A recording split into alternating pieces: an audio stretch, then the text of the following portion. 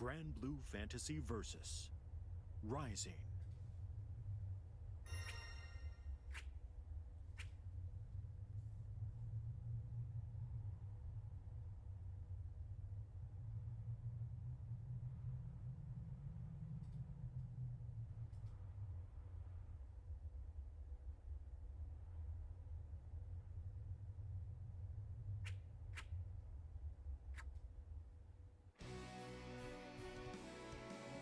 今日も張り切っていくぞ。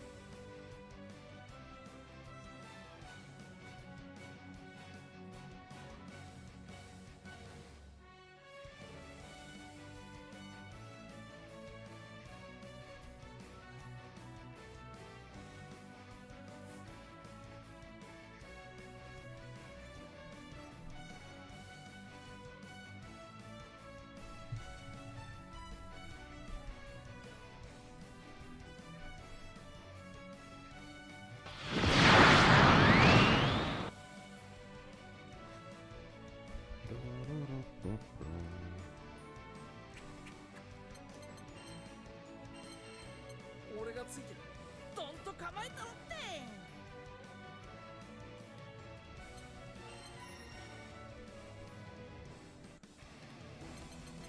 Grimner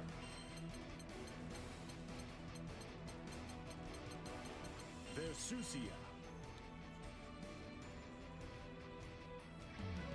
Grimner versus Versusia. 超今らしい。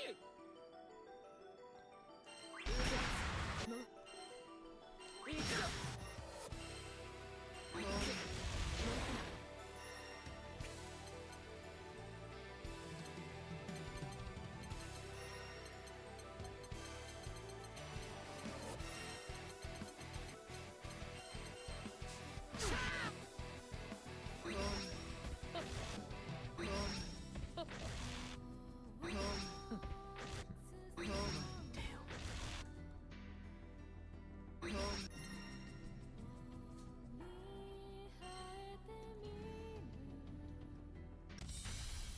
Here begins Fate's episode. Grimner versus Beelzebub. First game of the day to the Miwa. Battle 1. Engage. 無駄だな。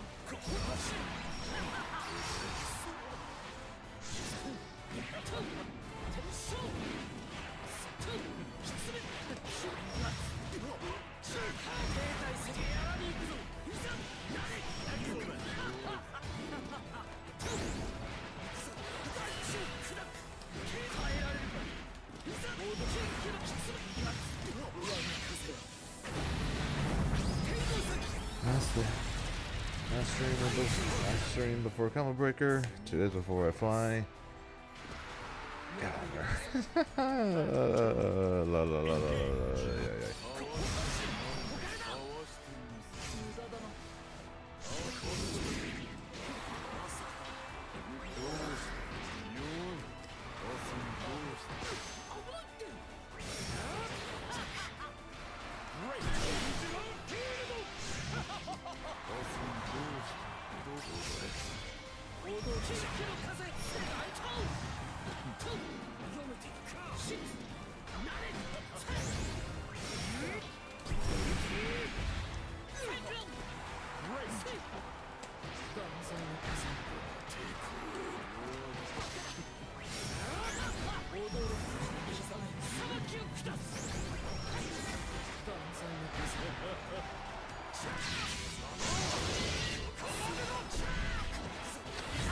really surprised he didn't go for the command grab there, now that I think about it. 追い風に乗って人のこと Believe in victory. That's probably a really stupid safe jump. It Engage. worked out, but that was probably a really stupid safe jump. ギルティサイクロンお金だ決めた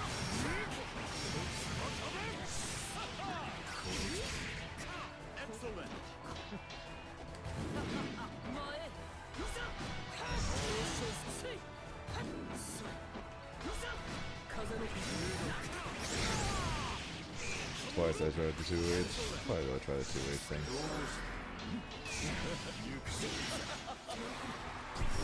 世代だな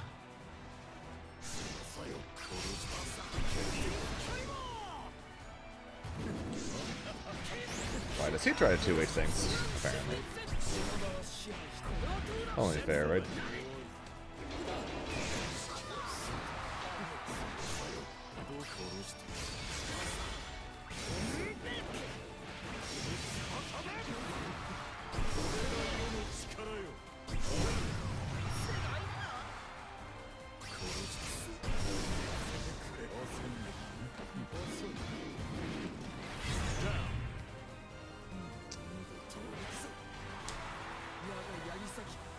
Battle 2.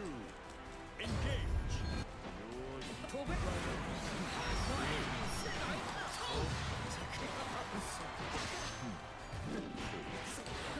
Counter it. What are you doing?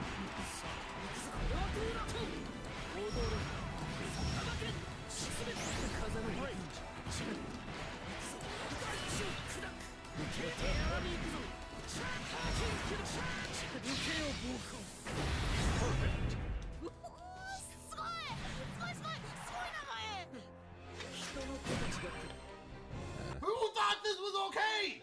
Thanks, King. Ready for a full day of Zane stressing over Combo Breaker this weekend.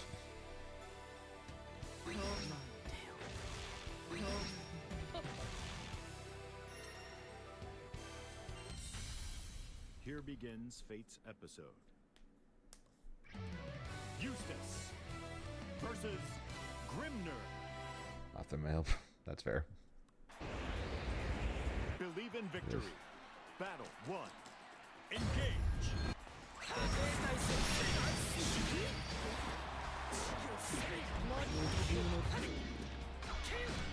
Yeah, that's kind of why I didn't play much in terms of fighting games yesterday, even though I should have, just because thinking of it, just because playing it immediately makes me forget about Combo Breaker.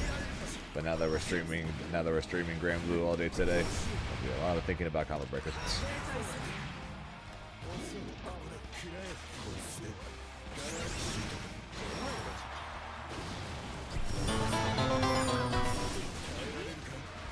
Juanito, thanks very much for the raid. I appreciate it. How you doing? How's your stream?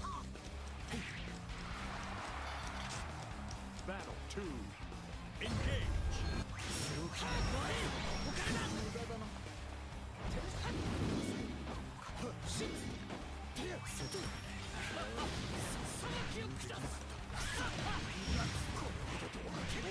This character. Love you too, Milo.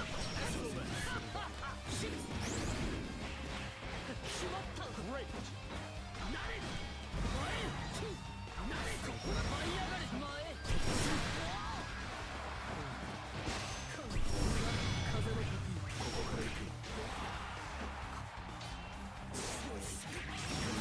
I love being negative on hits.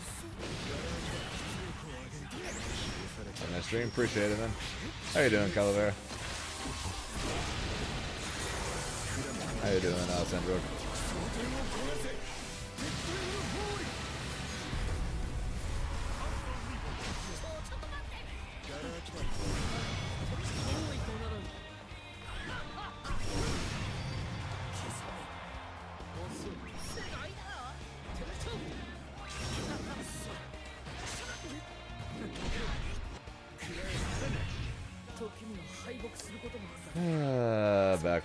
Backwards hitting 2 H's. Believe in victory. Battle Sure. 1. Engage.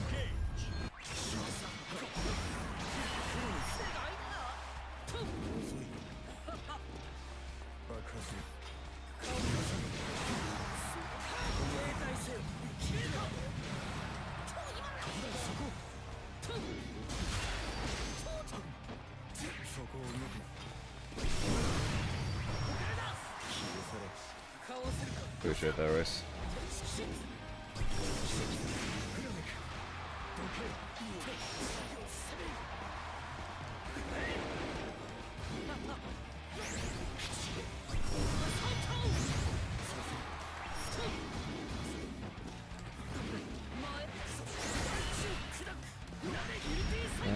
I will do my best. That's all I ever promised. I am freaking out about it though. I'd be lying if I said otherwise. Battle 2. Engage.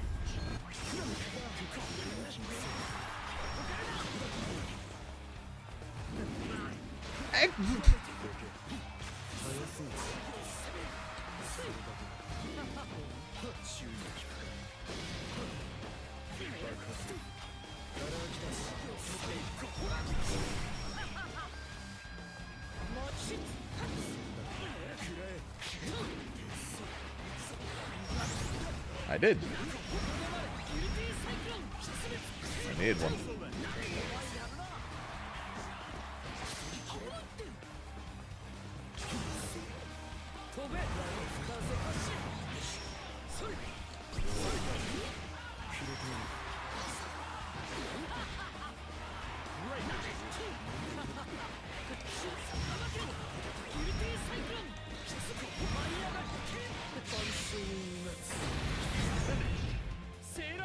Whatever your stoner classmates that says then, King. Believe in victory. Battle 1. Engage.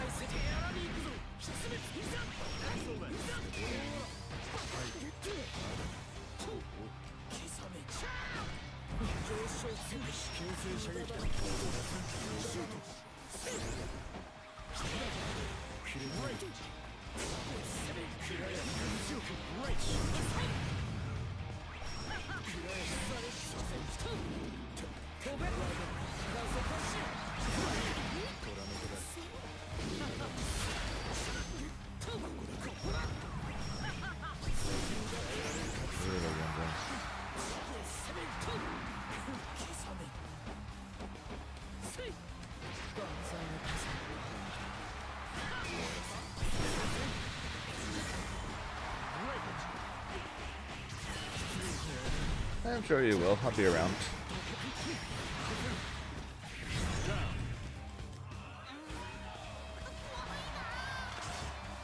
Battle 2. Engage.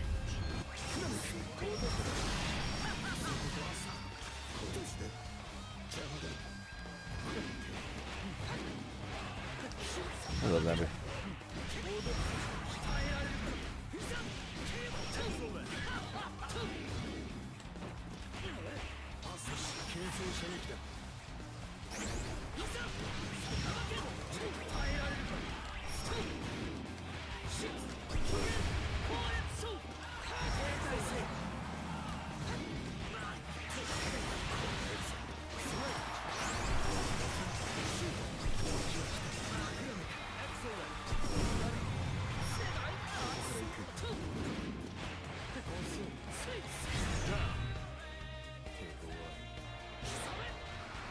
And not too much, and also not too much Zambi. Just trying and failing not to worry too much about Combo Breaker. The downside to this being the first tournament of the year.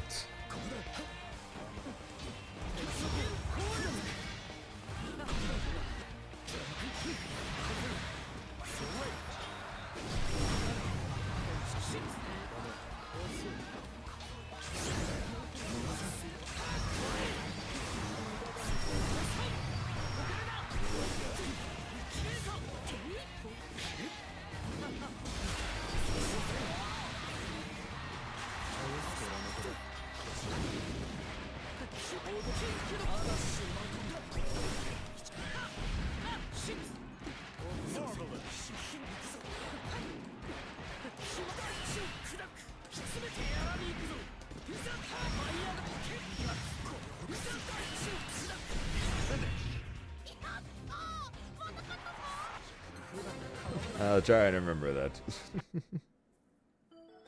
As always, I'm sure I'll be fine when I get there, but yeah. First tournament of the new season, meaning also first tournament I've had since January. Weird to think that outside of Worlds, my last tournament was 4 months ago. Kind of weird to think that.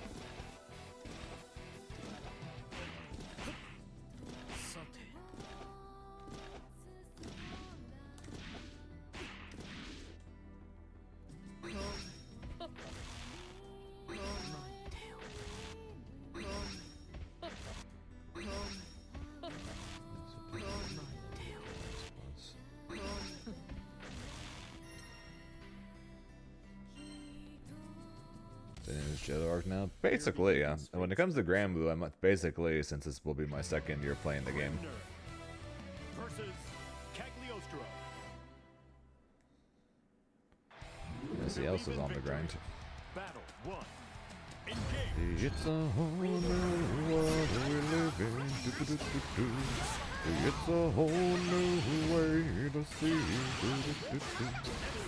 It's a whole new place with a brand new attitude. But you're sitting on a curtain wall. Be the best that you can be.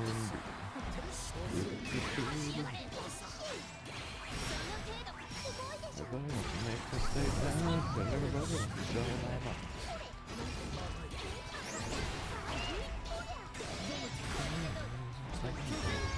Give it all you got.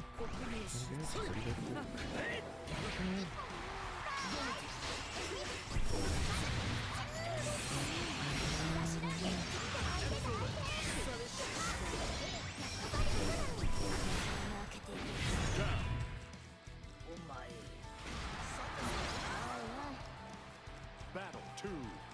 Engage. I like the Johto themes.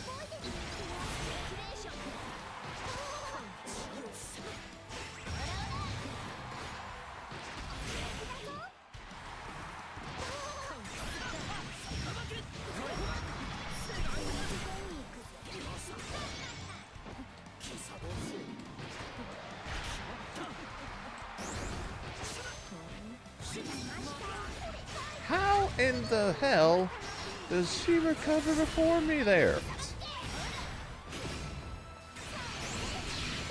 Yeah, that drops. With it.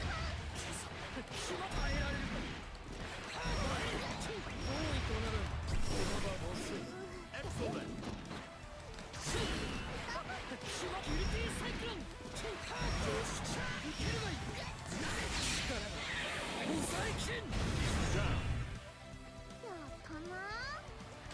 The two Johto themes are two of my favorites across all of Pokemon, I think.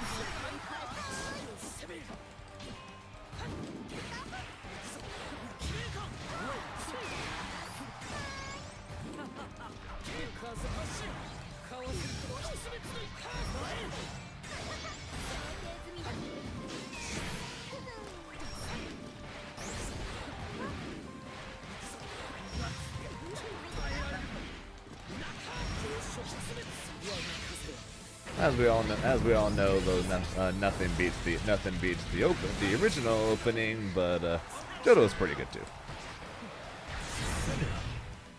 Nothing beats the original opening, of course, but Johto's pretty good too. Believe in victory.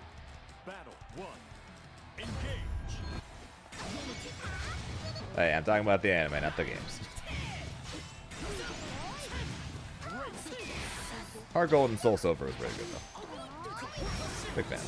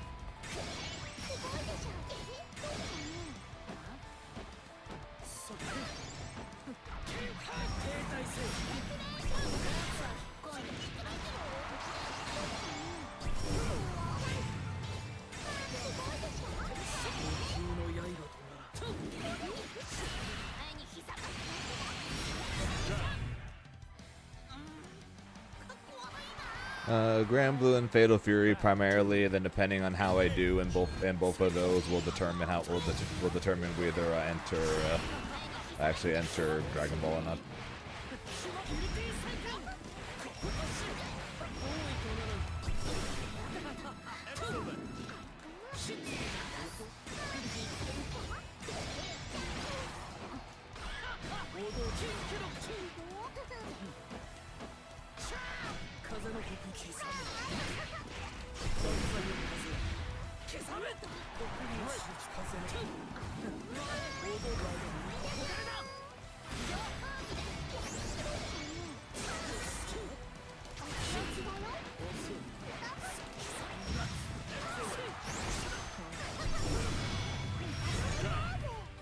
It's a situation of the tournament is there, so I might as well enter it if I'm there. But if if I end up making it far enough in Fatal Fury or Grand Blue to where it messes up my my run in either of those, I'm just not going to DQ.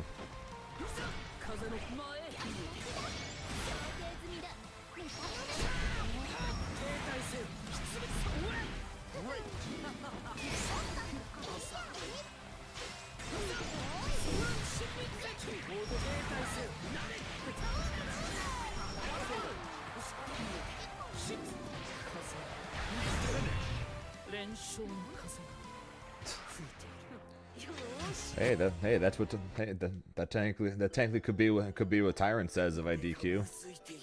I made it. He could say I made it out of a pool where Zane was in my side of the pool. He doesn't have to tell anybody that I DQ'd.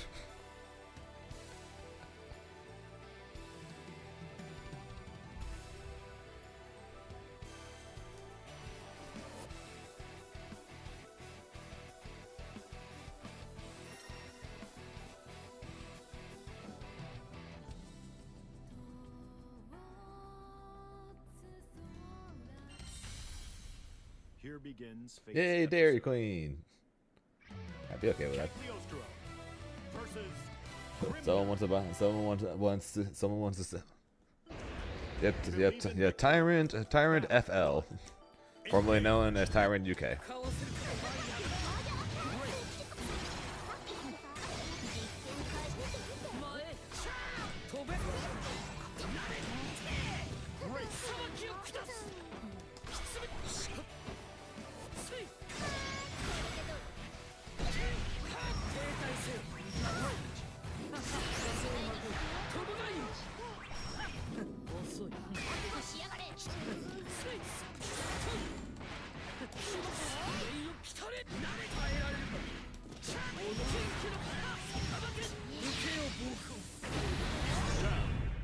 Well, it's Elsa, so yeah. Battle 2. Engage.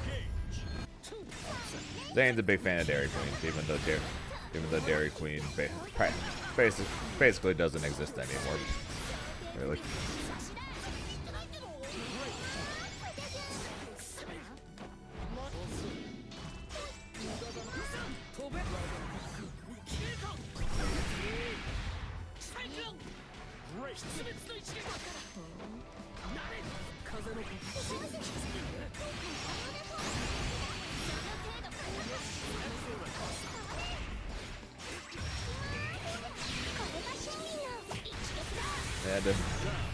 Yeah, the ones that were anywhere near me are pretty much gone.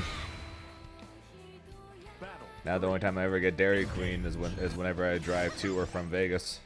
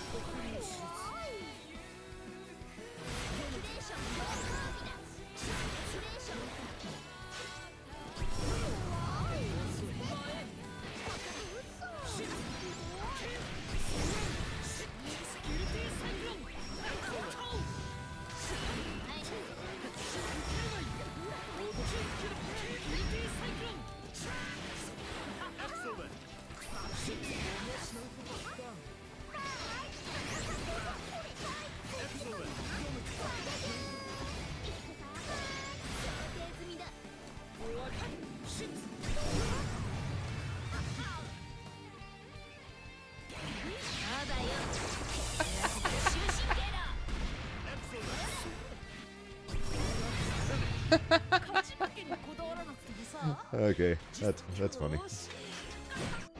Believe in victory. Battle 1. Engage.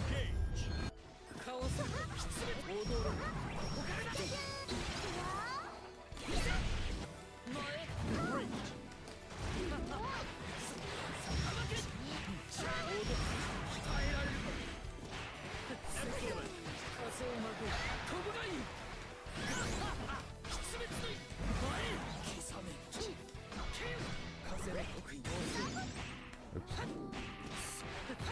Oops.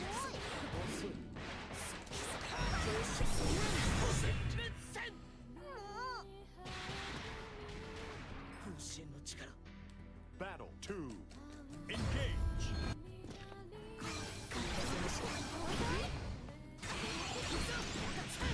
Great.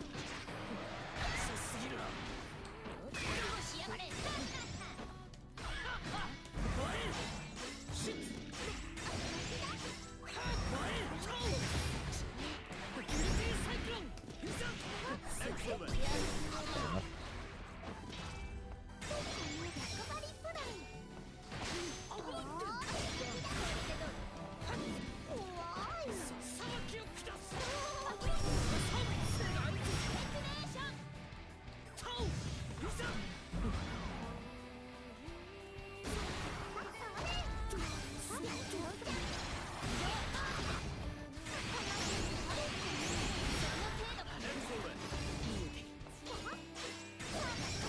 Oh, I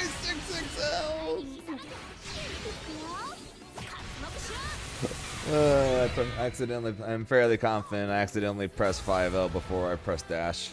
Damn it, she was dead. 3. Oh no. Engage. She was dead. I failed.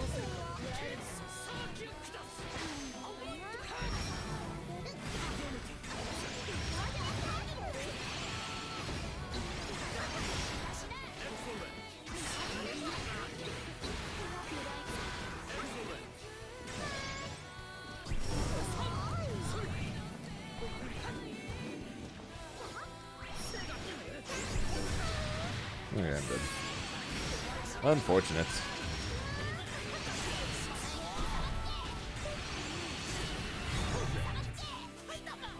God damn it. I reacted too fast with the light. Battle 1.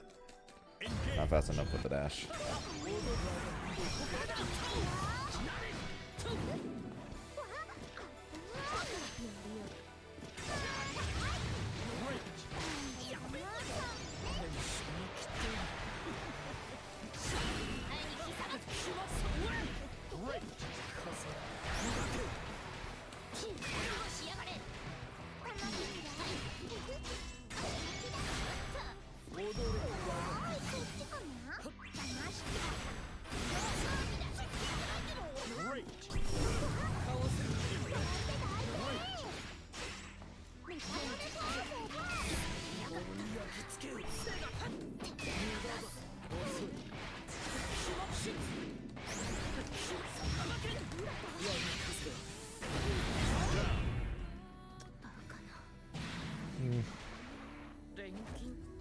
Battle 2. Engage.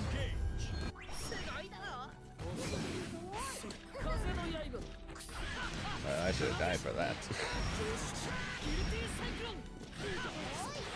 Marvelous.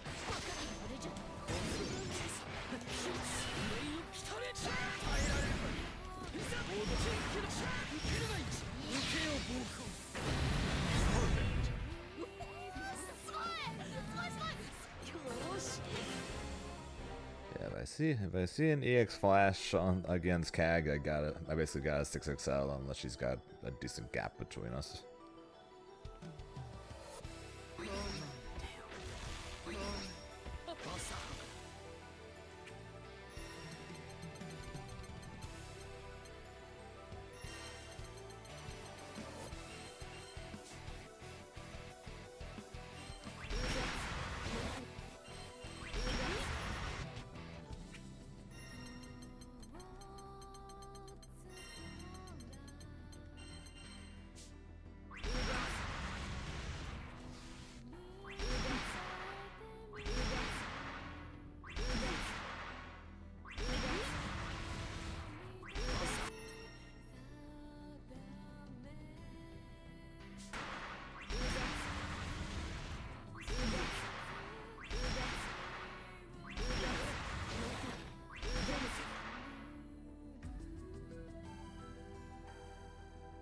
Not not exactly, but also kind of. So they're going to be changing how the rank system works in next patch.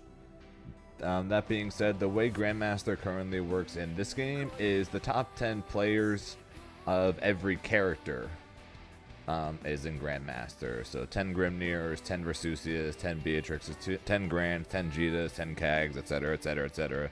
They're all Grandmaster. And that's based off of your diamond counter, which is basically this game's version of LP. But they're going to be adding MR and next patch of what it sounds like. They're going to make an actual rank system rather than just whoever grinds the most diamonds wins. Or at least I think. I don't know. We're getting more details on it in a week.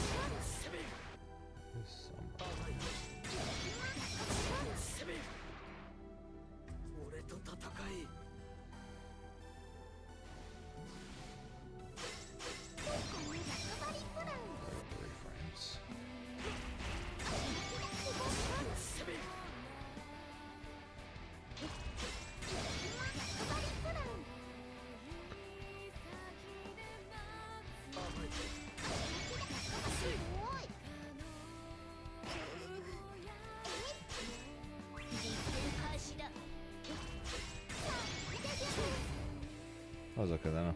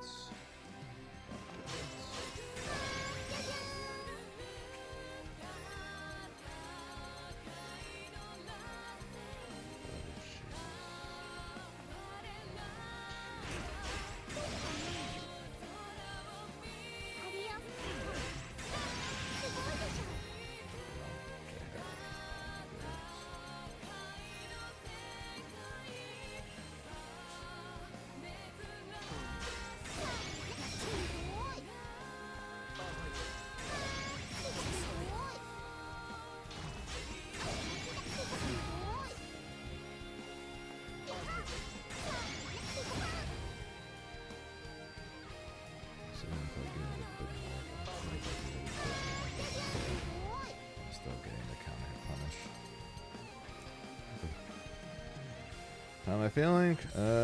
Stressed, nervous, freaking out slightly.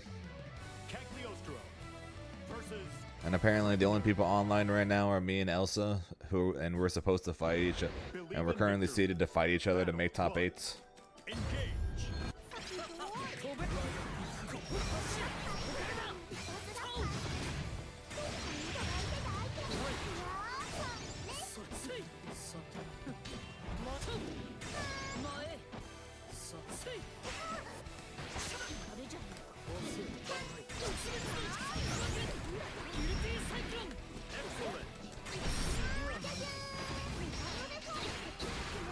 Cag.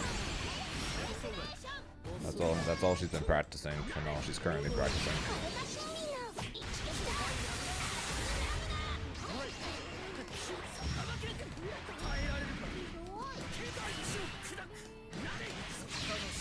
Yeah, I'm sure she's going Cag. I'm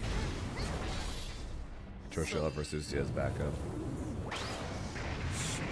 Not sure exactly why she's dropping Versusi for Cag, but Battle 2. Engage. she's kind of doing so. She might.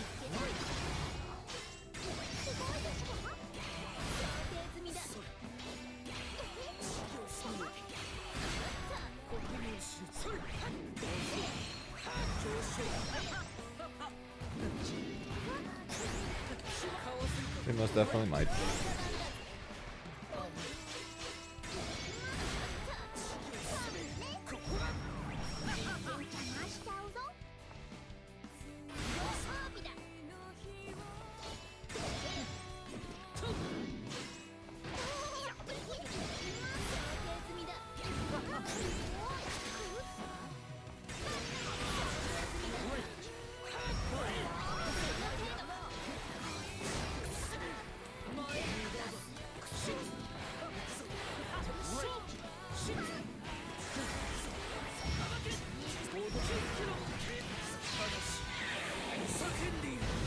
And if she does, then I'm going to go. Then I'm going to go from a annoying matchup to a stupid matchup. Either way, matchup's going to suck.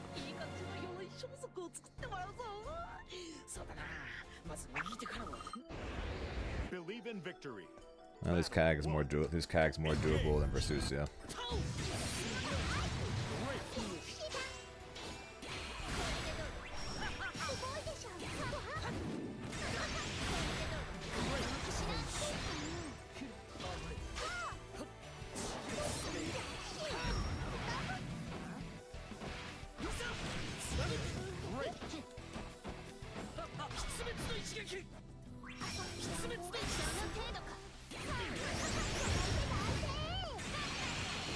Excellent.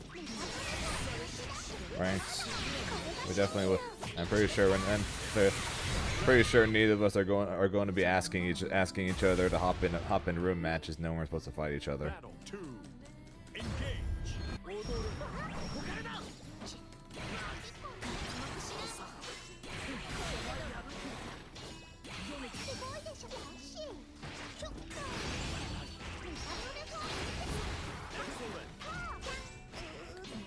Because we're supposed to fight each other just to make top 8s and combo breaker literally this weekend.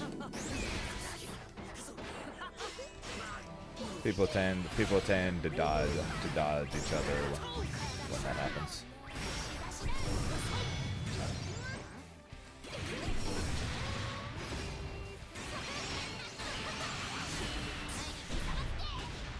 Excellent. 攻撃を潰される判定負けが目立ってたな。そうそうじゃん。 Believe in victory. Battle 1. Engage. 風のぶつけ。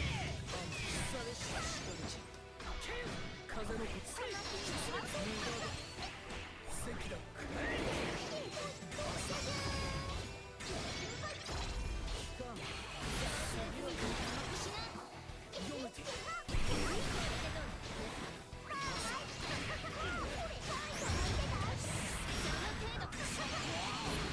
Excellent.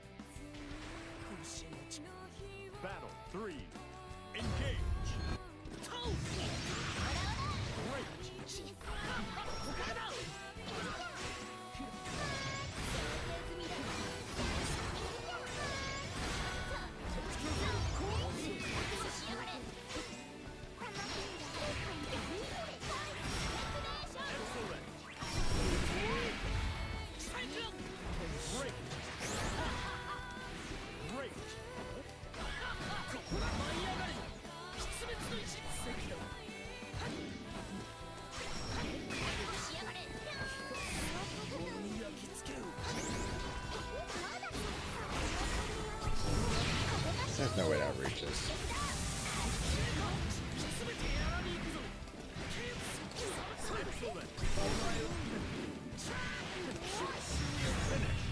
栄光は何時のものだ。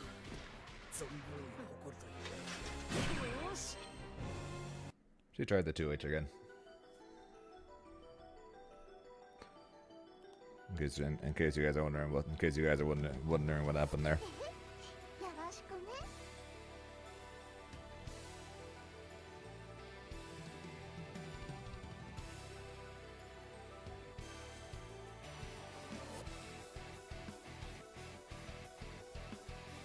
胸がうずいているんだ。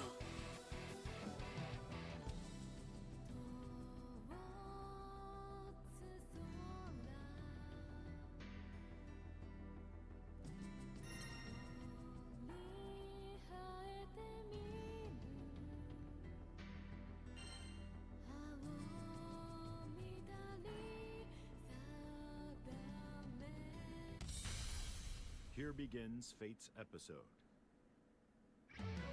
Grimner versus Vicala.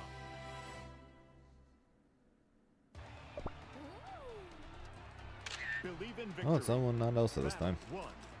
Engage. Yeah, I very well could lose to Elsa. I also very well could lose to many people before that. Also Kitty with the 12 months. Appreciate that, Kitty. 1 year, goddamn. Also Kerno with the 42. Appreciate it, man. Good luck, Commonwealth. I need it, thanks. Yeah, how you go? How you doing? How you doing, though, Kitty? How you doing, Colonel?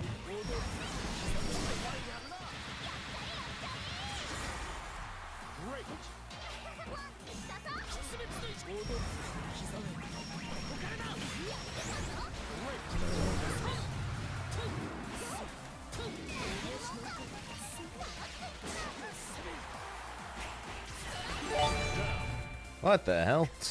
Dur with the 5 gifted on top of that. What the hell, guys? Battle 2. Engage. Dur trying to get those new sub rewards, I guess.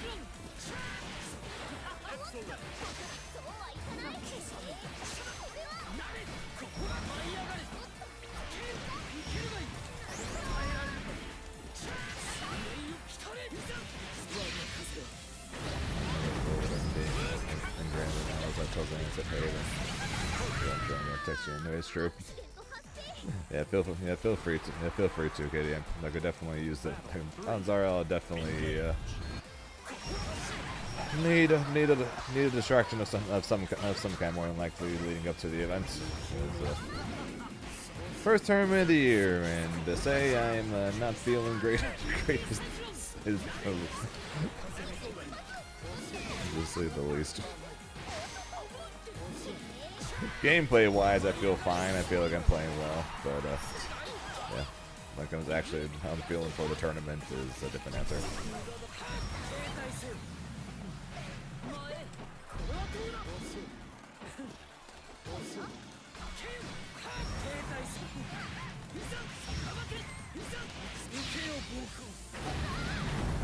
I'm sure. And I appreciate it as always. Oh yeah, and Colonel, by the way, I have something you need to after this game. I need to show you something.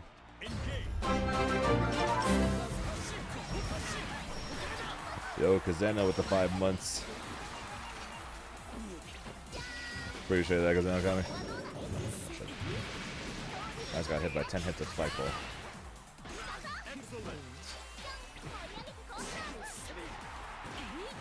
Sure, I can sign your question.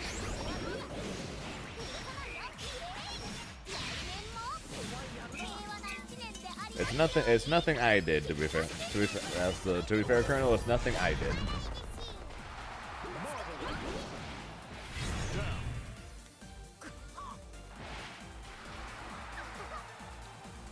And yes, good. Yeah, I usually hold the I usually hold the button on that. For no other reason than I find it funny. And I mean no other reason. It does not do more damage.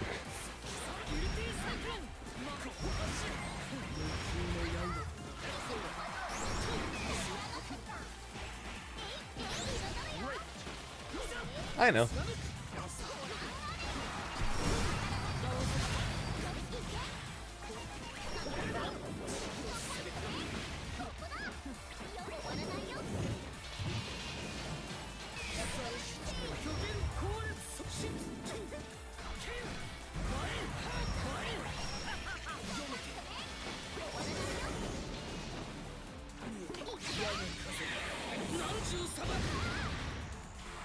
Okay.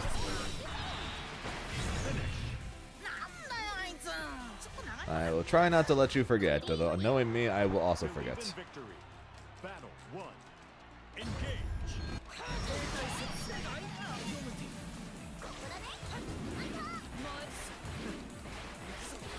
It was all on ranks. Well, I ran to Elsa. I ran to Elsa 3 times in a row, and then this is my first opponent since running into Elsa.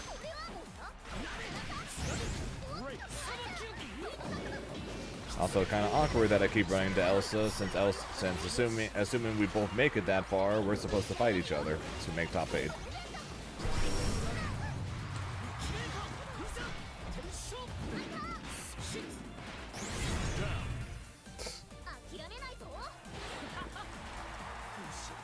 Could you get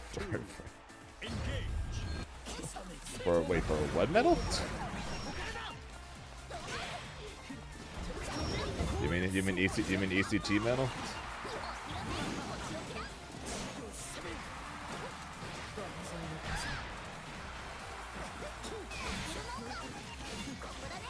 If so, then you have to remind me to bring the ECT medal.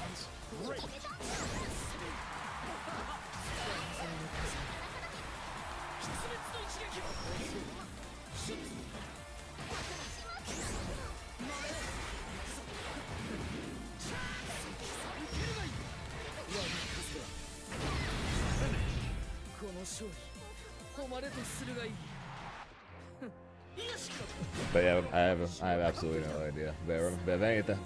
Remind me to bring you one of them then.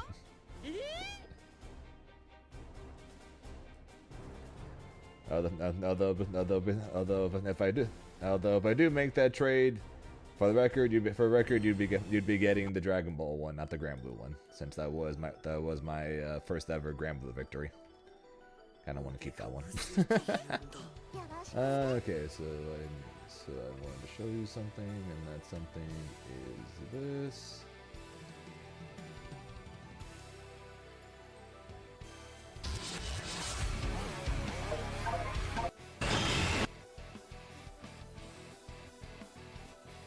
All right, ready, Colonel?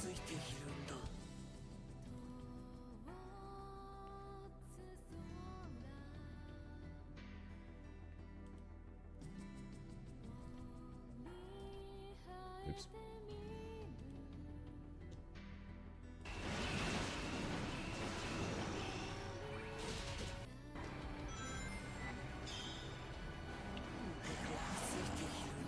Check this out, Colonel. It's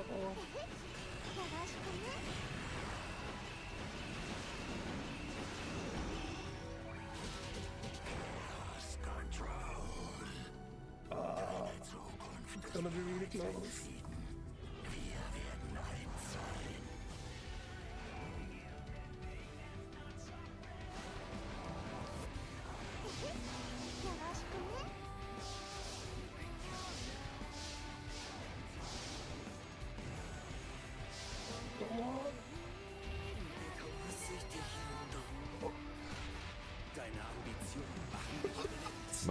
Moha got it. Moha got the first ever sub hour on Shadow Generations.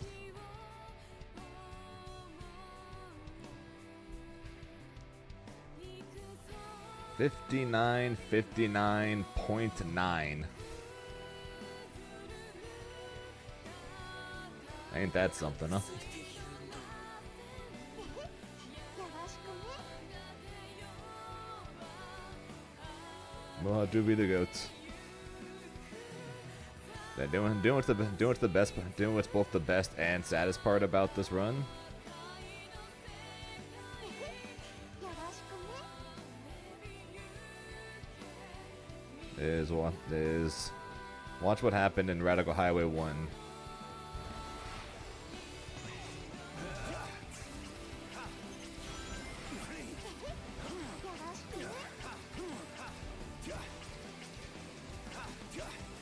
It could have been, but so there's 10 seconds lost right there, Since I didn't hit this, and then watch what happens. what are 10 seconds, guys? よろしくね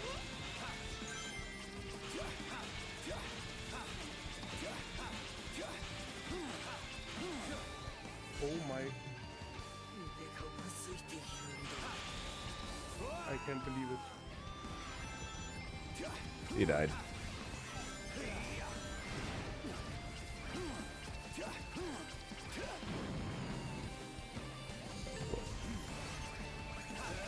Yeah, he died in Radical Highway 1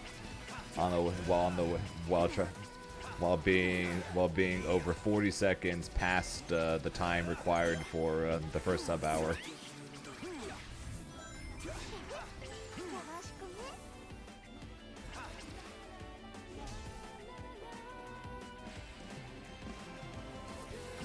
If you're not sure what's happening, Kitty, you're not gonna understand what's happening here.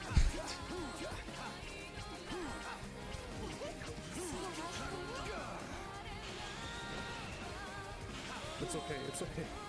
I didn't kill the run. Yeah, he died in Radical Highway 1 while being over 40 seconds ahead of sub hour.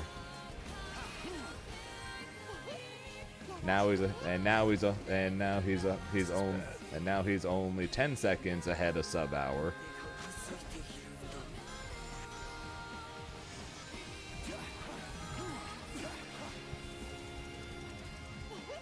And then he messes that up.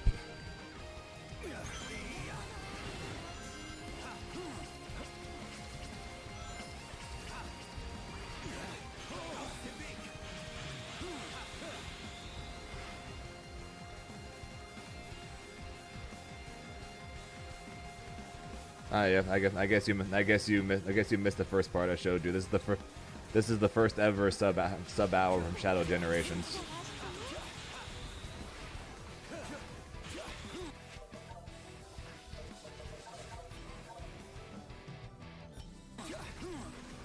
Bad timing then. Yeah, this is the first ever sub hour.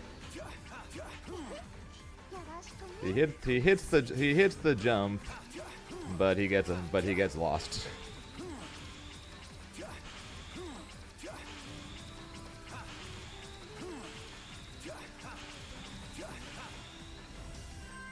I was so scared they wouldn't have enough boost. Oh no, I think Saba was dead. And now he's exactly even for 1 hour going into the final boss.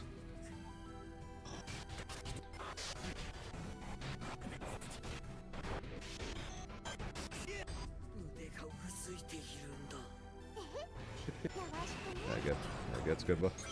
Does good on boss. And watch the purple timer, Colonel. Watch the purple timer.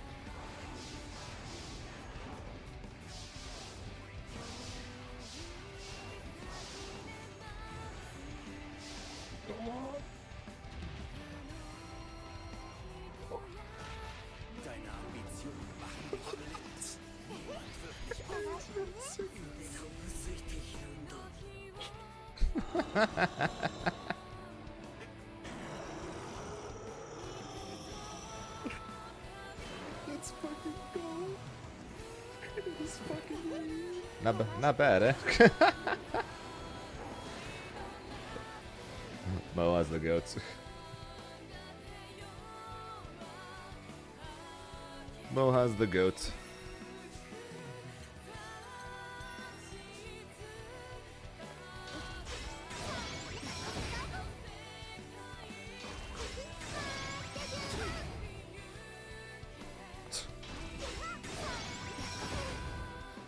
As much as I would like to say I can do that, I could technically do that possibly.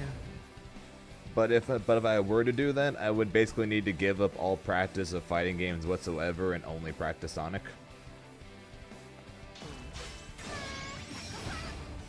And unfortunately, I don't exactly see that happening.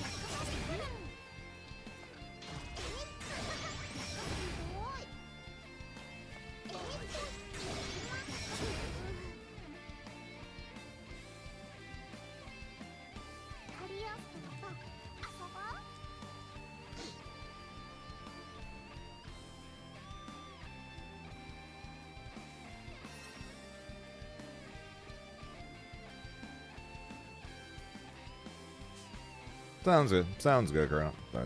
Sounds good, Kill.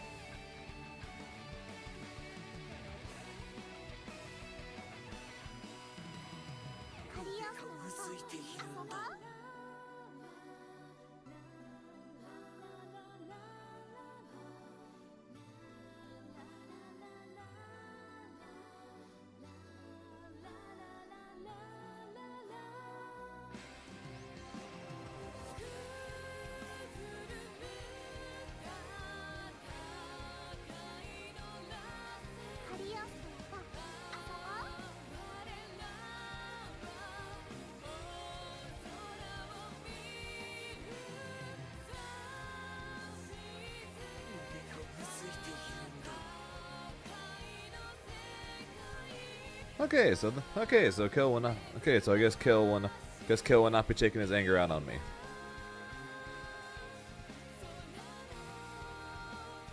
But yeah, Kill, pretty unfortunate that that me and Elsa have to fight to make top 8, knowing the fact that we are constantly fighting each other in ranked over the last couple of days, huh?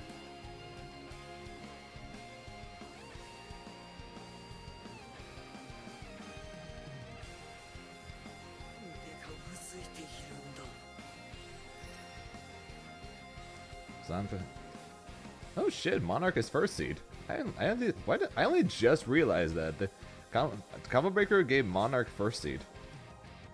So they gave Monarch first seed, Riazo second seed, Zerum third, Elsa fourth, I'm fifth, Beepaw is sixth, Incendiate is eighth, and BSG is seventh.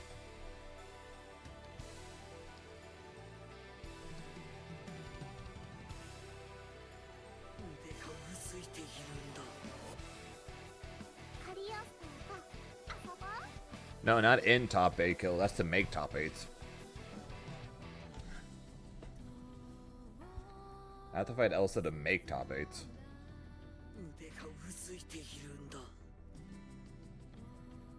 And then, oh great, If I lose the Elsa, I'm supposed to fight. I am seeded to fight Prada.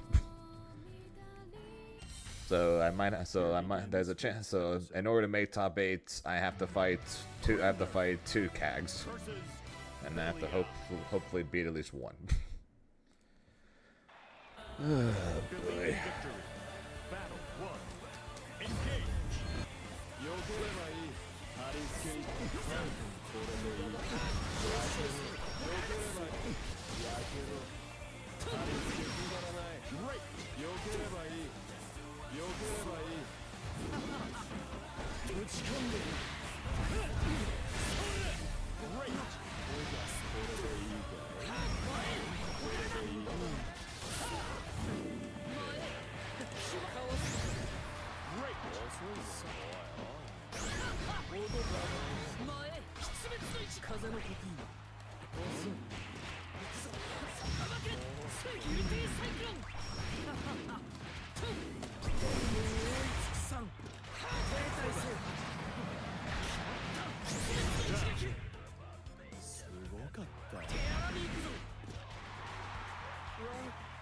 Battle 2. It ain't easy, I'll tell you that much, Colonel, but that is technically the point. If it was easy to get on top of her, she'd be a pretty shit character.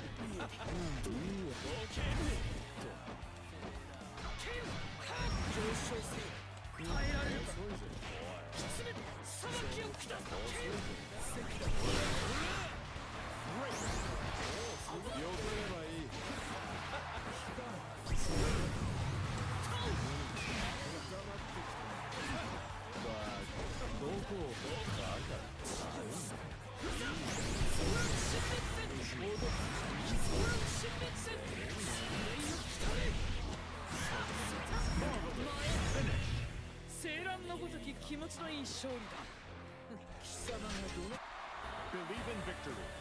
Yeah, basically, assuming I get a pools and winner side, I gotta fight either Kane, the Percival player, or Tux, the Lewayne player. And then, assuming I beat them, I gotta fight against Angel, the Bersucia player. And assuming I beat Angel, I gotta fight against Kag. I gotta get a fight against the army of Kags to make top 8.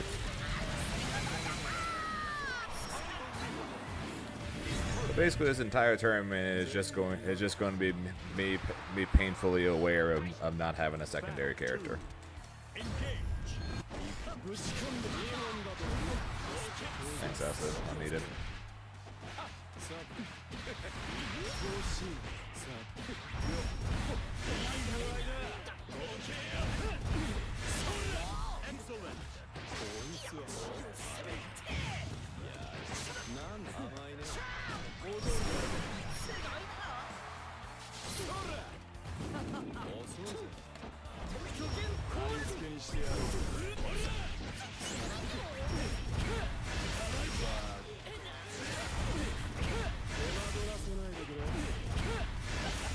Excellent.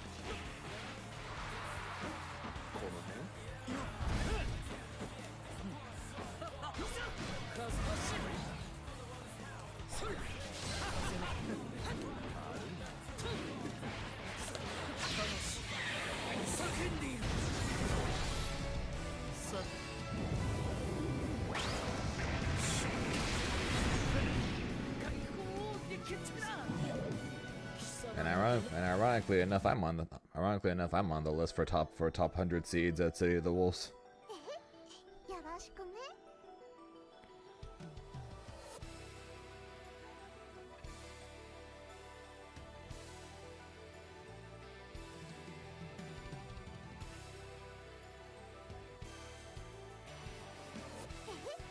よろしくね 腕がうずいているんだ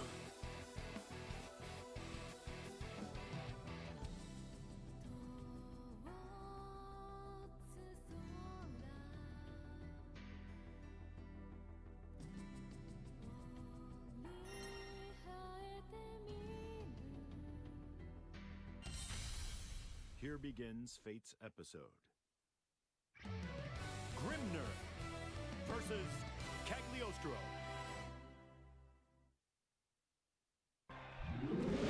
Believe in victory. Battle 1. Round 4, Elsa.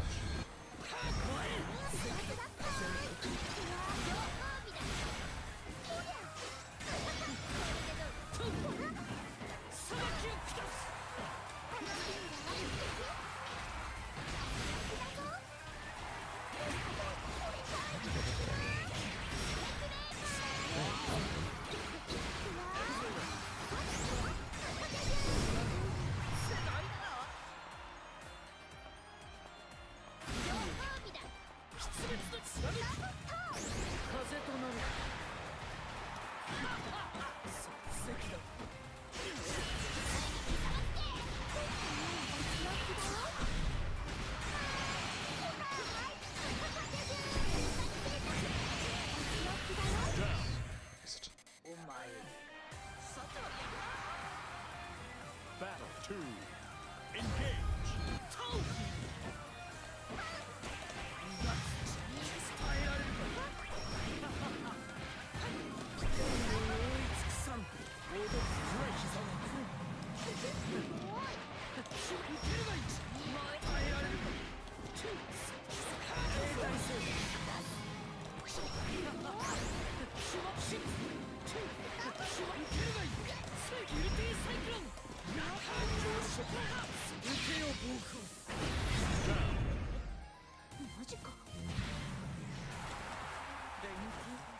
Battle 3.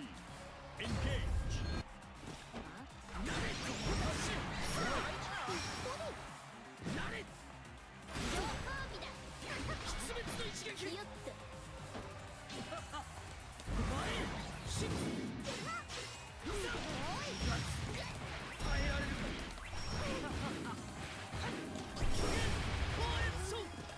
'It's probably the 5th.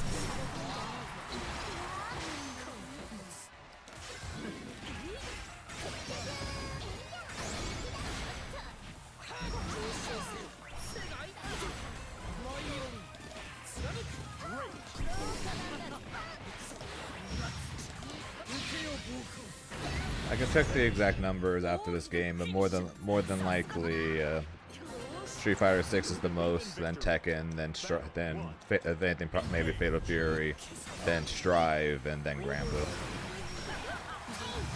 The Fatal Fury kind of taking over. It's more than likely knocking Granblue down to the 4th slot.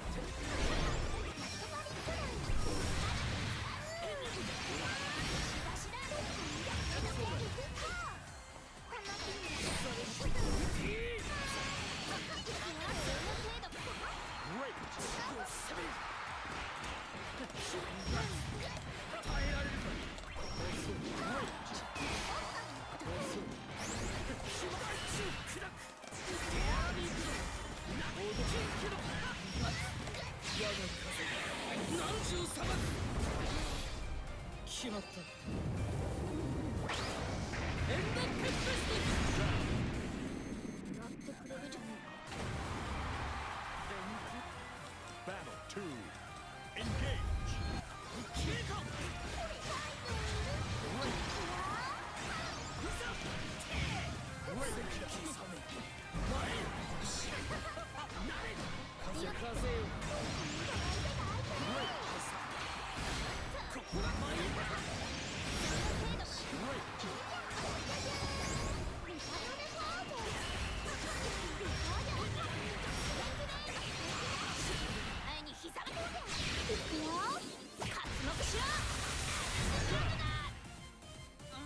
Yeah, Honorary is like my somewhat secondary right now.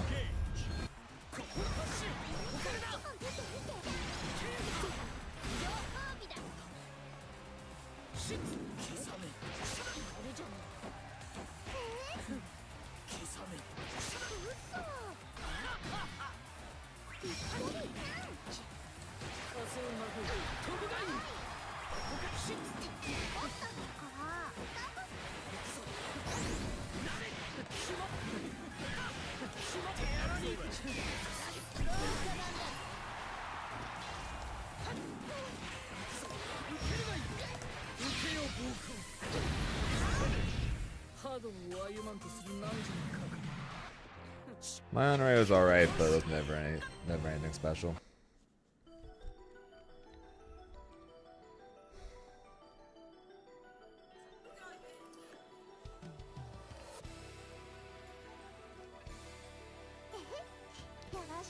Well, Elsa went from Nier to Cat to Versusia to Kag. It's more surprising to me that she dropped Verse. よろしくね。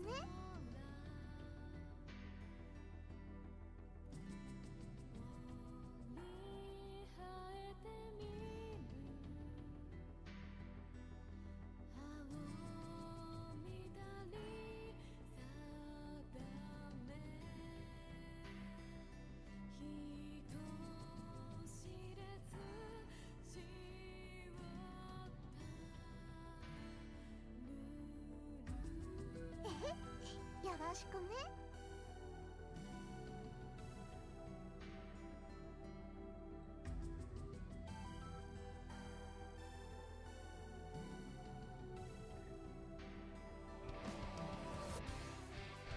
I don't think anyone fully knows why she swapped to Kag, but we'll see how it works out for her, I guess. Hopefully not very well, cause hopefully I beat her, but we'll see how she does. And of course I gotta make it to her as well. Because I'm going to have to beat a Percival, and I'm going to have to beat a Percival and a Versusia before I would even make it to her. So. Battle 1. Engage.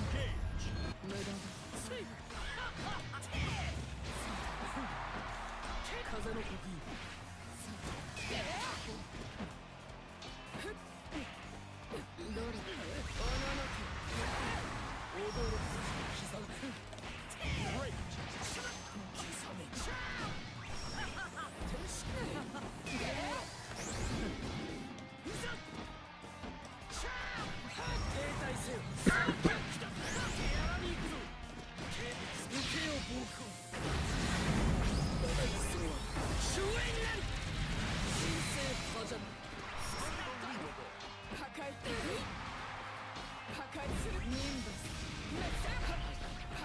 I really gotta quit forgetting that if you hold that, that's a cross up.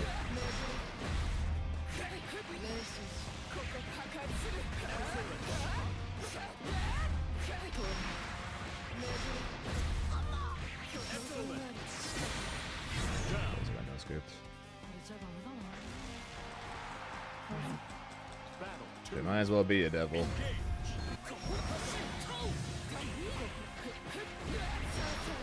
Remember, because remember, she did all that damage and got all those conversions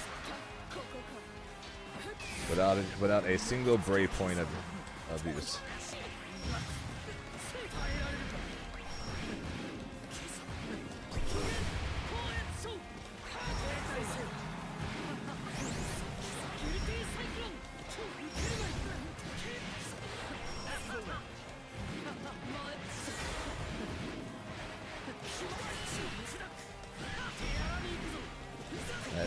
That is some definite devil qualities right there.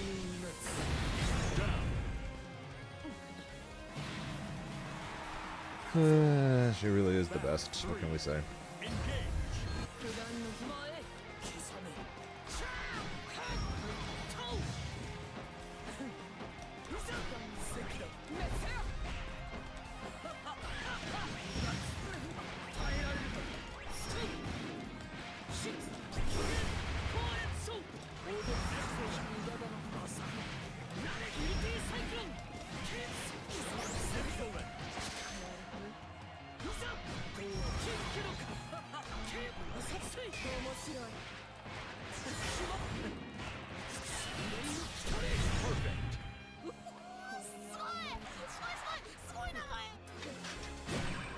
No, I'd rather deal with, I'd rather have Belial be top one than this shit. One. Engage. But both of them, you're blocking for days either way. Difference is she kills you in 2 hits and can convert off everything without needing to spend meter.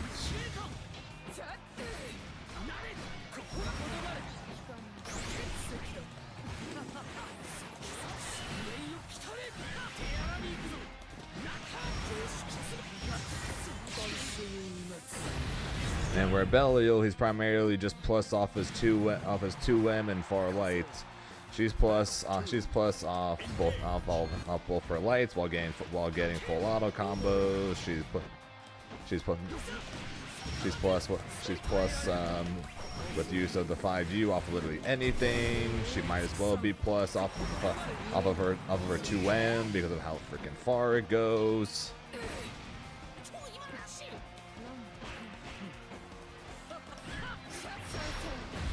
Grimnir 2H things.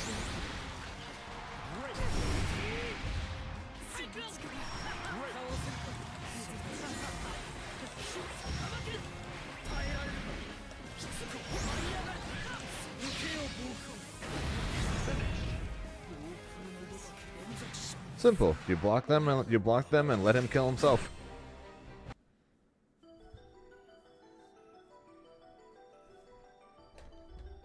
That's just the way Avatar works. Even when he's winning, he's losing. How dare I what?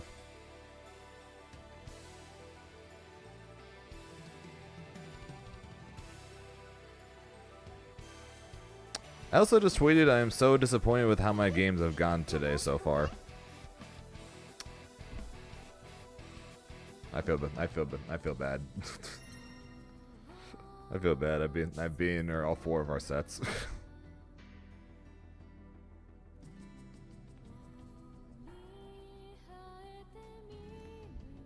First rain match in 2 weeks, and I agree. Yeah.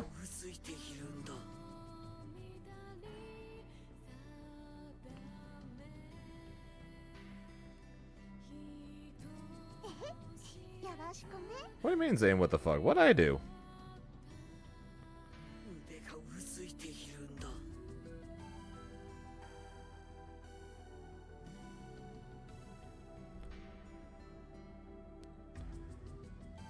Also useless. That's what me, dude. I saw what you just tweeted. You are not allowed to talk. If she was going to pick Versusia a combo breaker, she wouldn't have dropped her. She wouldn't have dropped her for CAG right now in the first place.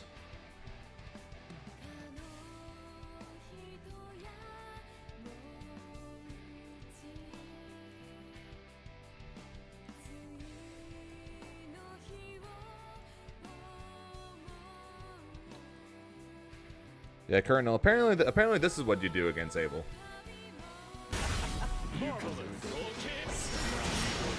Apparently this is what you do against Abel.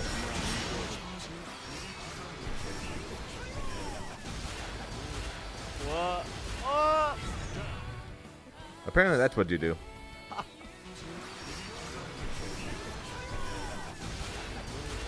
What? Oh!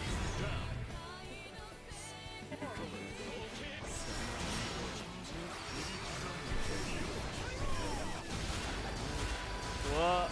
Oh!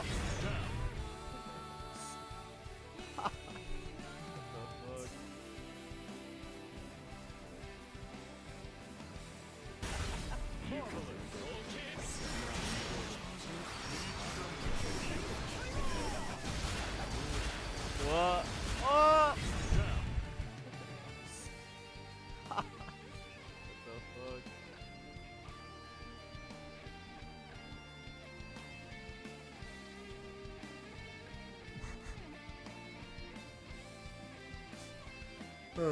Can they please make Avatar a character at some point? よろしくね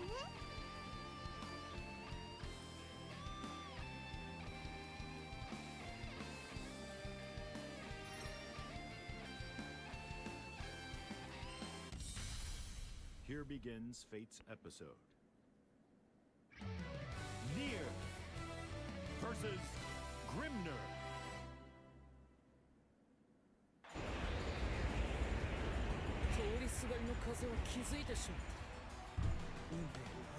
Believe in If that character had any sort of stability, I'd be playing him. Either as my main or as my secondary. If he had literally any form of stability, he would legitimately be my main or my secondary.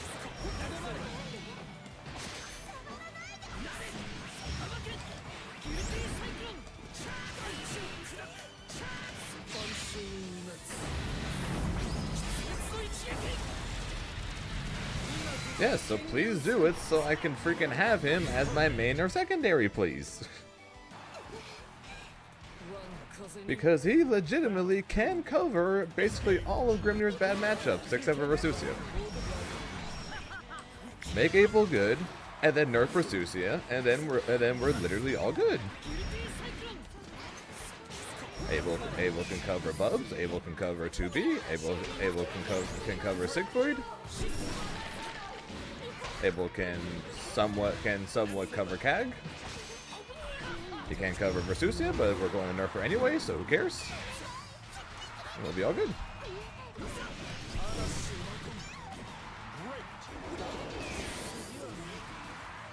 Yes, he would cover the game in darkness.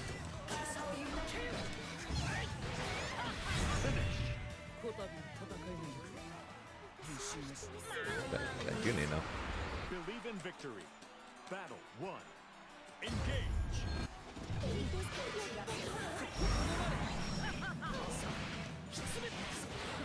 Great. Great.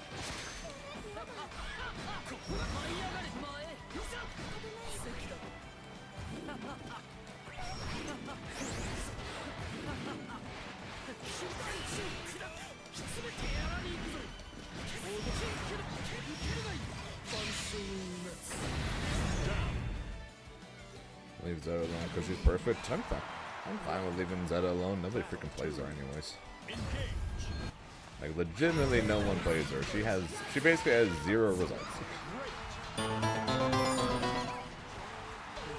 Holy crap, we got a lazy ruin raid and it did not include me fighting him a bunch of times? But you keep fighting Nier? Hey, this is my first Nier of the day. I fought Elsa like 4 or 5 times though. I may or may not be responsible for her tweets. I may or may not be responsible for her tweet complaining about how her ranked games are going today.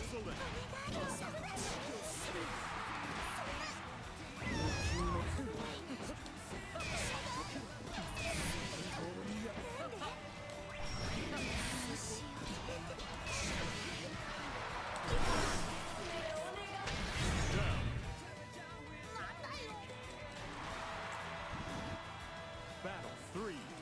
Engage. Yeah, the last time I got rated by Lazy, it included many games against him. Great. Alright, so you fought Elsa a bunch of times too. Have you also been beating up Elsa all day today?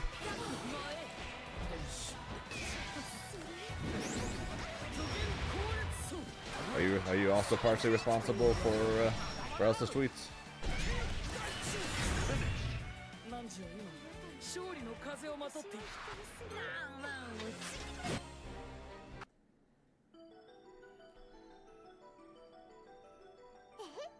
よろしくね。腕がうずいているんだ。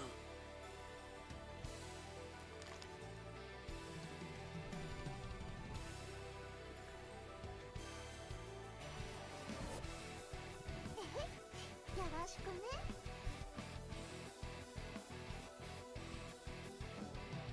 腕がうずいているんだ。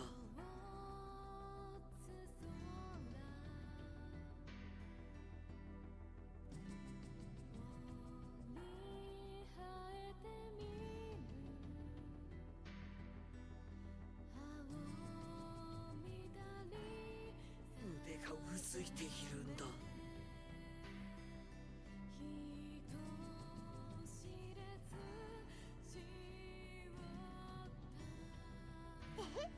よろしく。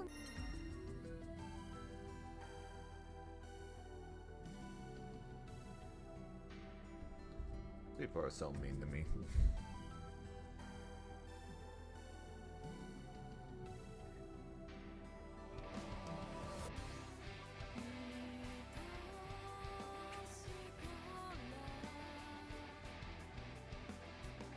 I don't want to play this game anymore.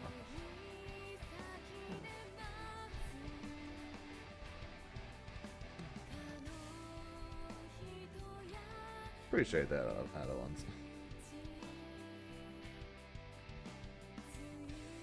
Kai near risk reward stuff is heavily Kai favored, not some of those near stuff. Fair.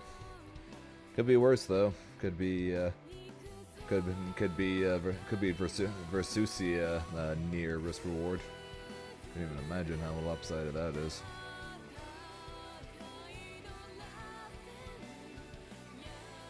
At least for Grimnir versus Versusia, it's high risk, high reward versus low risk, high reward. So at least if it works, I get a high reward. For her, it's no risk, high reward. Probably the craziest thing about Versusia. Basically, everything she does is basically no risk, all the reward. And just because of how much damage she does, everyone does is against her is high risk, some amount of reward. Okay, I gotta do supplementing because they're said so. Discord. YouTube. Photos. Coaching. Crying. Everyone hates me and my character.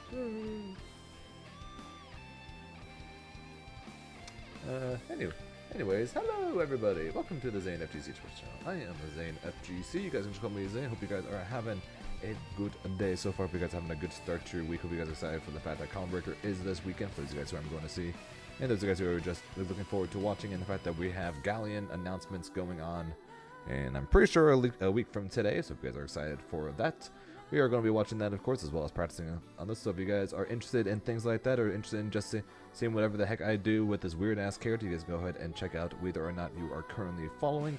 And whether you guys are following, or if you guys are just, as long as you guys are doing alright in the IRL first and foremost, because things are weird and tariffs are a bitch, then you guys can go ahead and consider subscribing, where you can get a bunch of cool emotes, including multiple beers, multiple Grimnir, and even some of my face.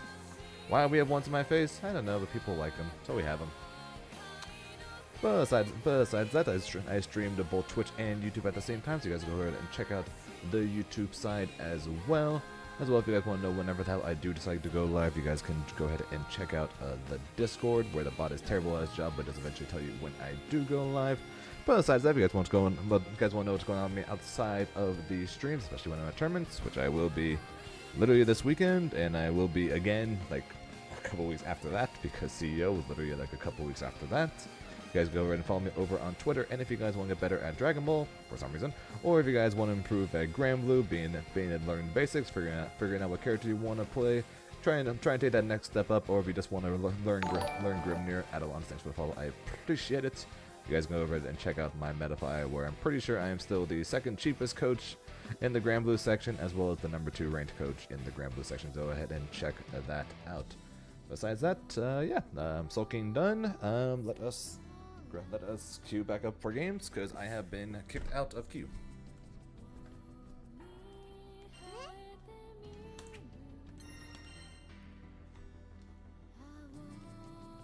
Well, I'm not wearing my headset. I might as well.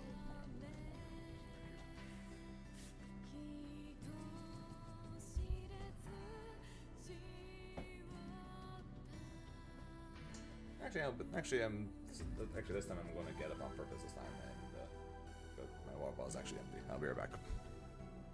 There's someone cheaper? There is one person cheaper than me. Last I checked.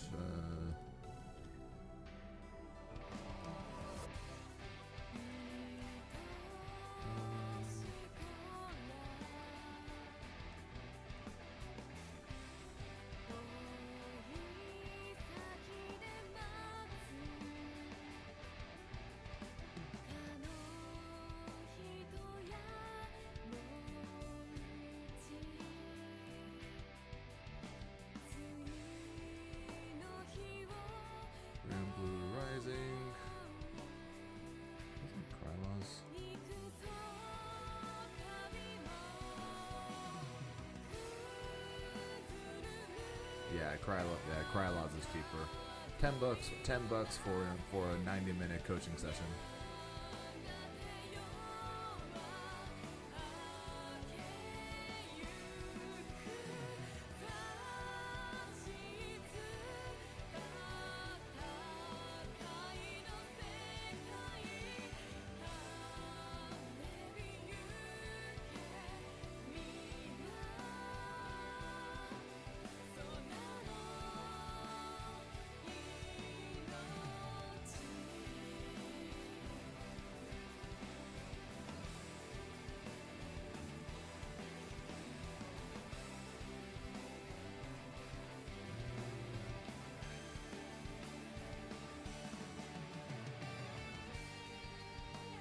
Okay, so there is a new coach added.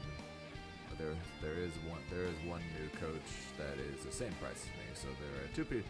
So I am tied for the second cheapest.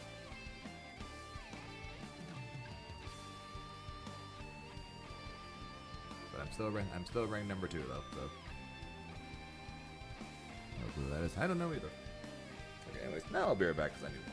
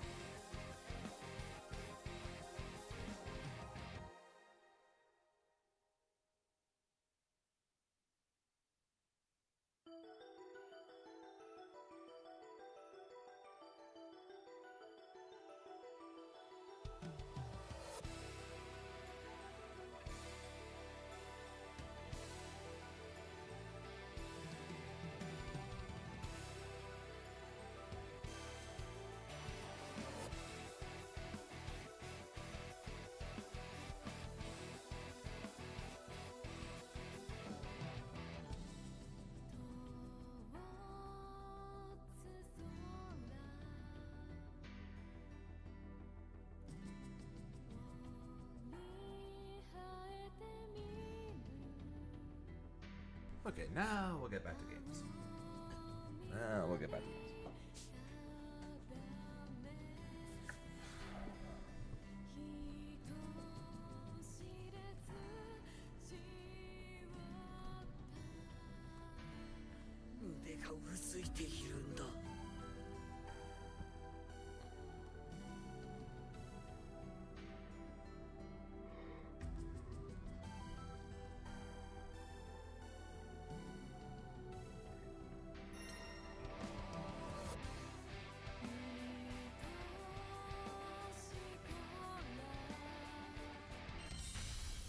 Here begins Fate's episode.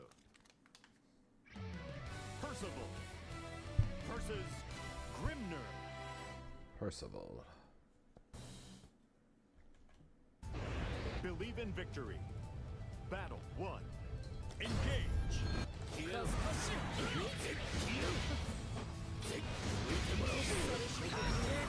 Also, Rice, if you don't know who Krylos is, then good, you missed that whole fiasco.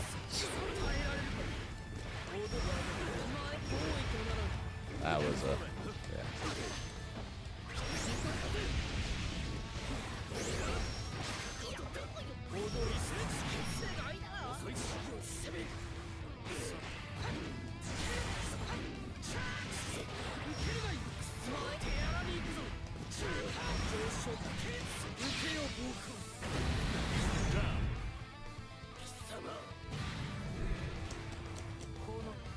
Battle 2.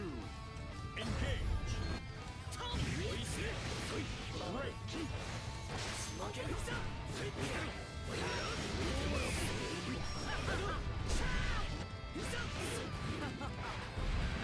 Excellent.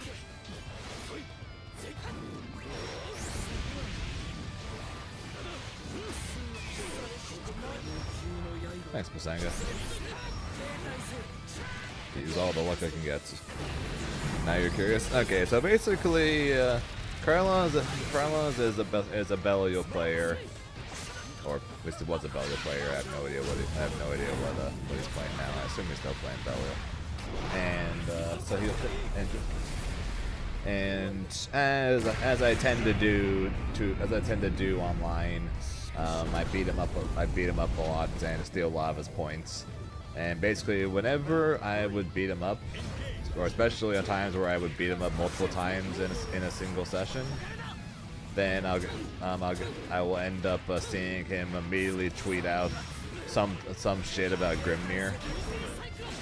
Talk about how broken he is, how strong he is, how he just doesn't understand what he can or can't do against the character. How much stronger he is compared to Belial, etc., etc., etc.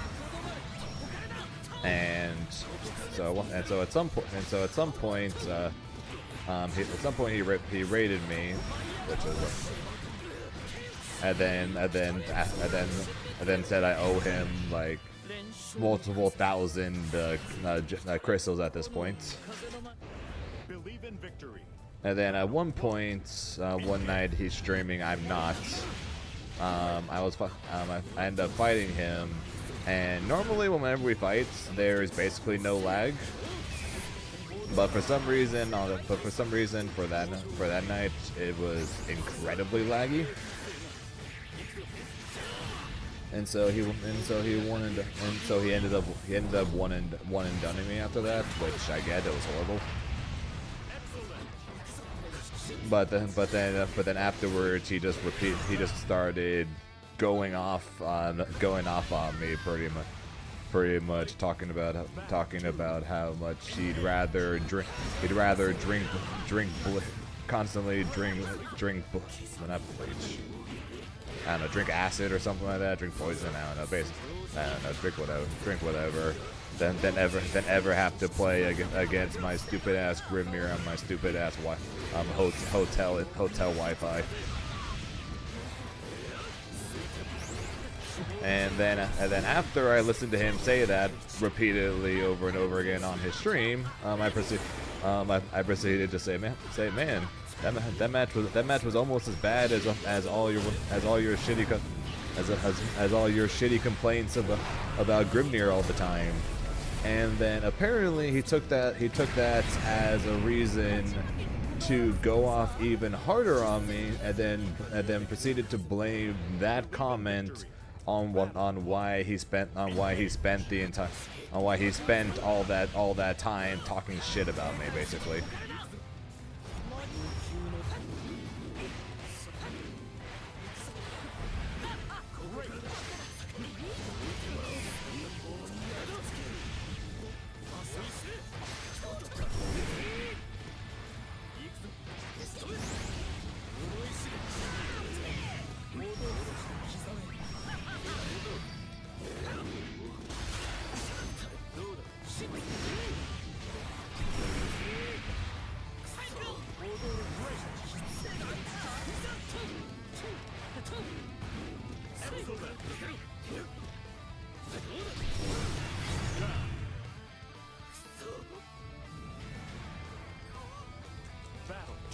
Oh yeah, and then I meet him for the first time in person at Frosty Faustings, and he tells me, I think we got, and he says, he walks up, shakes my hand before introducing himself, and says, I think we got off on the wrong foot.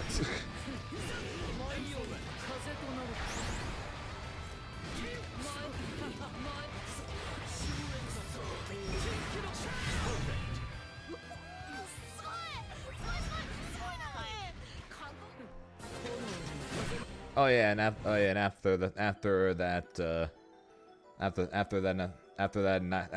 night he blocked me in game for God knows how long, and then like 2 or so months later I fight him randomly on ranked. I fought a single game against him, won, I left, blocked him, and then haven't seen or heard from him since. So.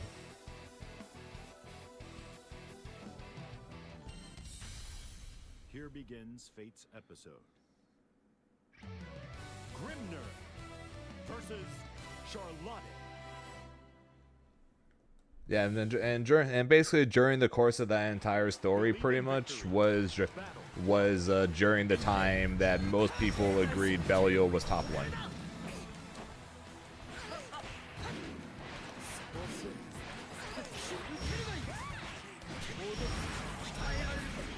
So basically, that all happened basically during the last patch when most people said Belial was top 1.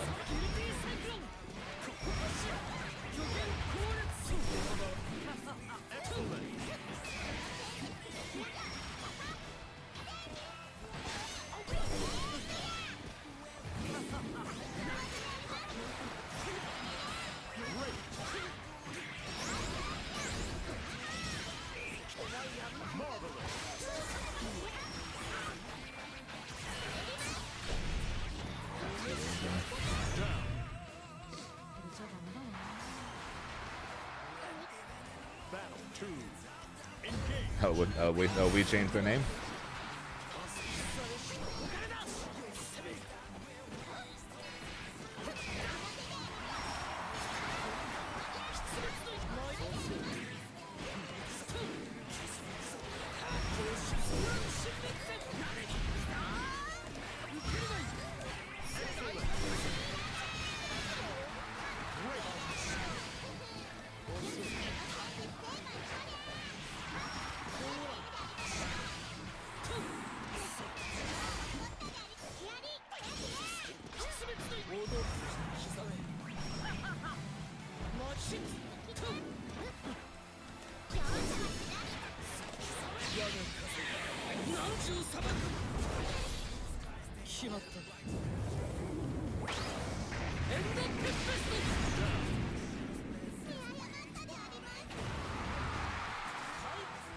Battle 3. Engage.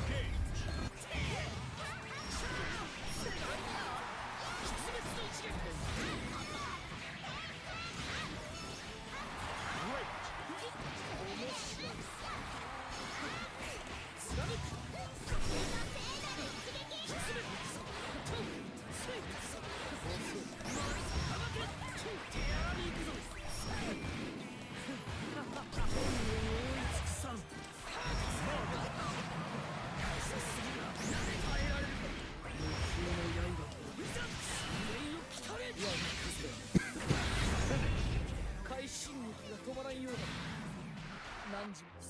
に小さな大会の経験を増えるのだ。 Believe in victory. Battle 1. Engage. Ironic nothing, since you were also one of the biggest Grimnir haters out there. Great.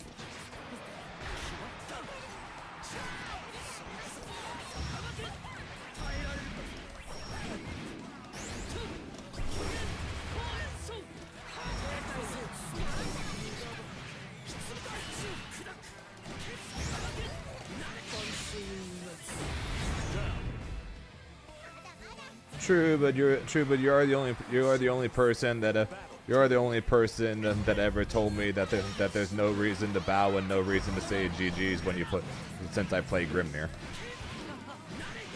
So that is incredibly next level of hate towards my character.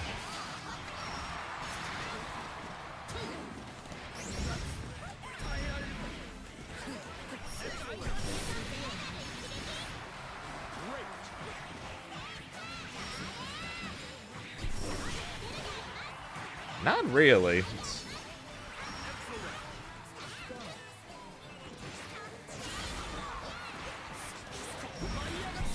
This is funny. Doing that is funny. Saying in a tournament that you should not, that there's no reason for me to bow and say GG's to my opponents because of the character I play. That's not funny.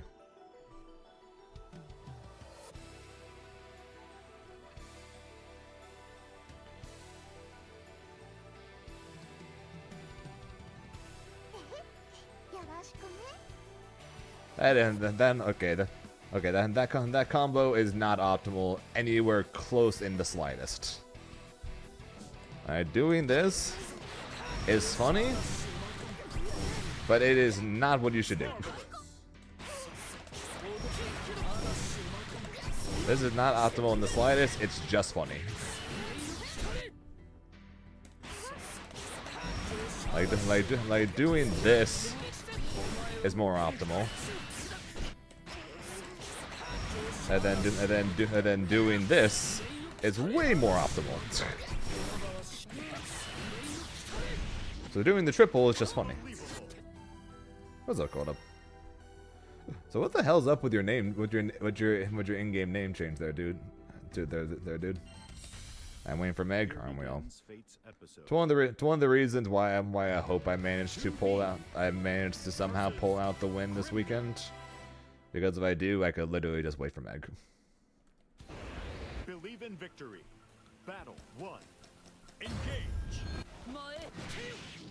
What do you mean?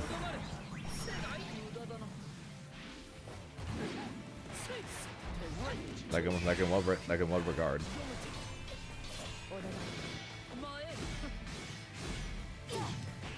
And odds are no, if Pursuity exists, but I guess depends on what exactly you mean.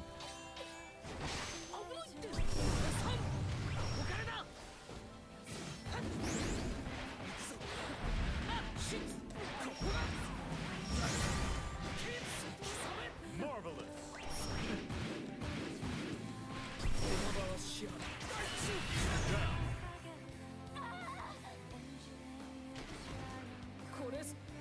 Battle 2. Engage. Great. You mean off of Rage and Strike with no follow-up. Not sure. No one really ever does it.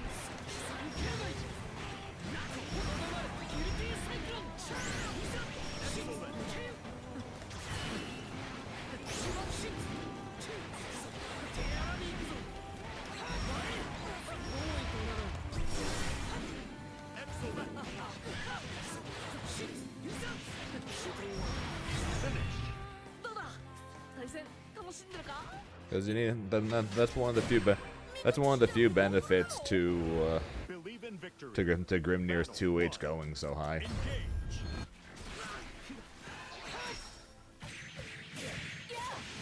Odds are for Zeus.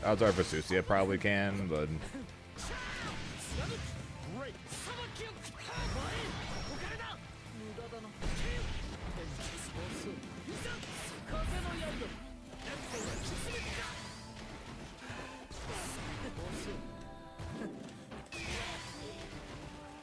Zeta can too. Oh yeah, Zeta, Zeta can, because she can just like, because she can then just go into Lariat.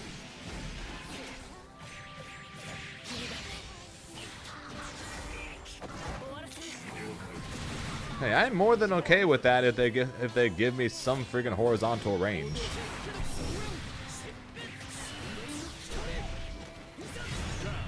If they give me like literally any horizontal range, I'd be more than happy to give up height on my 2H. Fucking hate my 2H.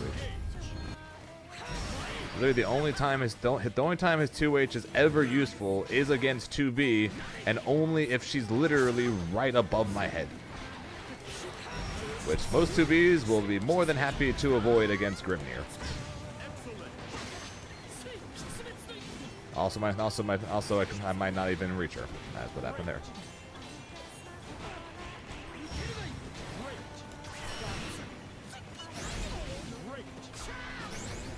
Okay, nerf it. You can nerf his 5H if and only if you give me some freaking normal that's besides heavy.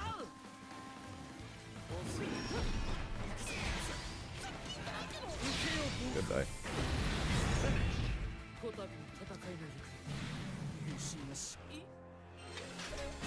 I ask this literally to every single person whenever they complain about Grimnir's far H. I'm like, okay, you don't want me to spam far H, I get it. What else do I press? They never have an answer for me.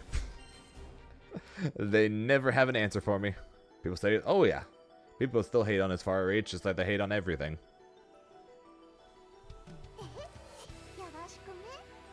But then I asked them, alright, if you don't want me to press far H so much, what button do I press? And they have no answer.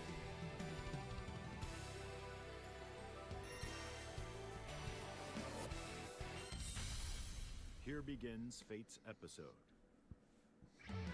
2B versus Grimnir.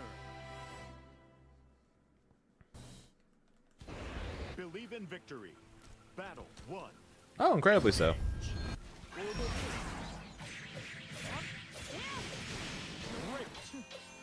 And there's a lot more CAG players than there are Grimnir players. And yeah, somehow Grimnir far H is the one that gets complained about the most.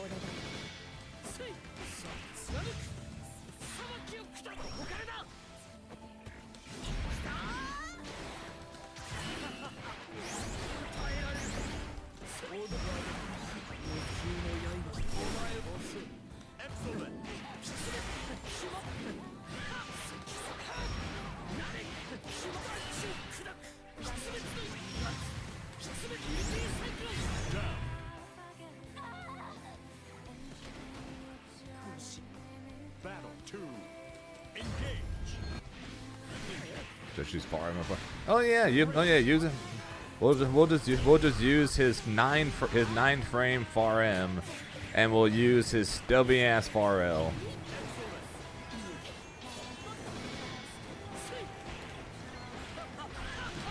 Sure, sounds great.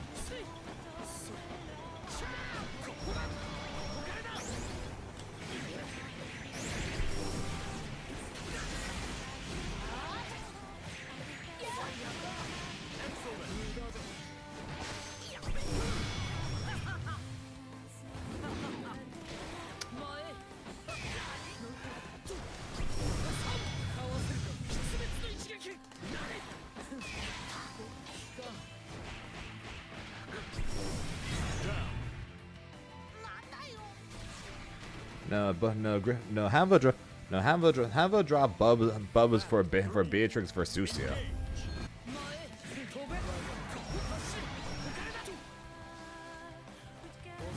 That's what he played in Paragon last week. Beatrix and Versucia.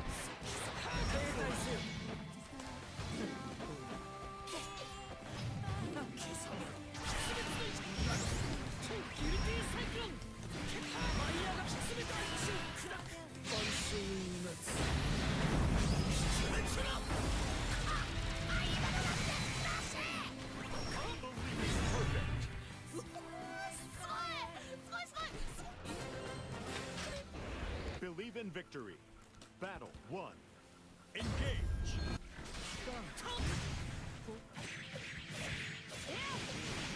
Great.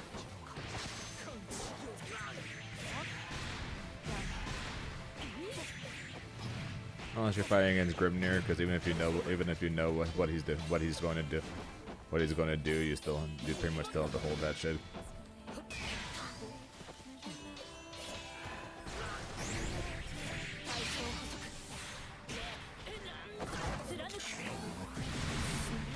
Excellent. Perfect.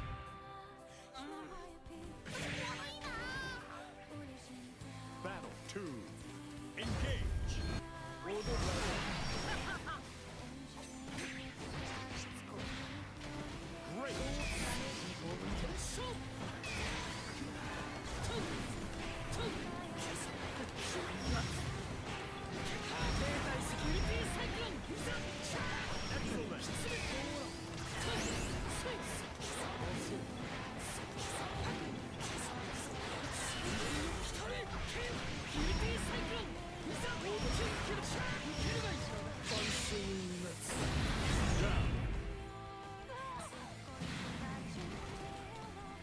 Yeah, I don't see me playing well as sub.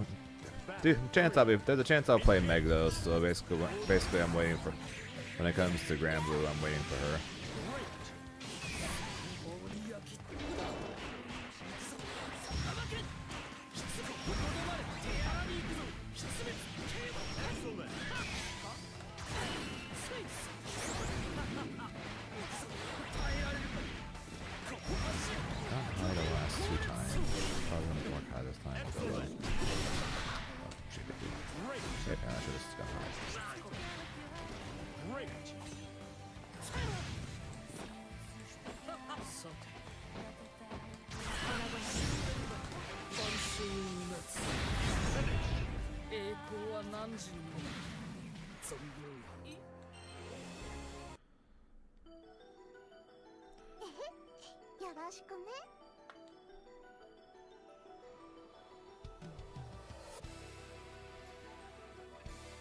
That's fair, Adam. That's fair, Adelon.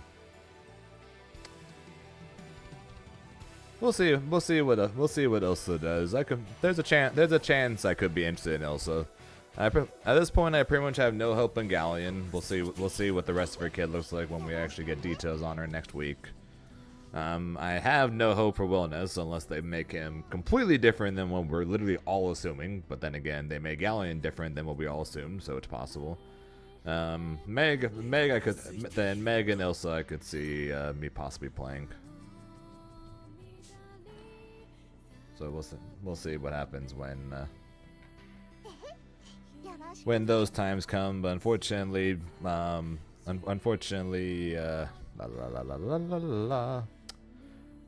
Meg is not going to be until fall, and then Ilsa won't be more than likely until January next year.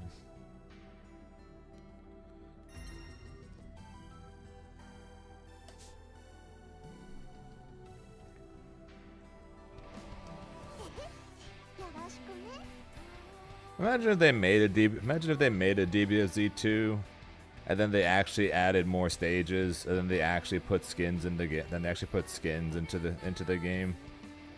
Imagine how much money they'd make.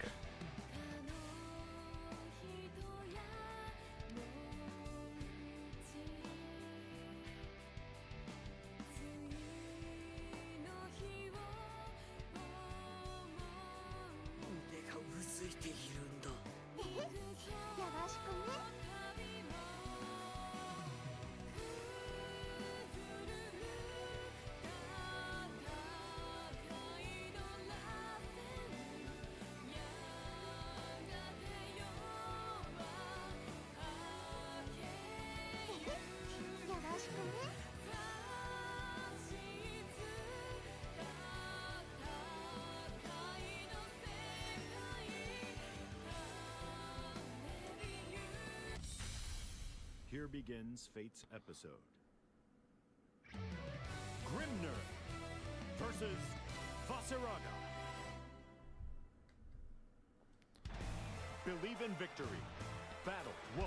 Well, to be fair, it's not 100%, but it's not. It wouldn't exactly be surprising knowing the fact that Arxis has straight up said that that they'd be more than interested in making another game based off the popular IP.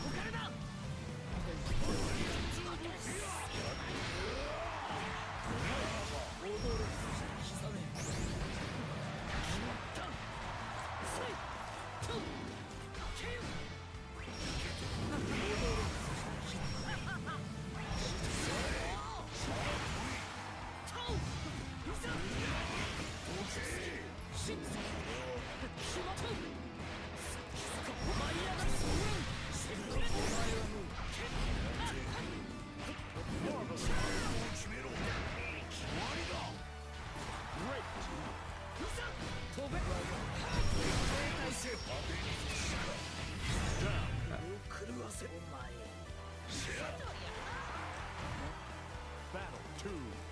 Engage.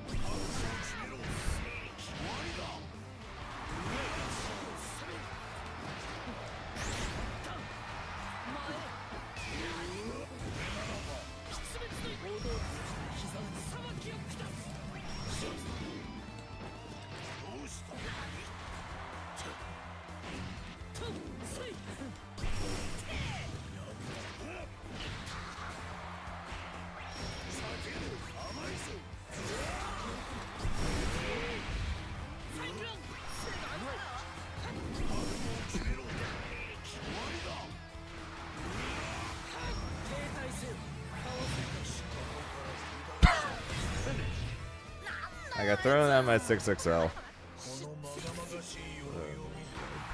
Believe in victory. I fucking hate this character, man. Engage.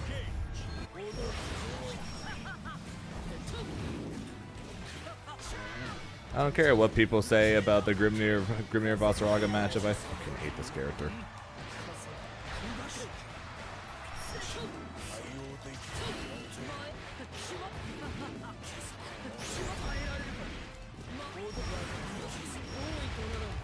It's like Sora is a 5U that stops everything I try and do.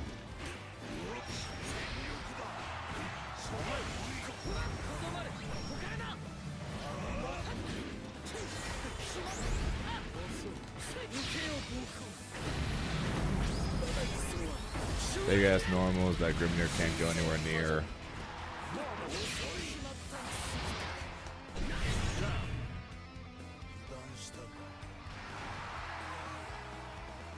Armored ultimate shoulder tackle that Grimnir basically can't punish because of how shitty his 2M is.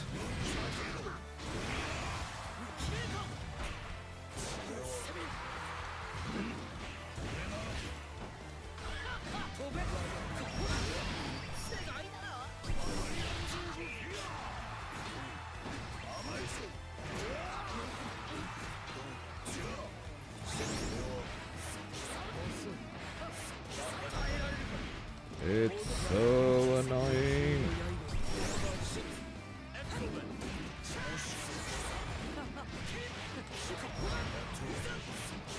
Die, you son of a bitch.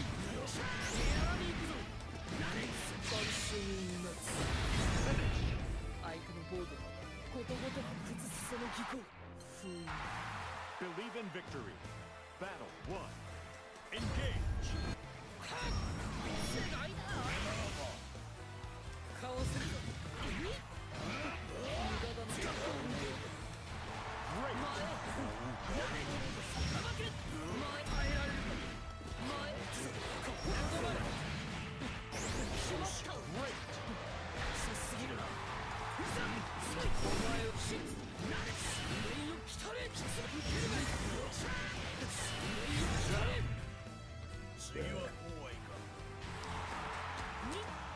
Battle 2. Engage.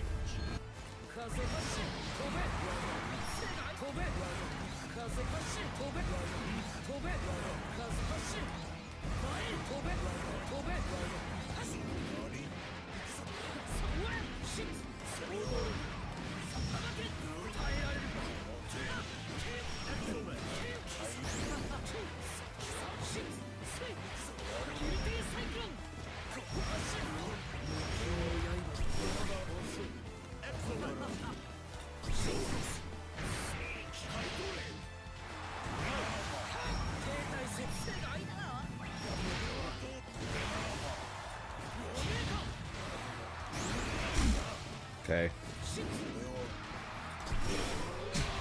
Okay. Okay. Okay. Fuck you. 決まった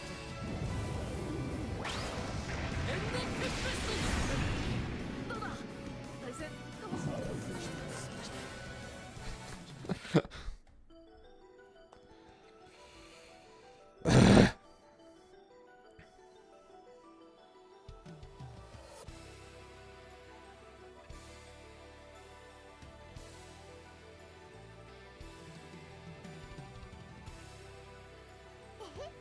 よろしくね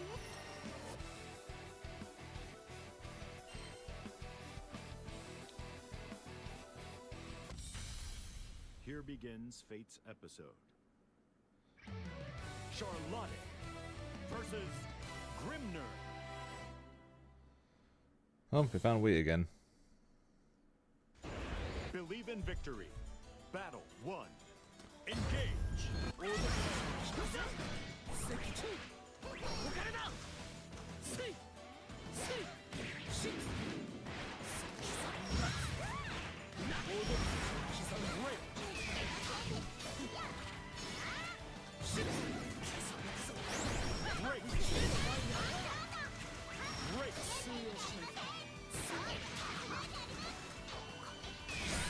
Freedom!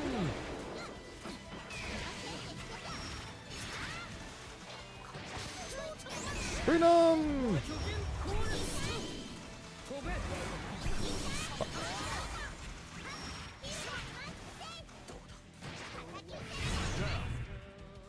I hate her jumping.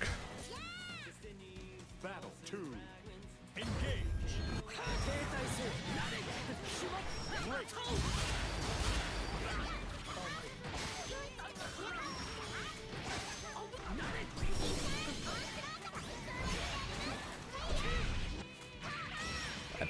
That beat my forage. Excellent. Great.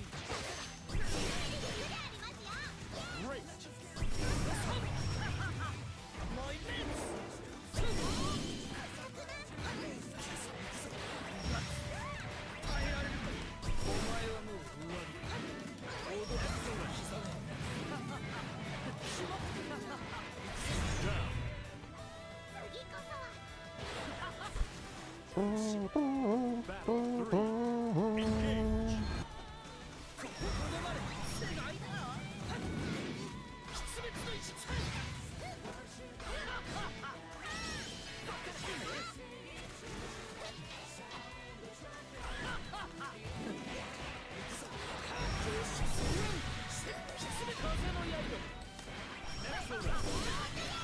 No dash block, right?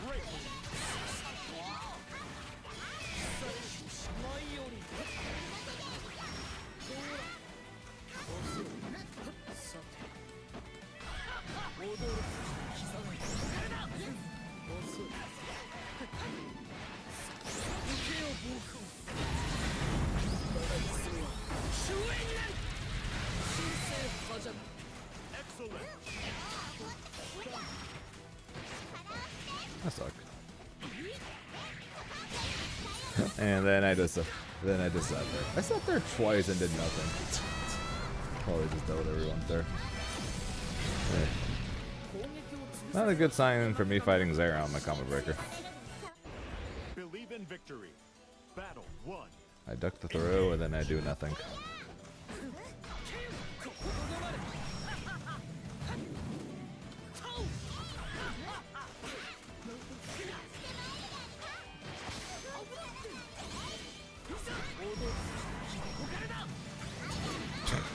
Alright.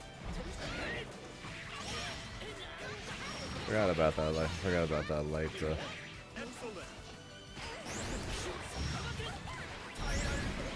Unlight DP.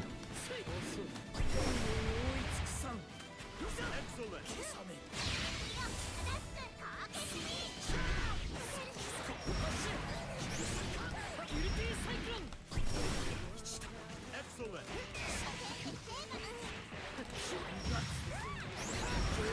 Excellent. I'm trying. Like I said, for the most part, I feel good about how I'm playing going into this weekend. As long as I can keep my nerves in check.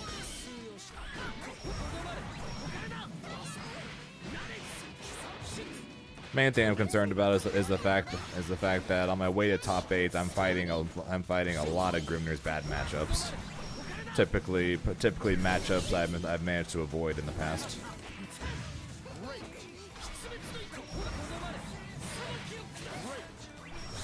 Namely Versusia and Kag.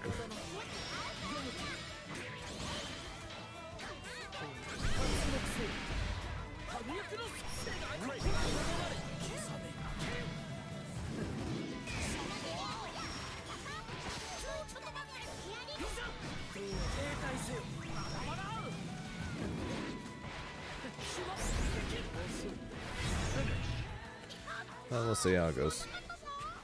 そんなにち Believe in victory. Battle 1. Engage. 停滞せよ遅れだ Great. Who do you see less between Avatar and Avatar Bellio and Saurus? I probably see Saurus less than Avatar. There are at least a few Avatar players. There's next to no Saurus players.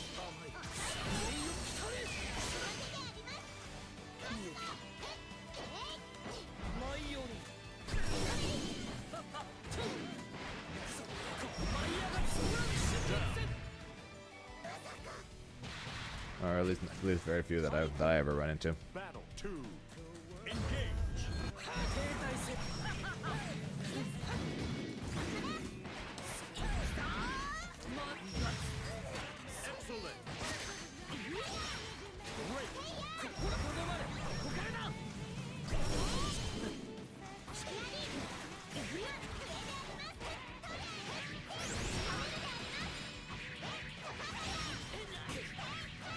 Excellent.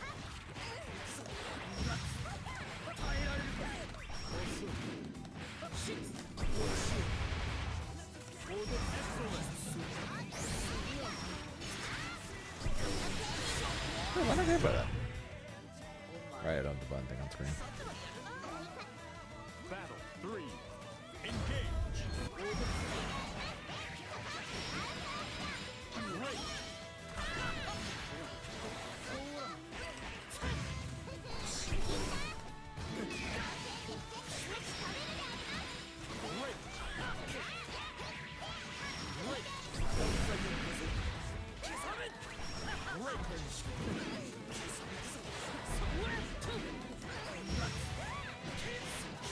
Excellent.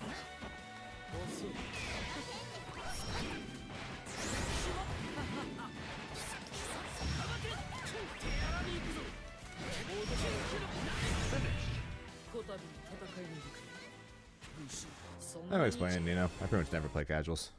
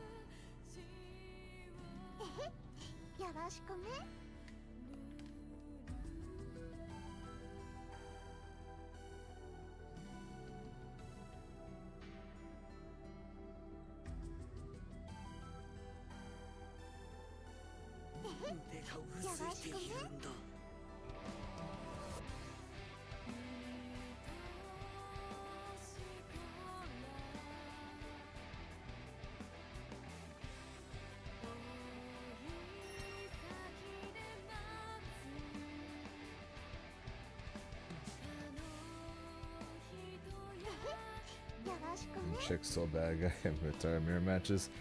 Yeah, yeah. Beatrix has been one of the most played characters basically since her release all the way through now. Versusia is still one of the most played, as well as arguably the strongest right now in the game, and those two being basically arguably the two strongest. Lucilius' play rate dropped a ton because he got nerfed to hell Begins fate's from the last patch. But yeah, Versusia and Beatrix are Grimner. legitimately going to be everywhere and continue to be everywhere more than likely until the eventual day comes that they get nerfed.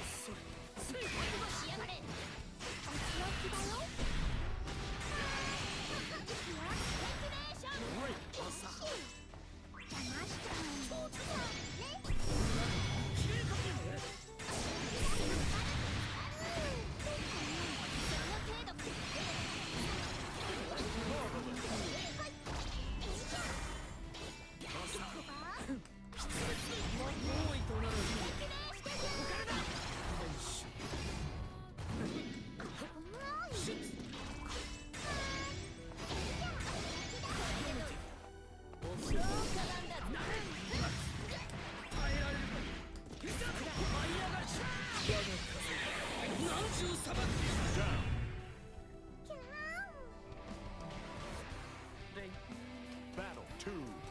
Engage.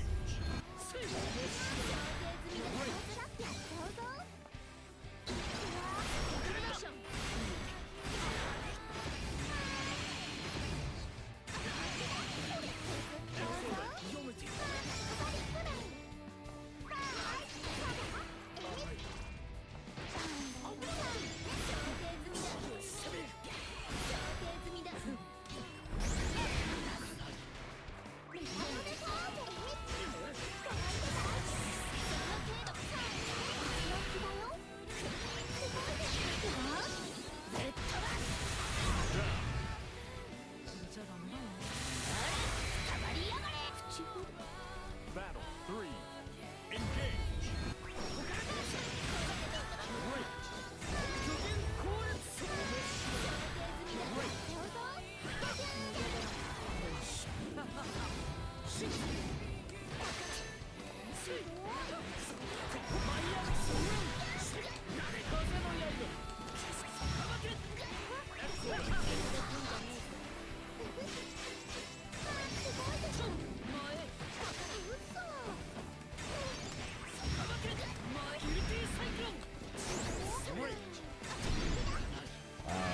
I even delayed it knowing that he was going to do that too.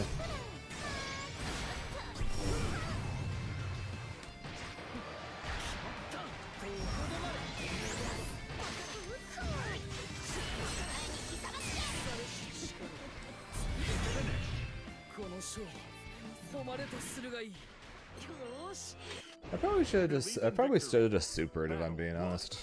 Engage. She was trapped in the corner.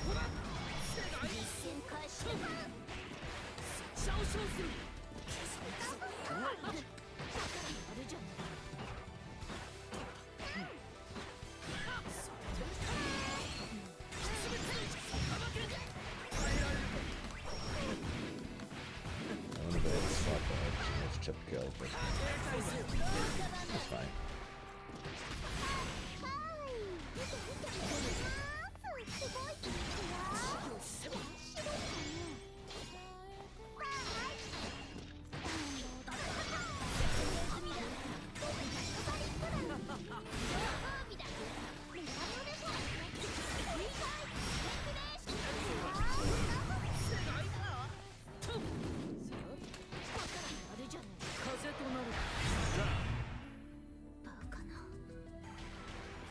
No escape the 5L. Battle 2. We all heard the sound. Engage.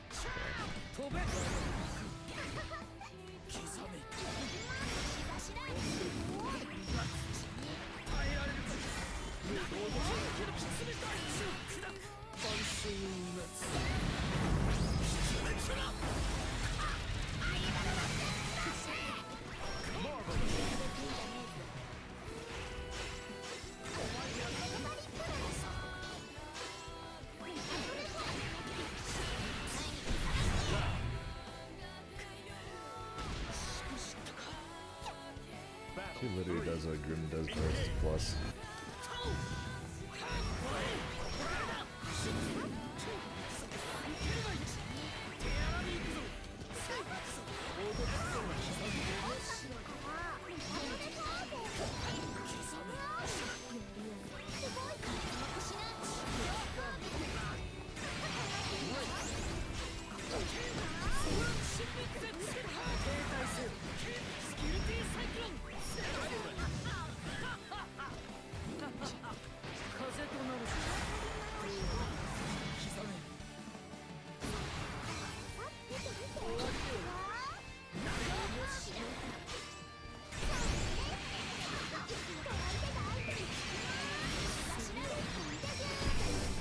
I have not, no.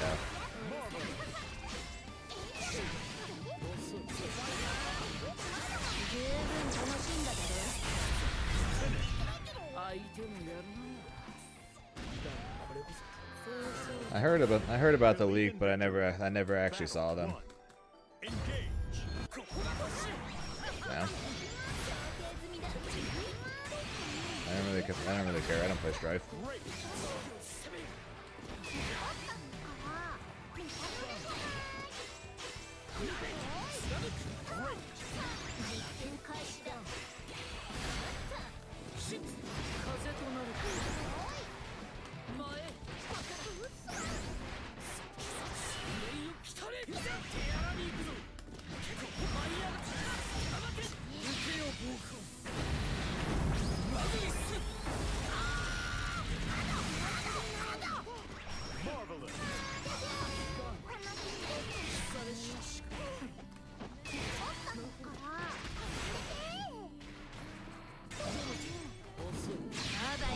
That's going the wrong direction.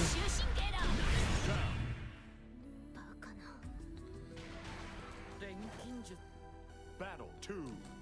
Engage.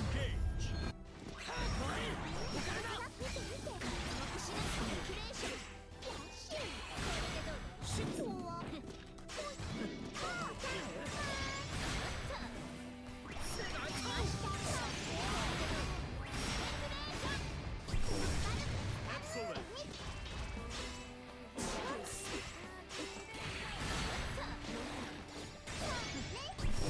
Thursday.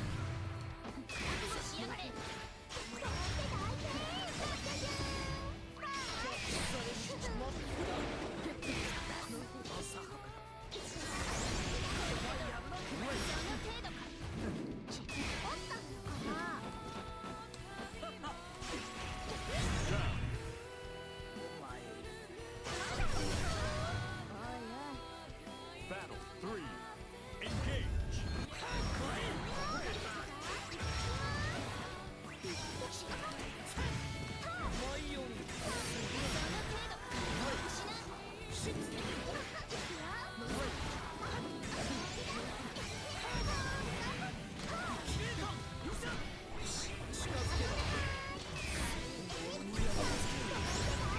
PP, I forgot. Oh.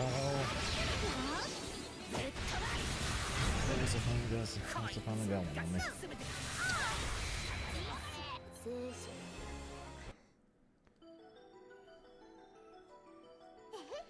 Yep, basically the way Grimnir's 2U works is if you want a knockdown, you need to be close, and where if it's blocked, you get punished. And if you want to not get punished for it, you have to be far enough away for it. You have to be far enough away for it not to knock down, and you run the risk of situations happening where you could be negative on hits.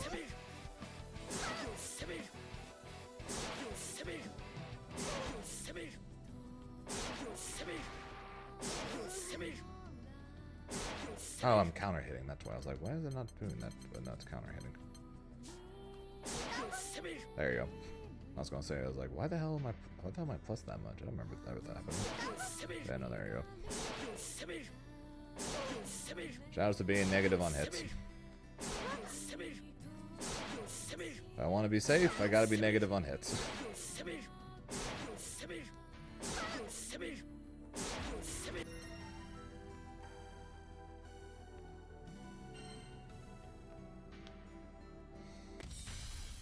Here begins Fate's episode.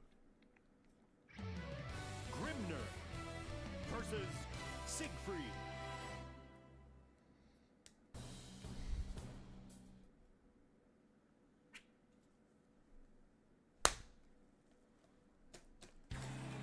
Believe in victory.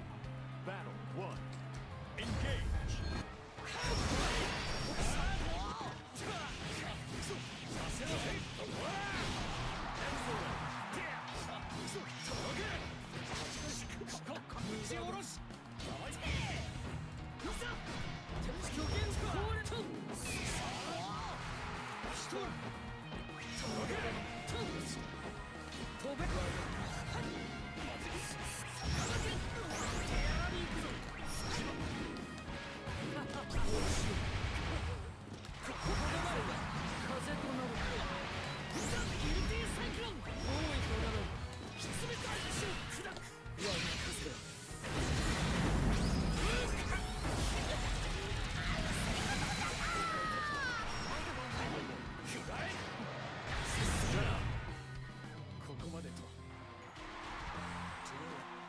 Battle 2. Engage.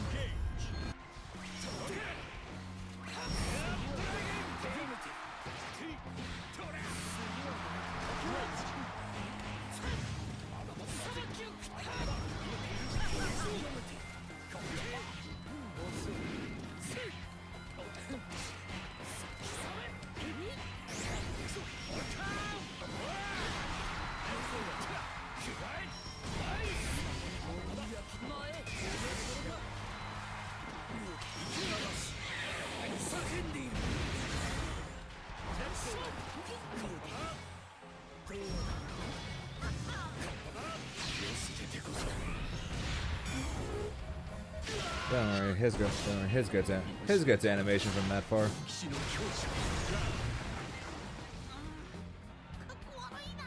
Mine doesn't, his does though. Battle 3. Engage.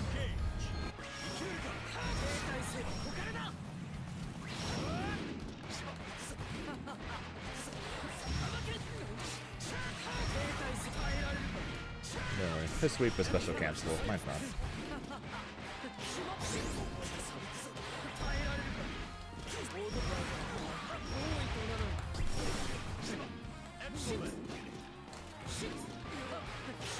I just love how characters, how things like that exist, and then people would tell me Grimnir's got no weaknesses.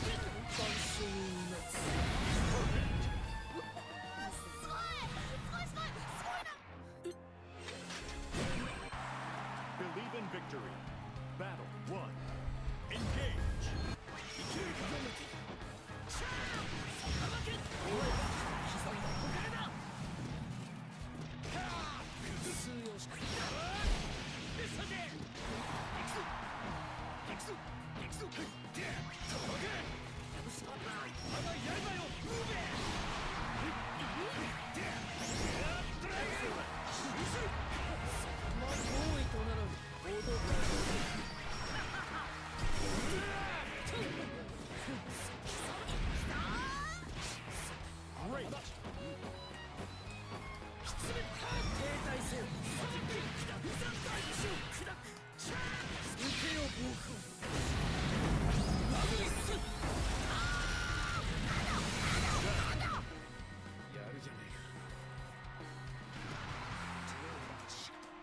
Battle 2.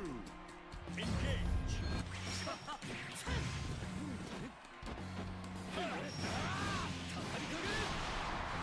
Great.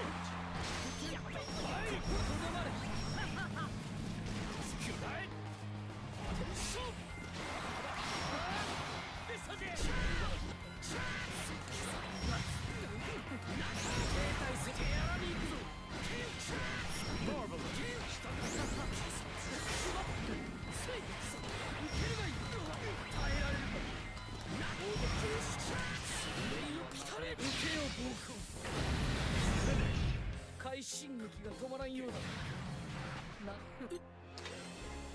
I hope Combo Breaker goes well. よろしくね。腕がうずいているんだ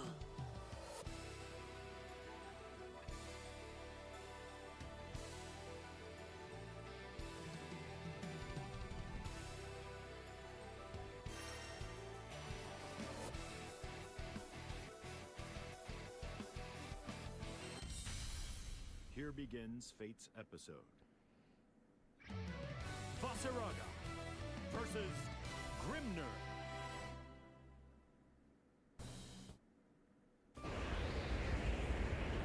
Believe in victory. Battle 1. Engage. Usually.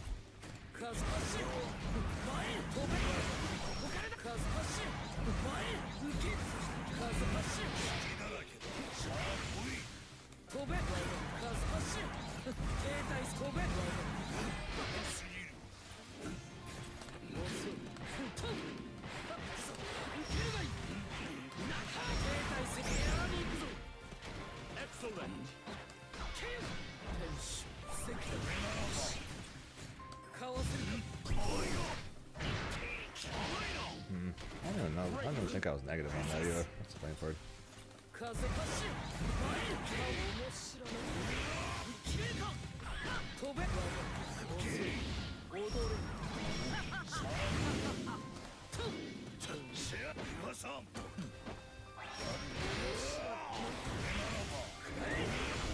風走るかわせるか次の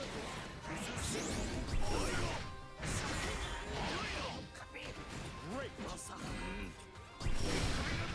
世界だ踊れ膝へタオ出滅の位置ここはとどまれ世界だシッシッ I know I did that. She's got armor. I don't know why I did that. Battle 2. Engage. 踊れ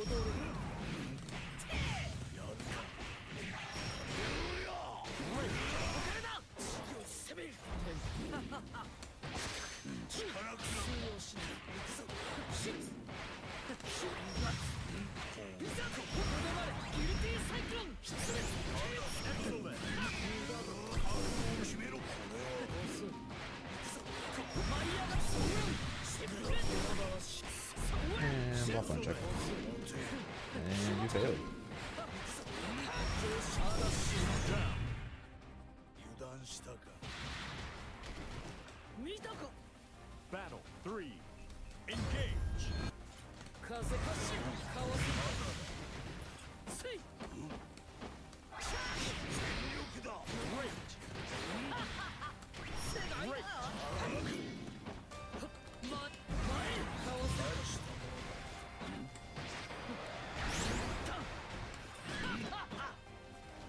とせいさばけシャークここまで耐えられるか失礼なれ Excellent. 終焉だよ Excellent. 連勝の風が吹いているな封印すべし Believe in Oops. victory. Battle 1. Engage. 踊る世代だ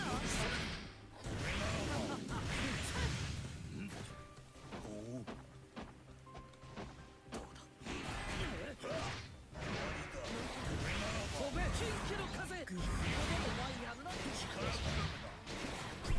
せよ反逆の底からだ Great. 舞い降りて停滞するキレ Great.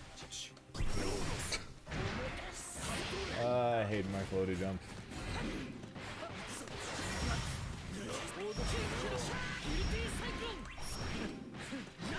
Excellent. Down. counter hit because I pressed too well.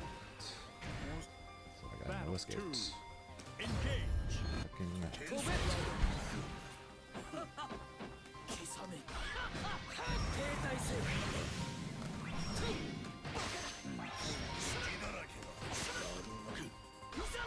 飛べオードキンキルギルティサイクロンマイオン風見てやれキスト手荒に行くぞオードガード無給の刃遅いエクソメン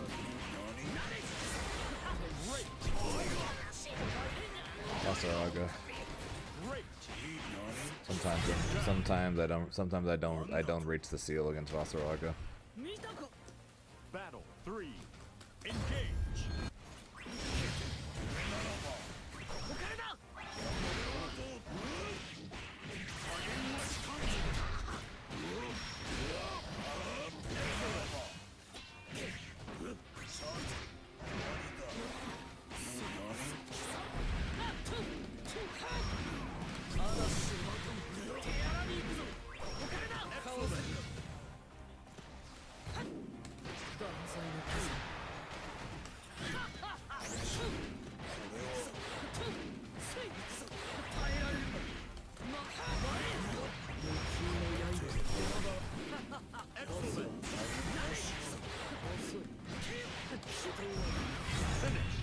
相手の防御ことごとく崩すその技巧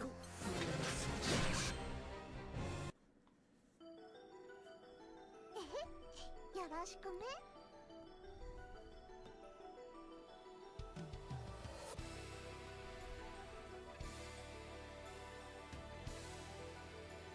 腕がうずいているんだよろしくね。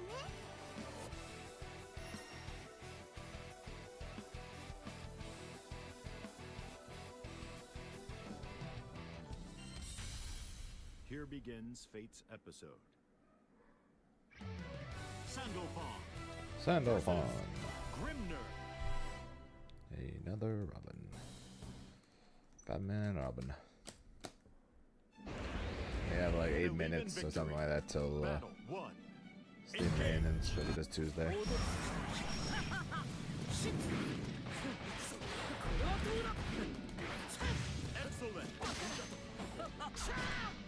ここかここだここさどうしたエグリプティトダメだぞ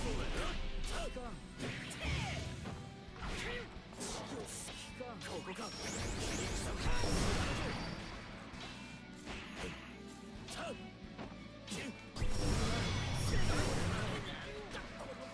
食らうがいい攻め遅い甘い来たれ手荒に行くぞいざオードキンキルキス受けよ僕をそれは終焉なん What do we gotta do to suit this here? 約束を俺は守る Down. 風よ Battle 2. Apparently very high. 切り刻め Apparently the odds are very high. 気持ちいい手荒に行くぞ前へせい多いとならシッエクソメンオードパシア What's up, Schnitzel? Also, what'd you do, Nap? Excellent. さそこラムできるささばきをたく前へクリップティカどうだここがそれこたびの戦いの行方サンダルフォー Believe in victory. Battle 1. Engage. カズハッシュここどまれ世界だどうした遅い剣貫く読めている見えている刻め To be fair, in that situation, he was in chip scenarios, so every character would make him guess at that point after guard cancel.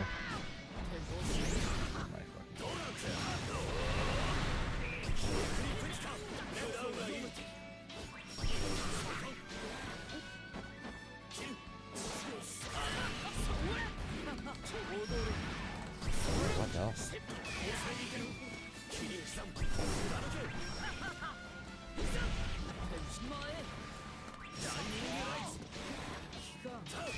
That's fair. So sorry. Thought you meant that. Thought you meant right there. Sorry.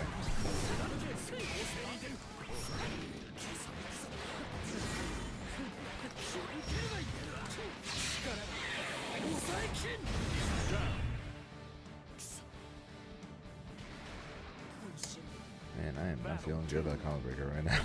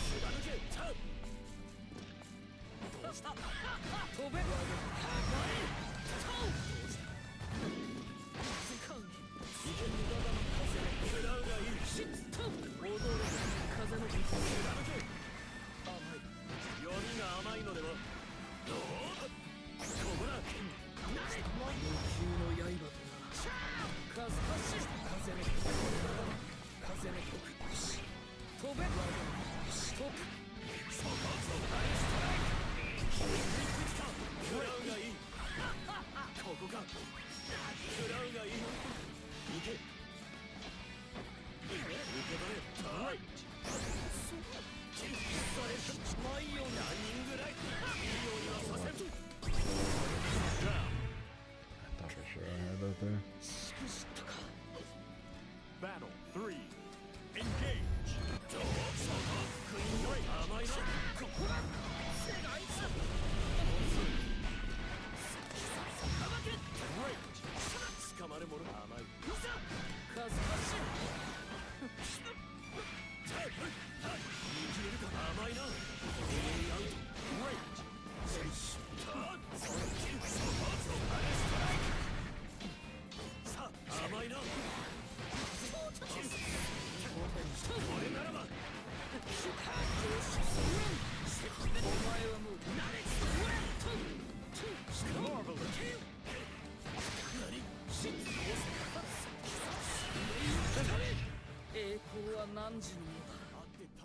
Probably not.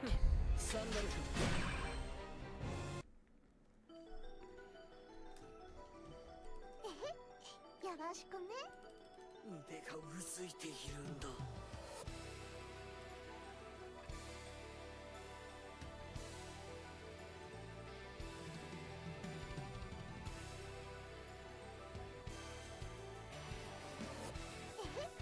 よろしくね。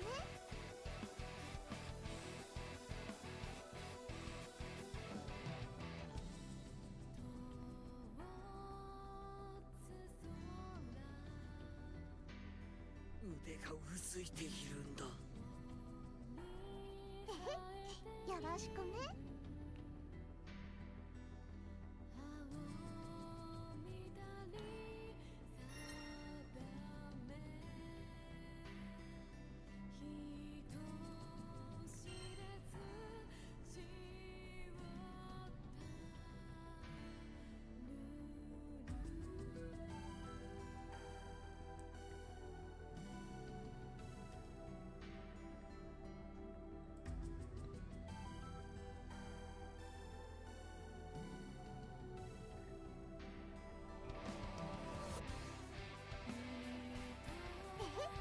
よろしくね。腕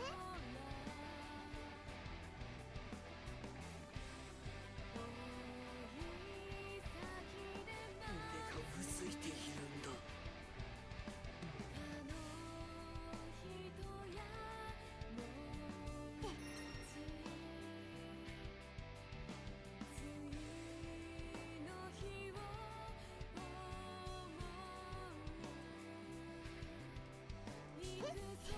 ろしくね。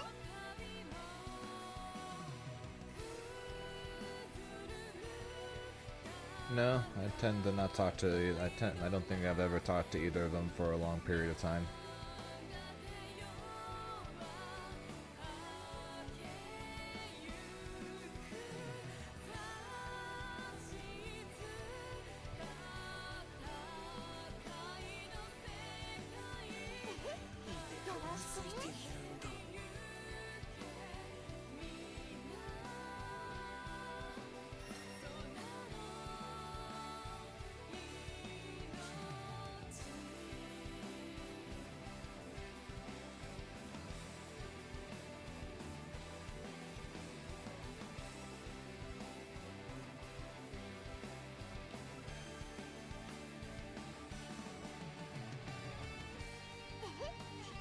しくね。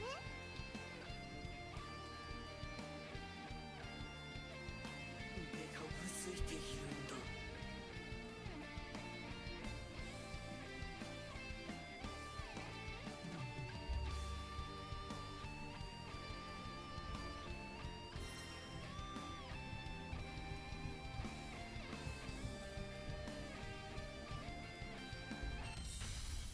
Here begins first episode. The Code Light Monkey, thanks for the follow, appreciate it. versus Grimner.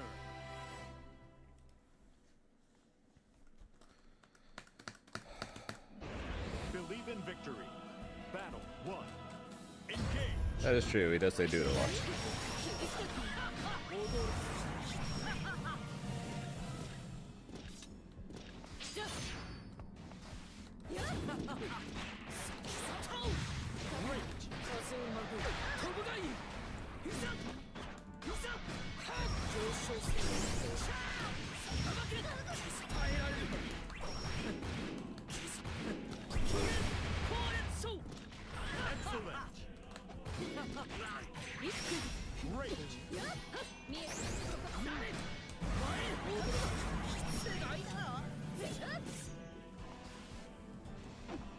消さめ出滅の一撃カズハシ There it is.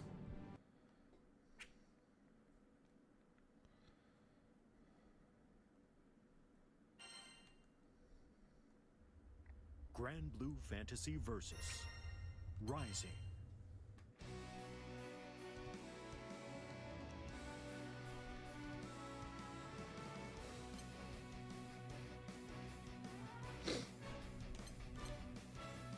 You say that, yet I listen to you pretty much all the time there, Kel. 始まるぞ。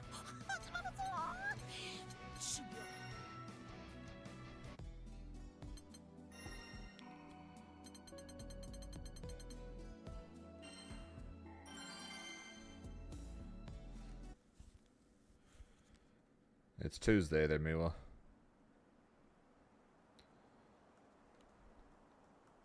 さて貴様はどうするつもりなんだ。どうするとは？この状況でなお貴様は王になるだのと語り悪事を働くつもりかと聞いている。悪事だと？中途で出張ってきたハムシの分際で大きな口を聞いたものだ。誰のおかげで天使長の座につけたと？肩書きにあぐらをかき増長しているらしい。舌が回らぬよう首と胴を切り離してくれようか。俺はかつて貴様がした行いを許さない。絶対に。本来ならば今すぐにでも貴様を塵へと返してやりたいところだ。気づいているようだな。何？どういうこと？サンダルフォン。奴はベルサスを自身のコアに変えその力を行使していた。根源となる力を君の母親に返したとはいえ奴自身の因果にはその力の残滓が未だ色濃く浸透している。つまり奴はベルサシアの気配を察知し追跡できるはずだ。なんだって、それは本当なのかベルゼバブ。だったらどうする？神戸を垂れて巫女探しを懇願するか。もっとも巫女そのものはもう存在していないようだな。ねえ、この野郎。だが貴様とて追跡しない道理はないのでは。ベルサスを取り戻したいのだろう。ベルゼバブ。僕はこう言った。母さんと天使どっちも救いたいって。ほざいていたね。そのような都合のいい It's going okay. Stressed as all hell. Worried about Combo Breaker this weekend, あの時 but otherwise 母 doing さん alright. の声が聞こえたんだ。ベルサシアになった後なのにきっとまだ希望はある。僕は得意点なんだ。不可能だって可能にしてみせる。母さんを助けられる。確かにグランとジータ、それに私たちならきっとなんとかできる気がします。だってこうして今空の世界は救われたんですから。今度は僕がお前を利用する。ベルサシアを探させて Self-obsessed その後 pinhead. 母さんを助ける。そしてもう一つ、お前を気が済むまで殴りたい。 Self-obsessed pinhead, he says. クロン、一連の事件、母さんのこと散々僕たちを困らせて悲しませもした。だからぶん殴ってやりたい。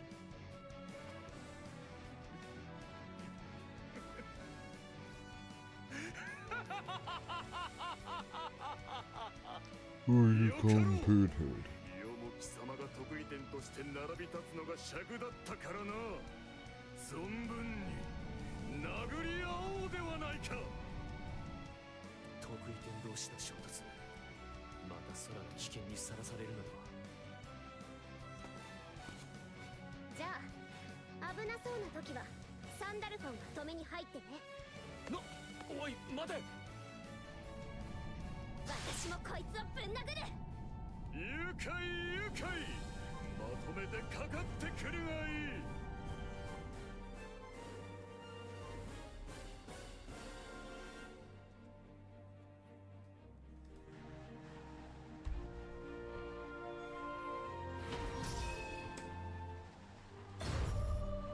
力と力の衝突、是非もないわ。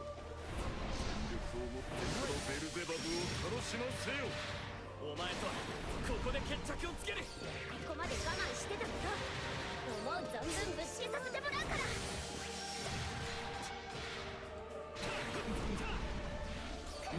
Why don't you stop moving and let us hit you?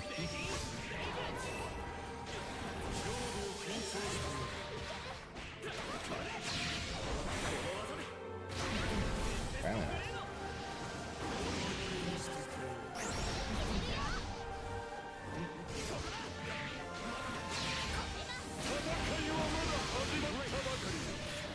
よもや息が上がってはおらぬだろうな。細切れにしてくれ。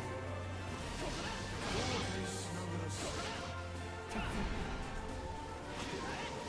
切れにしてくれ。強度を検証してくれ。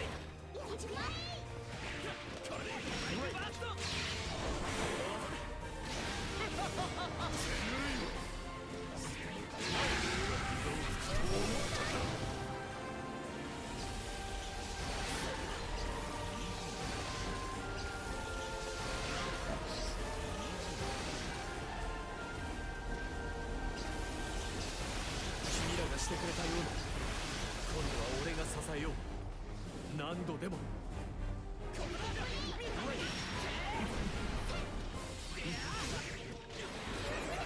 様にあがけ。強度を検証して。強度を検証して。 Christ. 強度を検証して。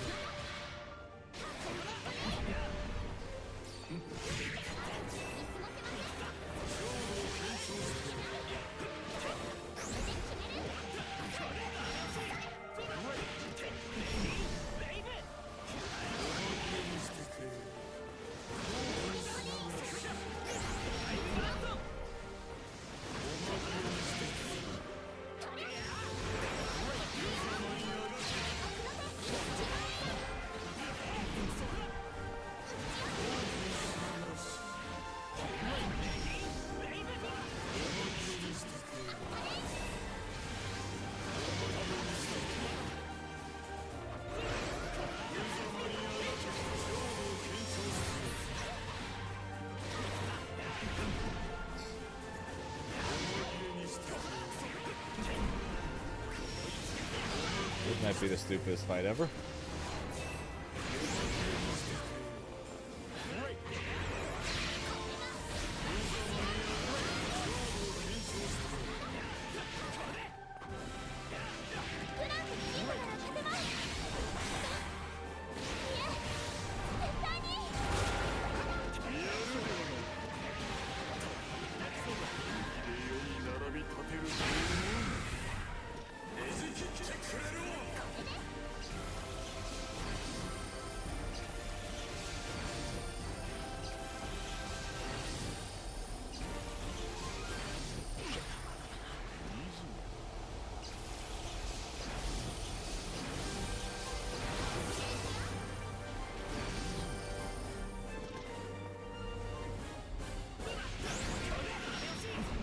And then right back to running away again. ここだ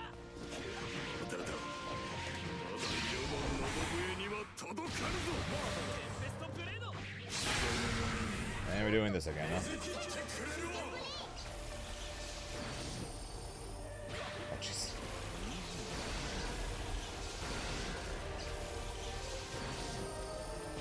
Oh, jeez.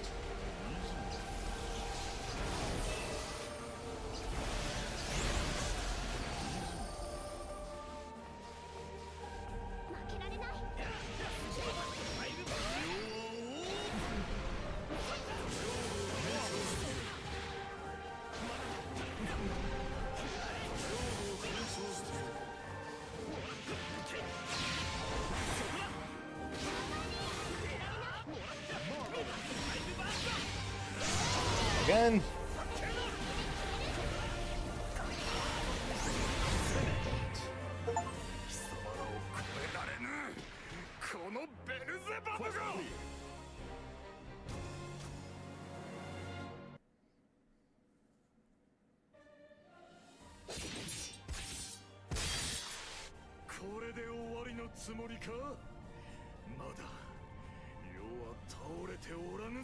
Blah, blah, 今ので blah. 分かっただろお前は僕 You're embarrassing yourself.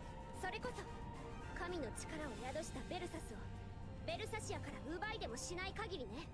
分かったらベルサシアを母さんを探しに行くんだ。言ってくれるではないか。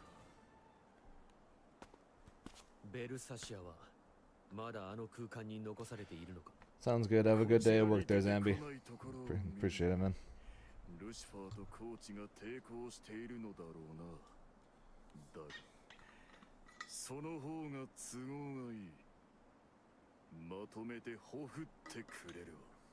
そしてその後圧倒的力を持って貴様らと決着をつける。さらば待て。奴はこの空で未だ最も混沌に近い存在だ。ゼロポイントへの入り口もじきに見つけることだろう。次に君らの前に立ちはだかるのはベルゼバブかベルサシアか。どちらにしても最大の戦いとなるはずだ。せめてその時までは休息を。俺は世界の再生のために尽力しよう。ありがとうサンダルフォン。ひとまず戦いは終わったと見ていいのだろうか。どうやらね。すごく大きな戦いだったと思います。カタリナが帝国に戻った時はまだこんなことになるなんて想像できなかった。思えばあれが始まりだったか。あの時は本当にすまなかった。ルリア、グラン。いいんですよカタリナさん。みんなでまたこうして集まれたんですから。本当思い返してみるといろいろあったな。帰ろうグランサイファーへ。ジータもね。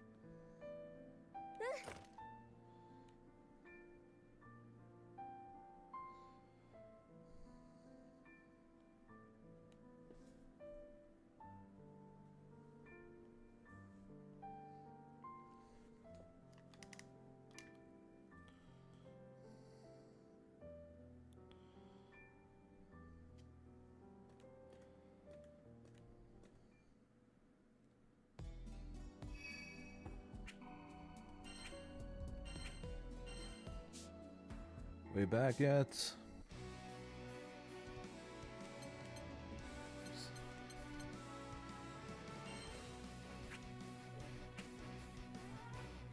Yep.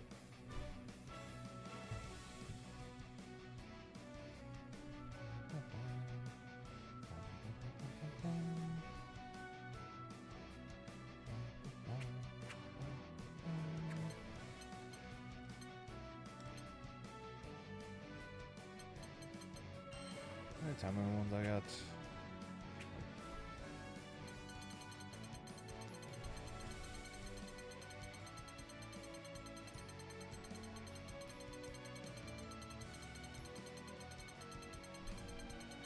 I think I have a few more than 99 of these. What do you guys think?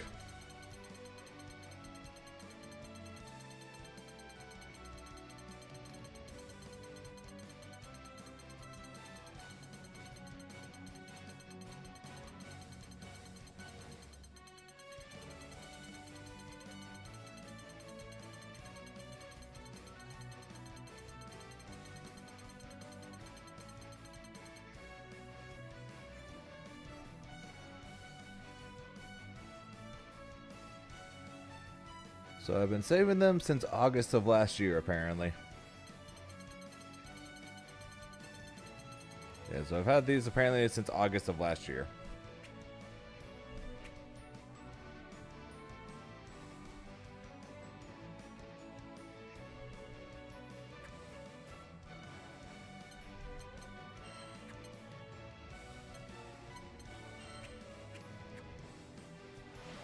Open sesame.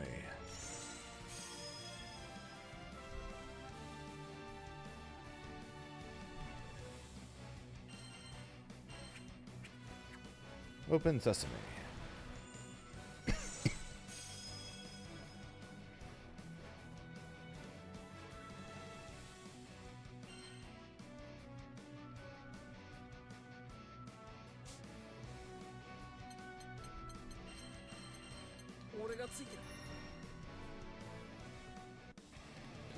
But I did the open sesame.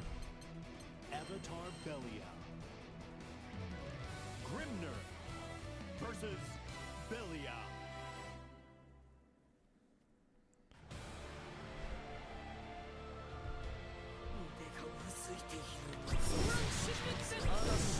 Great. Excellent.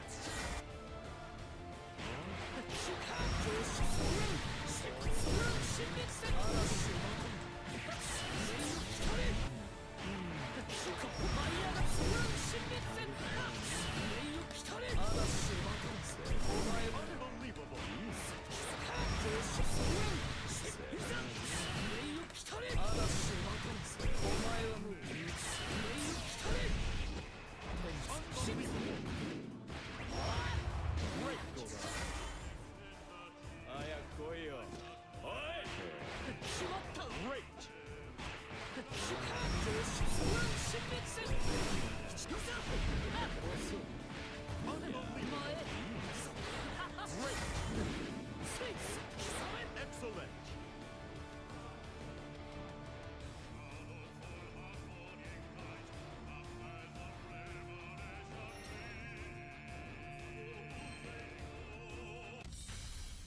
Here begins Fate's episode. And no, I'll probably just keep holding on. Yeah, just keep holding on to them until some point. I don't know. Not like I need the rupees for anything right now, unless I want to go buy a bunch of draw tickets, and then I get almost 30,000 for those. I honestly probably could have just not. I honestly probably could have just not bought the season pass and then just bought all the characters with rupees. In all honesty.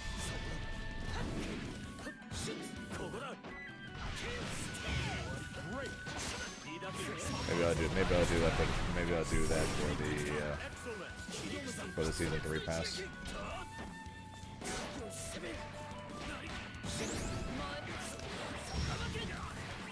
But not buy it and just use all the rupees that I've just been saving for all this time and just buy each of the characters individually.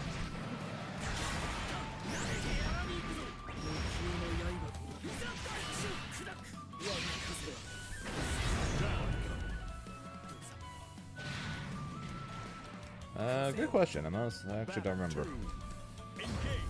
We can check out the just now.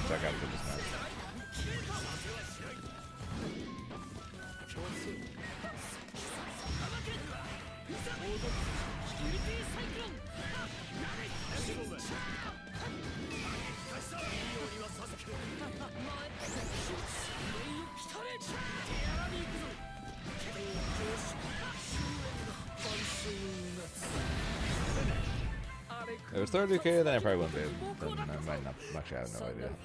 I got no idea how many rupees I have sitting in those boxes.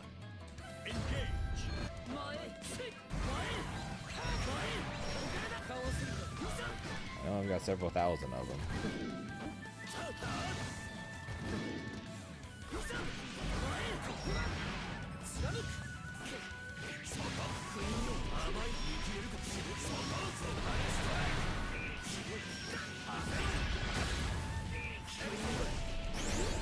it's like those daily and weekly quests give you like 50 gold apiece. It takes quite some time to get to 30k. It's just that if you buy the season pass, there's not exactly a ton of stuff to buy. Oh, gun check. And he passed.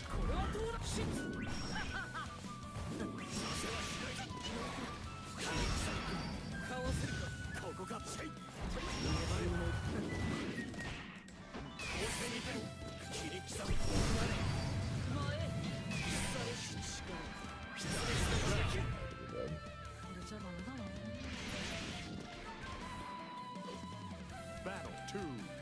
Engage.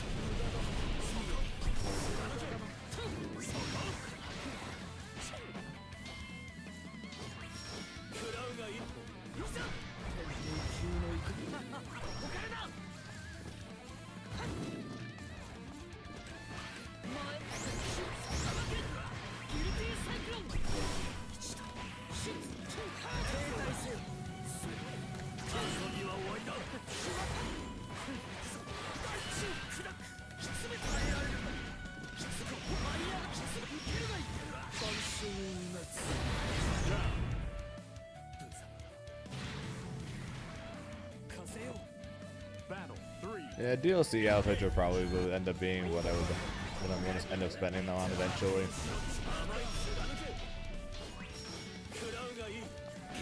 Depending on the character, of course. But there are some characters with DLC outfits where I'm just like, yeah, they're not that. Even if I did play the character, I'd never use it.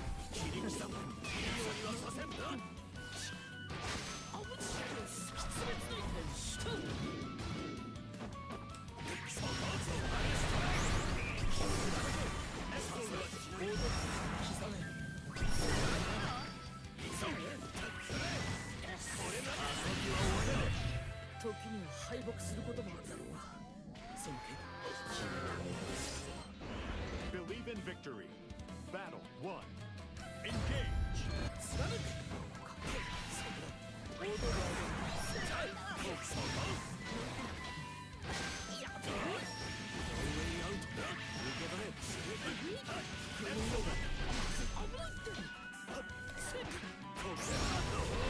One time I decided to try to do the fast button and use my 2M. A terrible way to do it. That button might as well not even exist.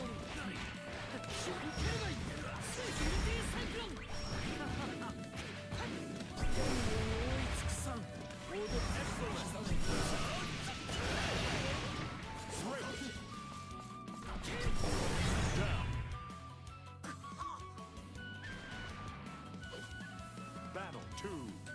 Engage.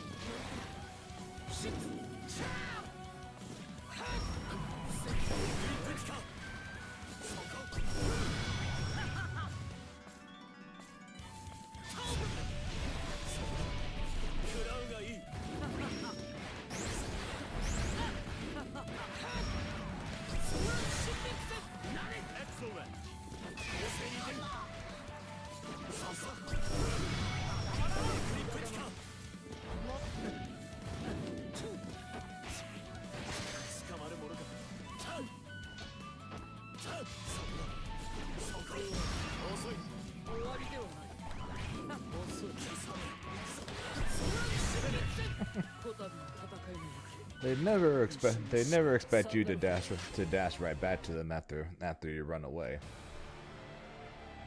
No one would ever see that coming.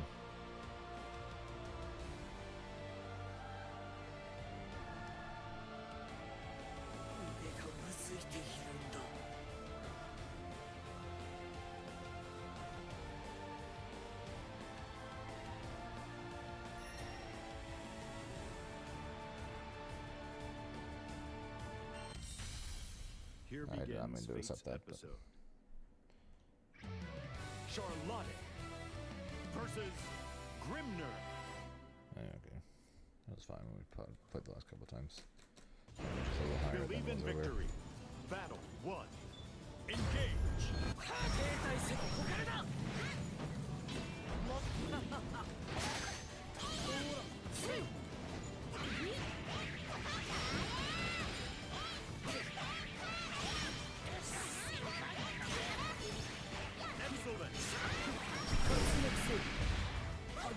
Excellent. Great.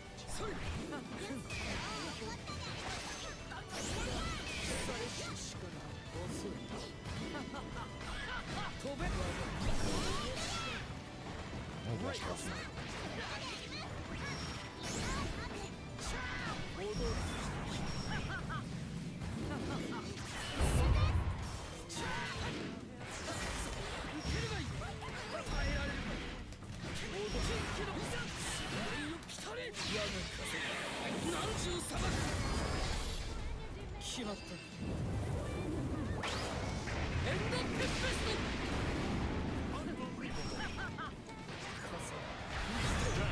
Forgot what super I was doing.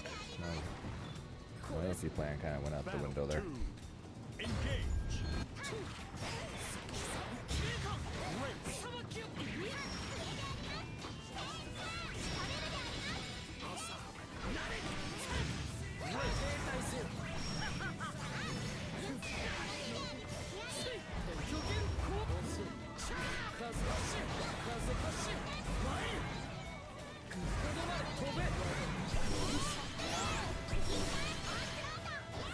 Great.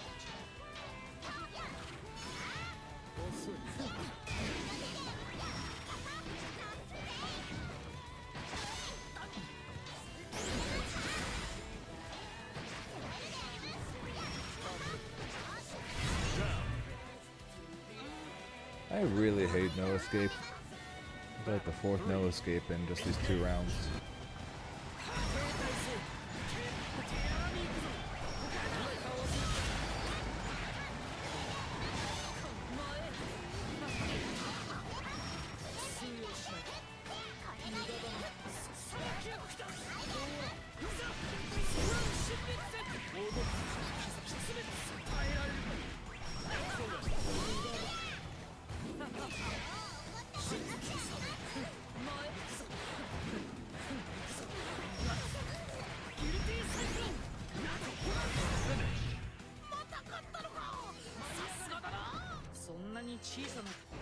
Believe in victory. Battle 1. Engage.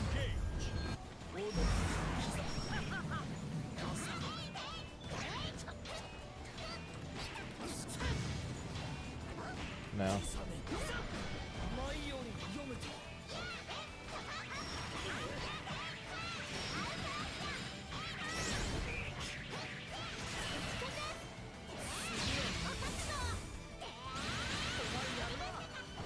Marvelous. Great.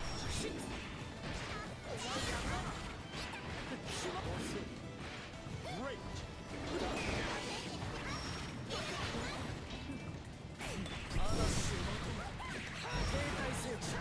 Great.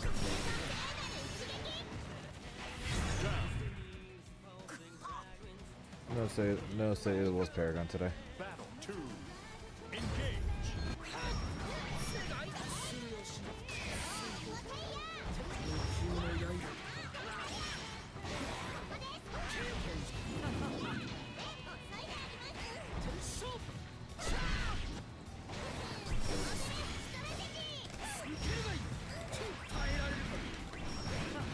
Why?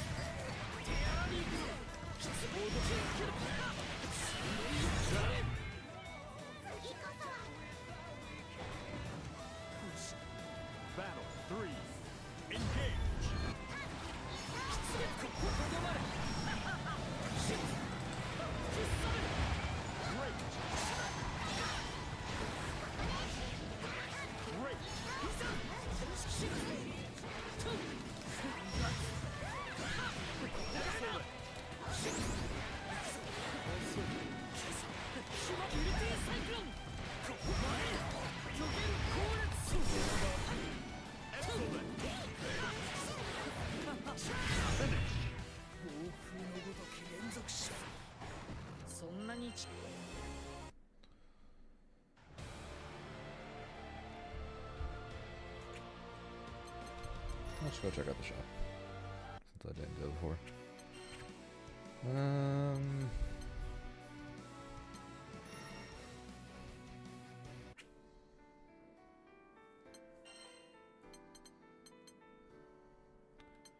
So skins are 22.5. I can't really buy.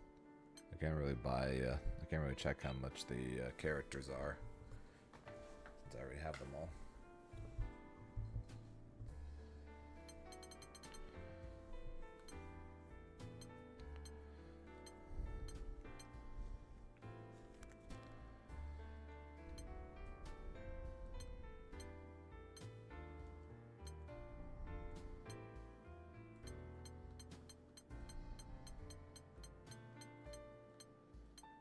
Bloody blood, stabby man.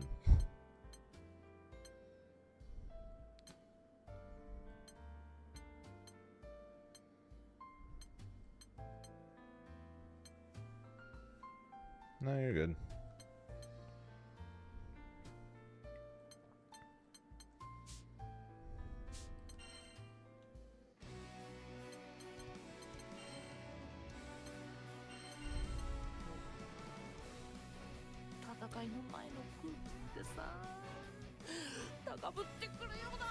マッチング完了。強者の開口に備えよ。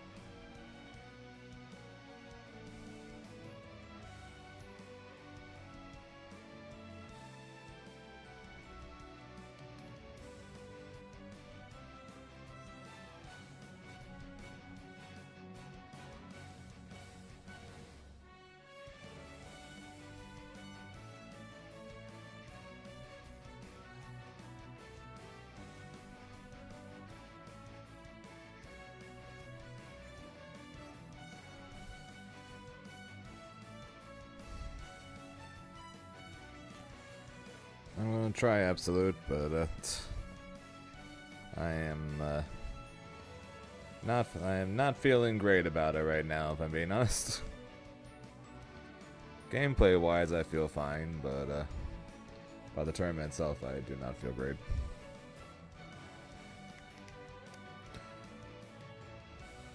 First tournament of the year, so I'll just blame it on nerves.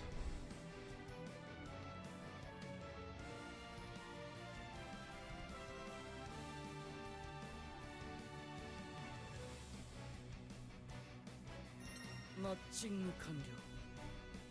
強者の開口に備えよ。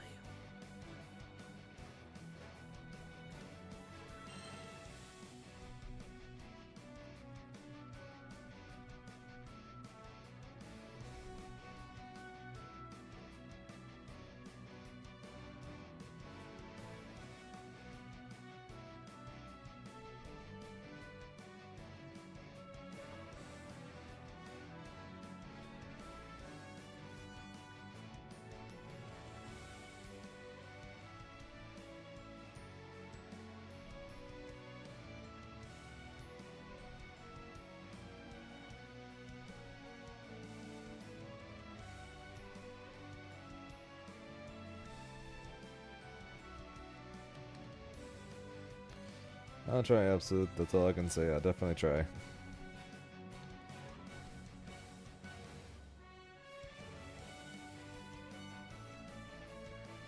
That's the one thing I always promise. I will do my best. And hopefully it'll go well.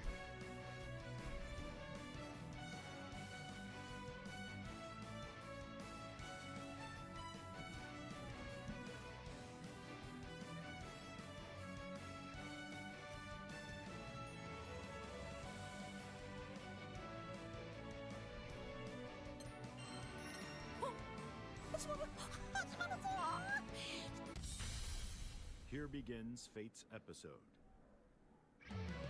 Grimner versus Sandalphon.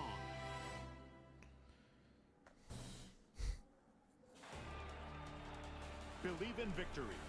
Battle 1. Engage. Of course you are.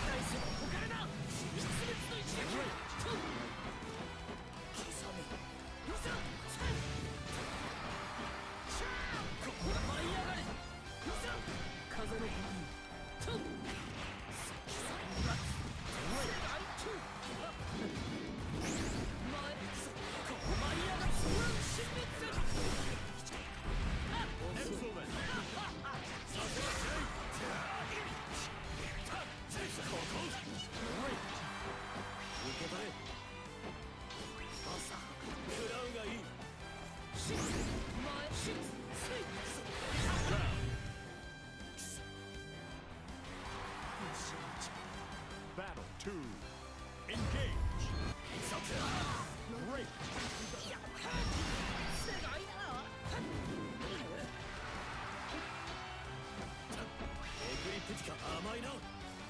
Like I said, I don't feel bad about how I'm playing.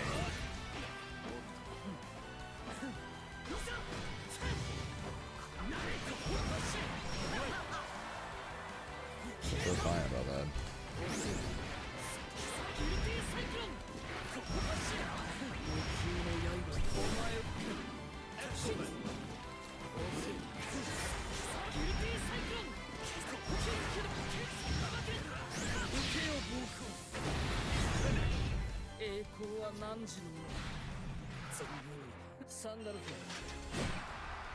Believe in victory. Battle 1. Engage.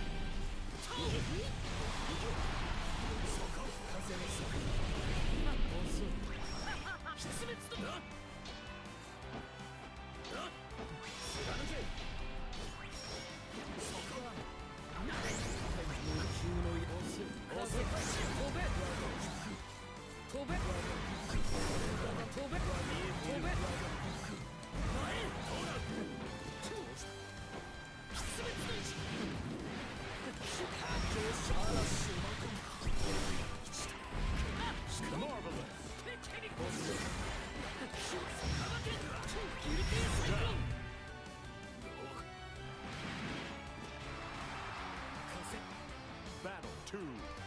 Engage.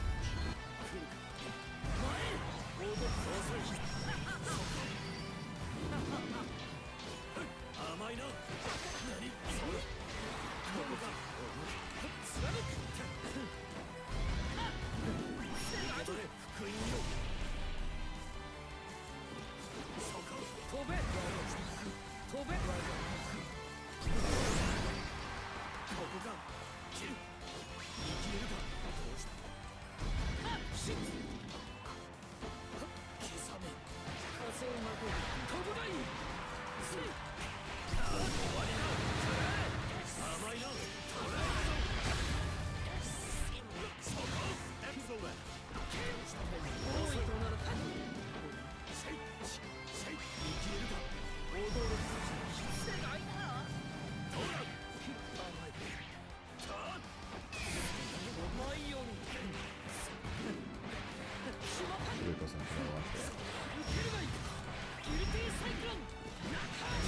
10% bonus damage, you are dead.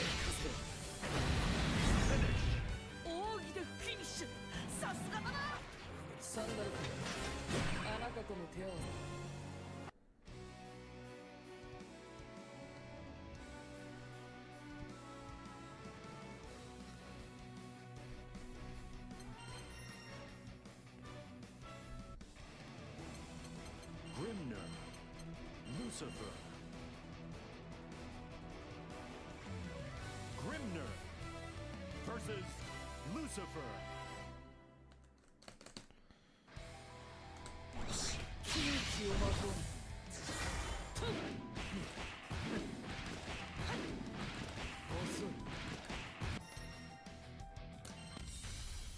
Here begins Fate's episode. Sandalphon versus Grimner. Sandalphon again. So we had send off on before the before steam maintenance, and we've had send off on after steam maintenance.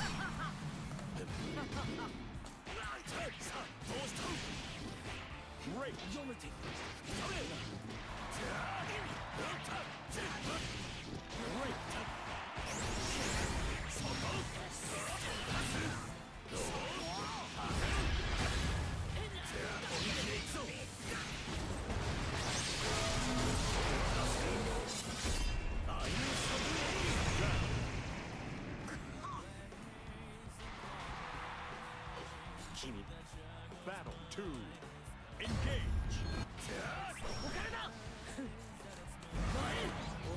見えている。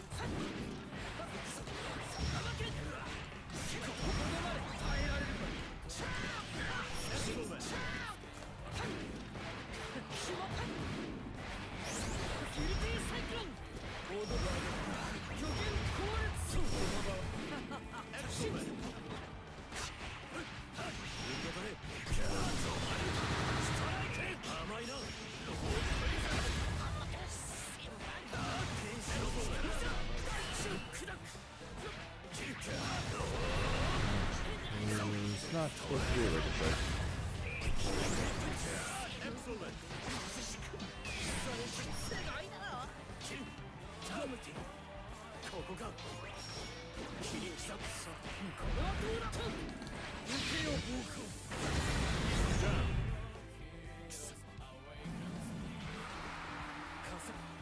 Battle 3. Engage. Great.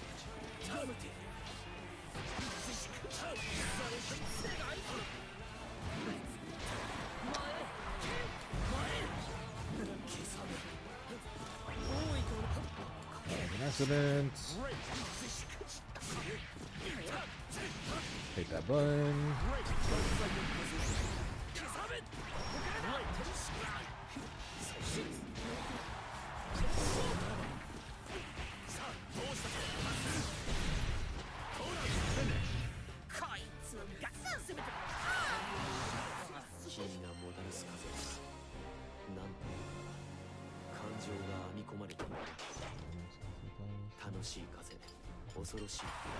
Believe in victory.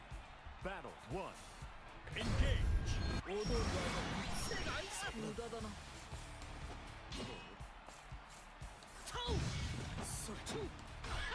飛べ。Really?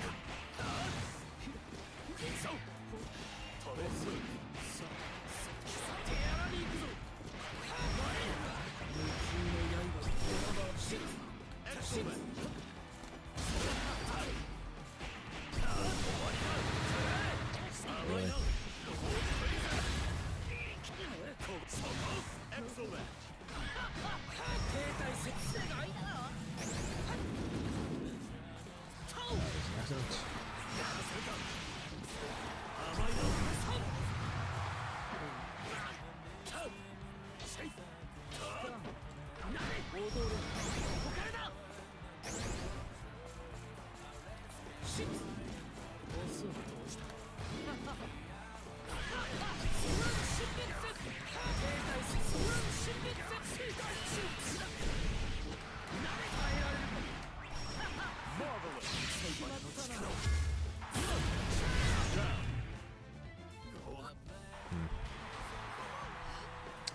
Nah. 2.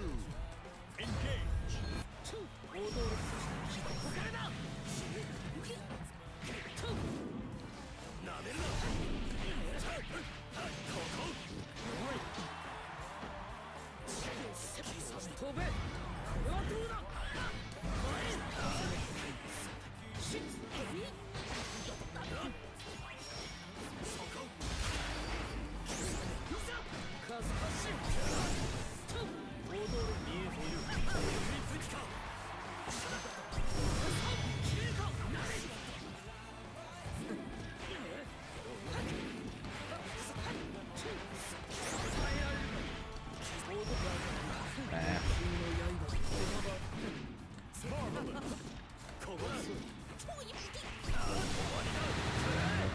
Don't go for that.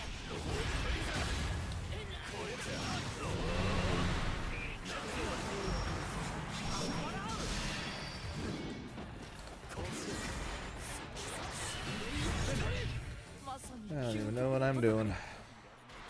サンダルフ Believe in victory. Battle 1. Engage. Great. さあどうした行かせてもらうそこどこやら Great. ここからだ飛べ飛べ刻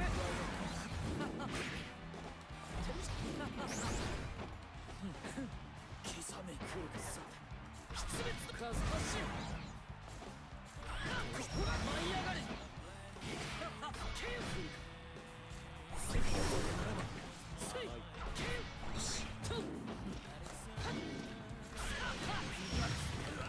ルティサイクロン舞い上がれ砕く 10% bonus damage.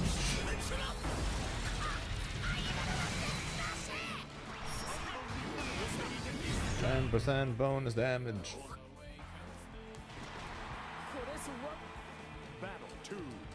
Engage. 飛べギルティサイクロ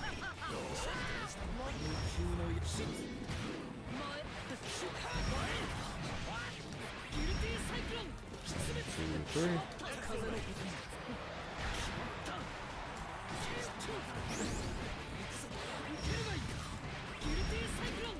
Can kill, do supposed damage reduction. Spot dodge, DP, nope, nothing. Okay. Up. Back up, do this, and spin. 荒れ狂う竜巻のごとき猛攻だサンダルフ If Sandalphon is in fire, water, or earth stance, he takes 10% more damage. If he's in wind, he takes 20% more damage.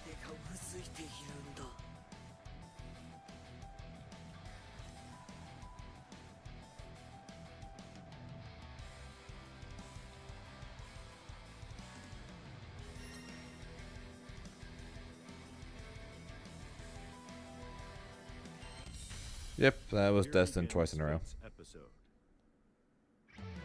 Catalina versus Grimner.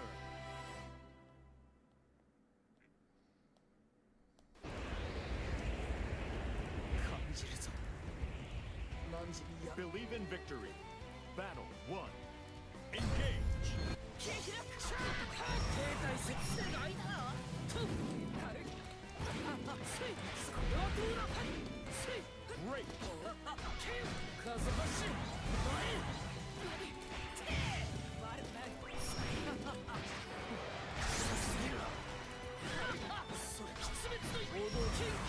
No, no, that don't do shit.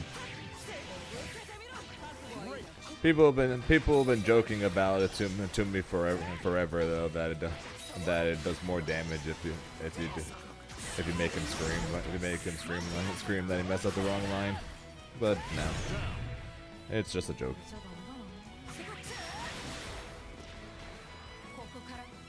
Battle 2. Engage.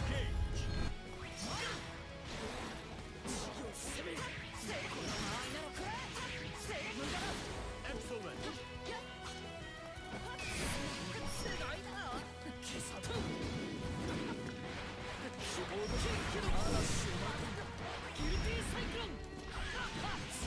Excellent.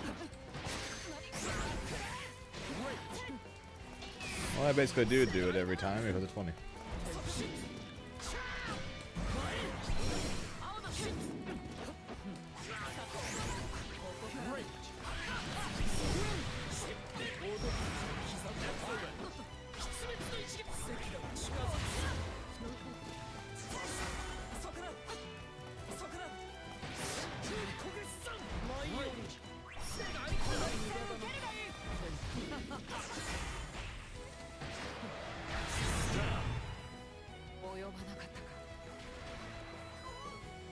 Battle 3. Engage.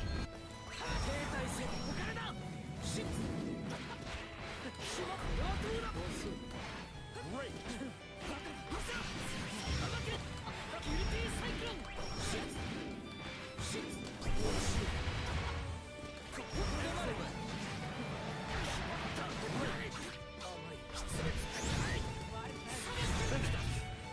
勝利誉れとするがいい精霊の Believe in victory. Battle 1. Engage. 数発しオードバーキレトン受ければいいギルティサイクロン行くぞここで止まれ Now, what I would end up doing more than likely is I would go to Combo Breaker wearing a shirt where the front of it says, "People say Grimnir is broken," and then in the back of the shirt will be the Zane smug emotes with the words "They're wrong."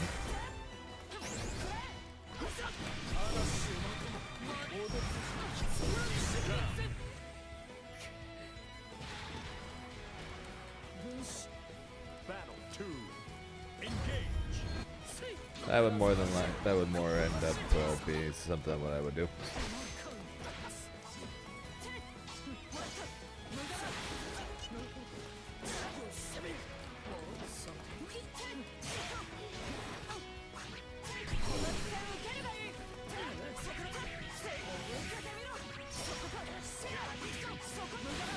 Excellent.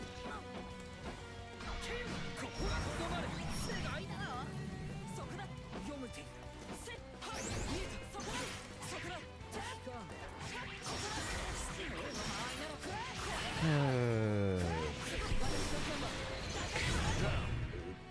れしくしったかいい戦い Battle 3. Engage. 停滞せどうだせここだ貫く Great. ここからだ下だ Yeah, that would probably be on the Zane merch store if there was a Zane merch store. お前はもう Excellent. そこだ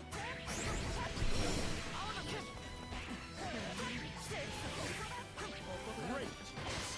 世界だここがとどまれ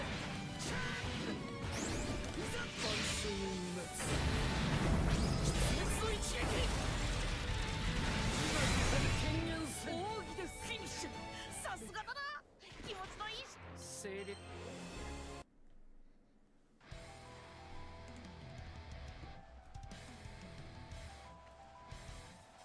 検証開始だ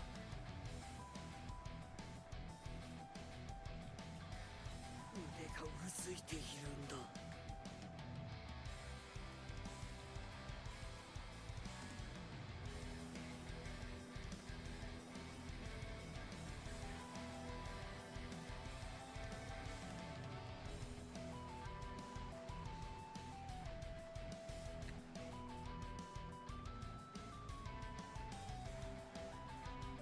検証開始だ腕がう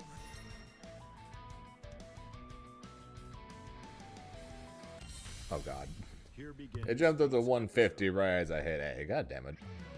Grimnir versus Narmaya. K-Tang, you better not be lagging on me. Believe in victory. Battle 1. Engage.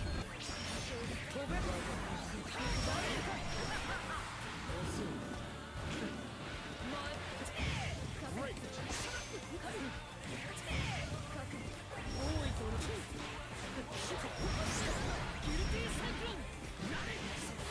Excellent. I'm also not sure if there is or not. Well, actually, there probably is for at least one of them.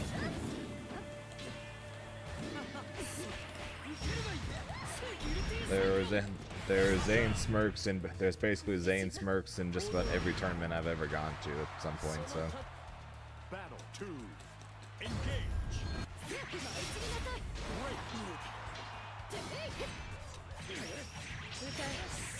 Great. ごめん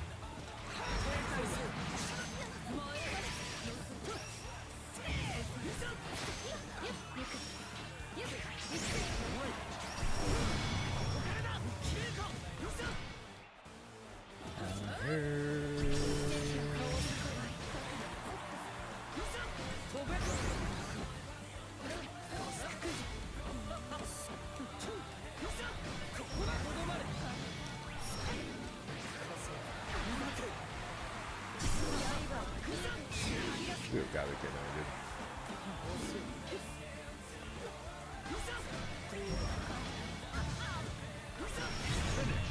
快進撃が止まらんようだな。何時の意志 Believe in victory. Battle 1. Engage.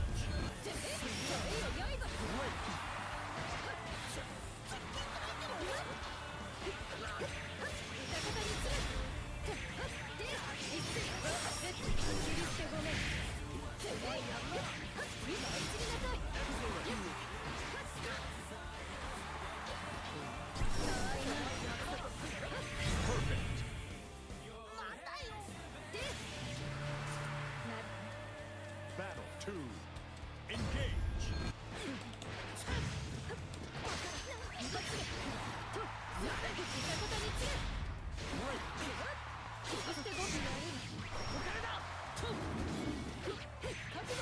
Great. Great.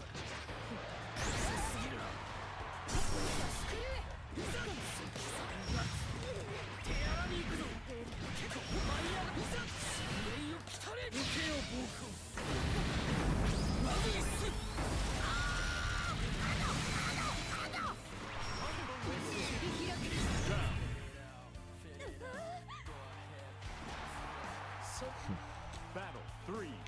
Engage.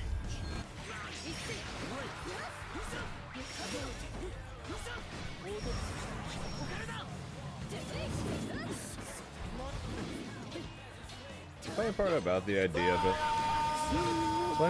The funny part about that idea of doing that for a shirt is that I can 100% see you trying to get me to, like, walking up to me, showing me this shirt. I'm gonna laugh and then you're gonna have me sign it. Have me sign it either right next to or like right above the Zane smug face.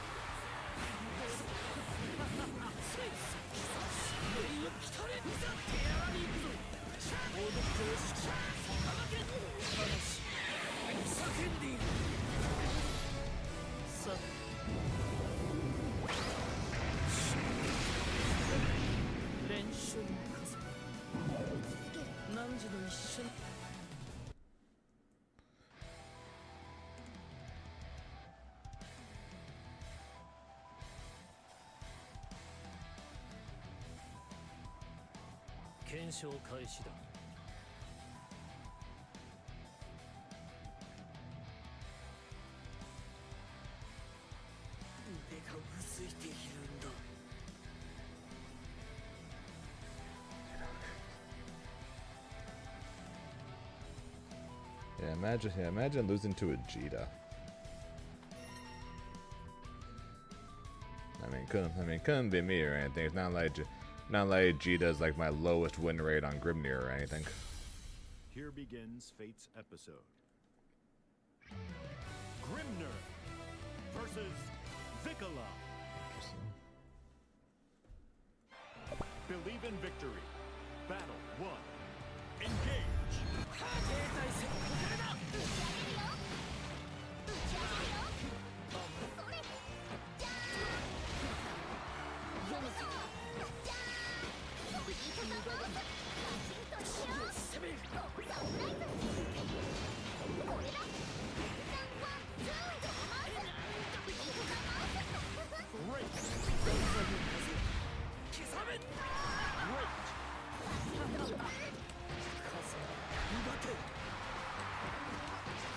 Oh shit!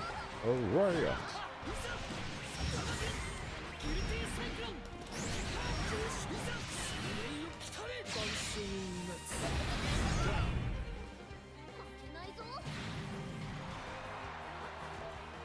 Battle 2. Engage.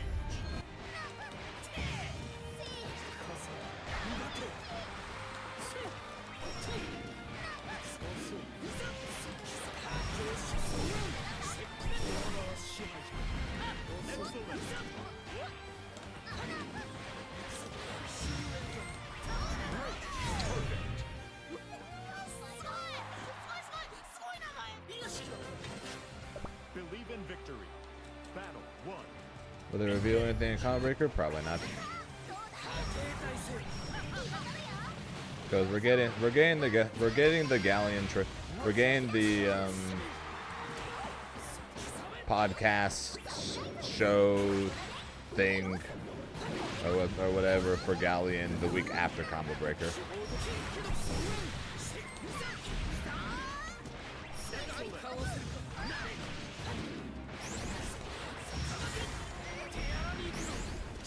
So I'm pretty sure literally a week from today we're going to be getting the Galleon show.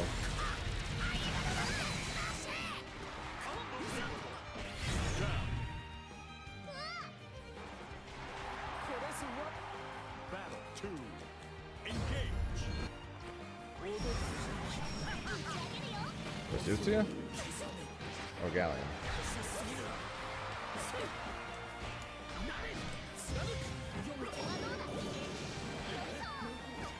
You mean Vasutia? Yeah, her 2Ls plus 3. One of the main things that makes her string so broken.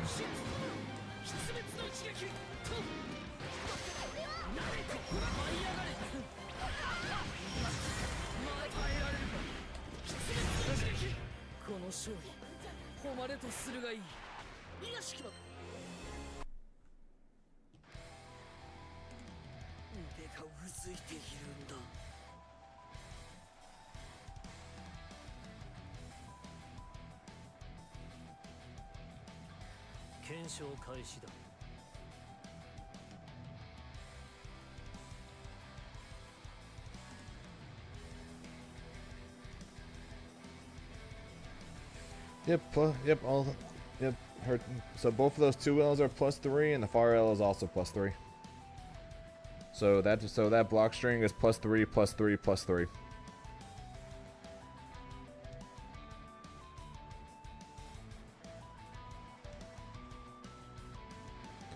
And 66H is also plus, and it punishes people on dodge.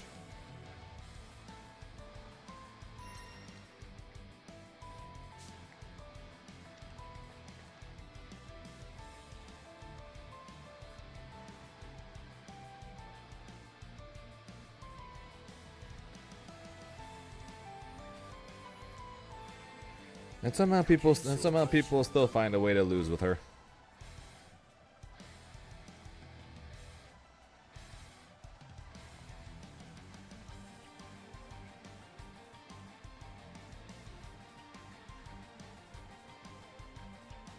She literally has everything, anything and everything except for a meterless DP, and yet somehow people still find a way to lose with her.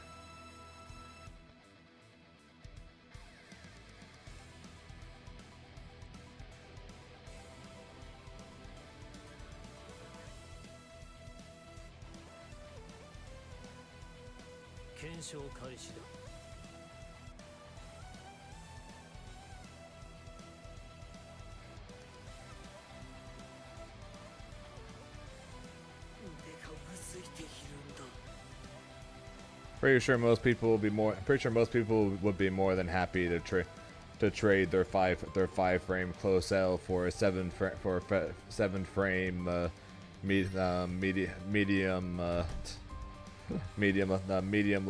level full auto combo for auto combo option of the 5L.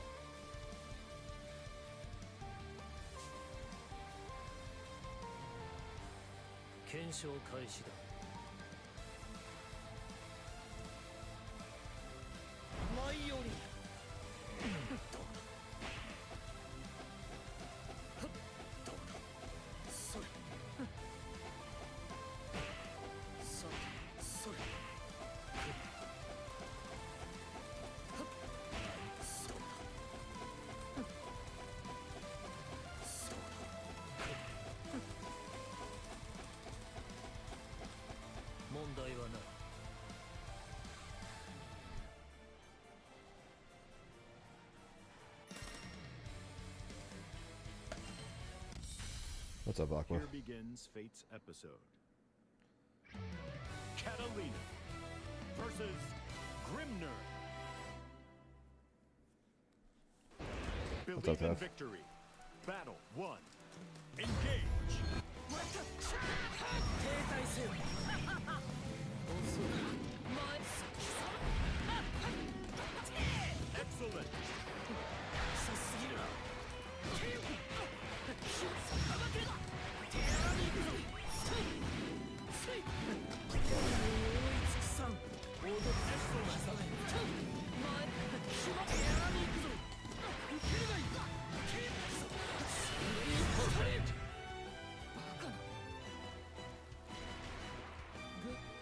Battle 2. Engage.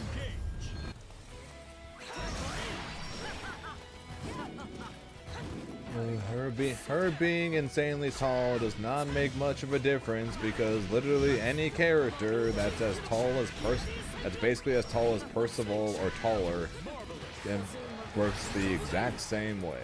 So her being basically the tallest character in the game doesn't change shit.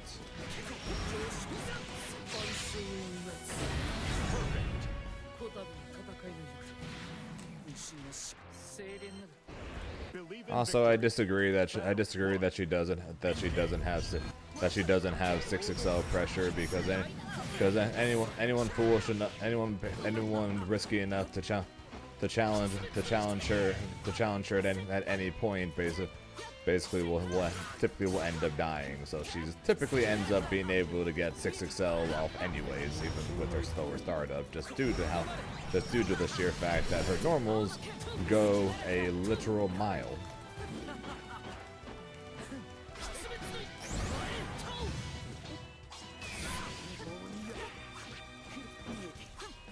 そこだもらっていくぞ下だ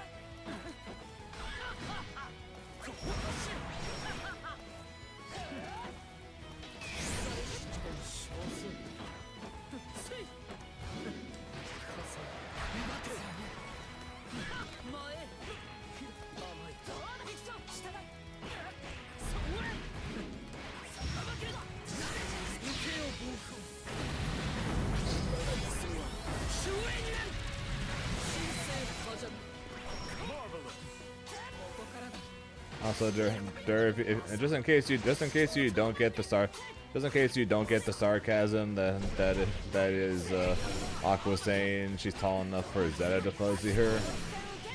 Literally, if you're a character in this game, Zeta can fuzzy you.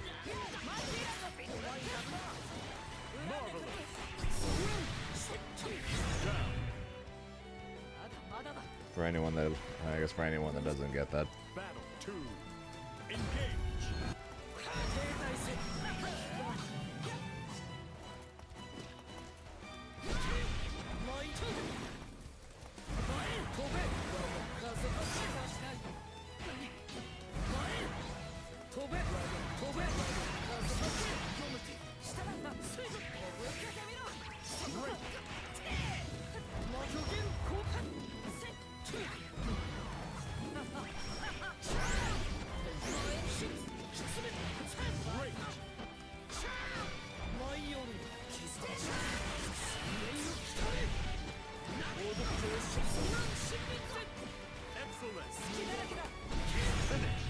勝ち負けにこだわらなくてもさ実戦経験を I'm sorry, Ajita. She has a +3/5L that has medium properties of durability. She's got a +3 2L. She's got plus 4M. She's got a +4 5U. Plus several ways to make herself plus using her specials.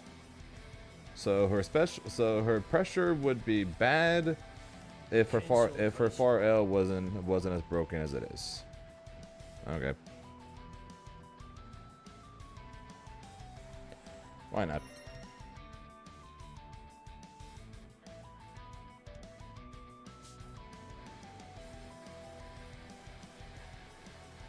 Why not?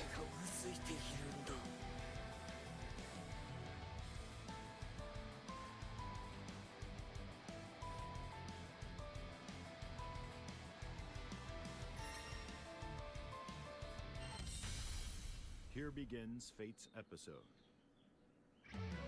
Percival versus Grimner.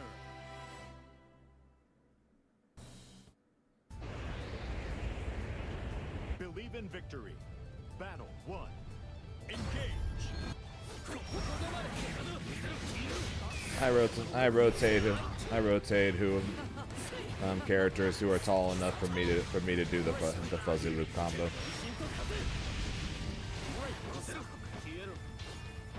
It was on Versusia earlier.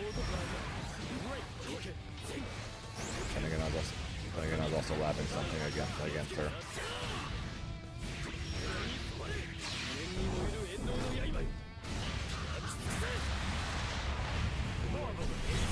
And then before Versusia, it was Avatar. Battle 2. Engage.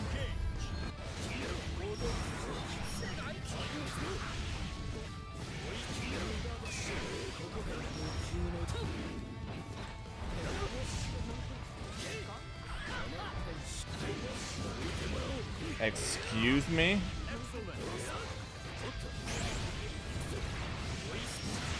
Excuse me?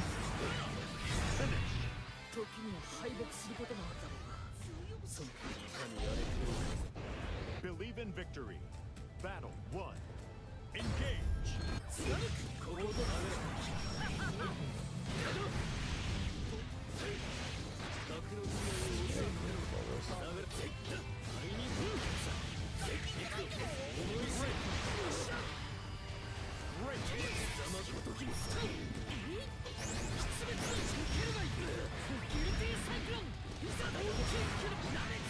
Marvelous.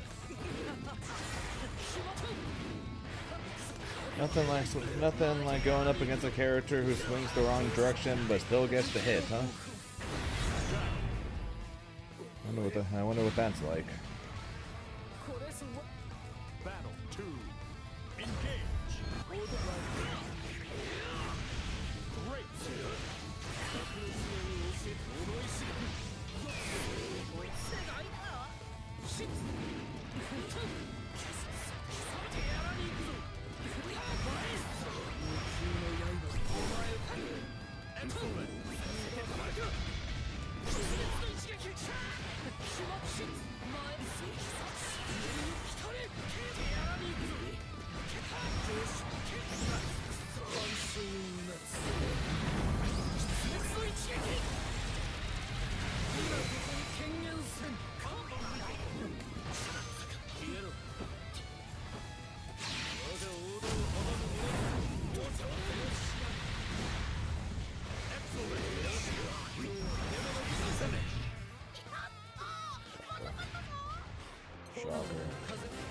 Believe in victory. Battle 1. Slam into mash DP. Shocker. Mash DP again. Hey, guess what? You don't have. Hey, guess what? Your DP's on cooldown. You can't mash it. See?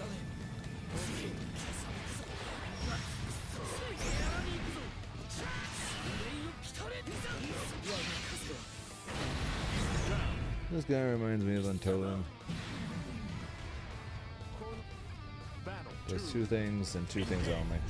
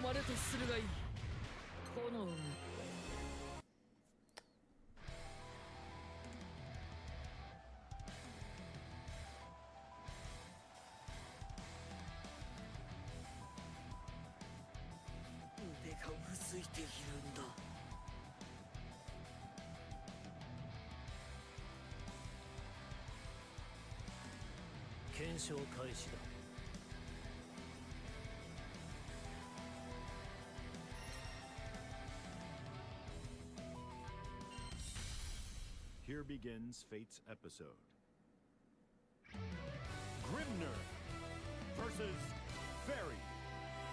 Alright, what's this? Believe in victory. Battle 1. Engage.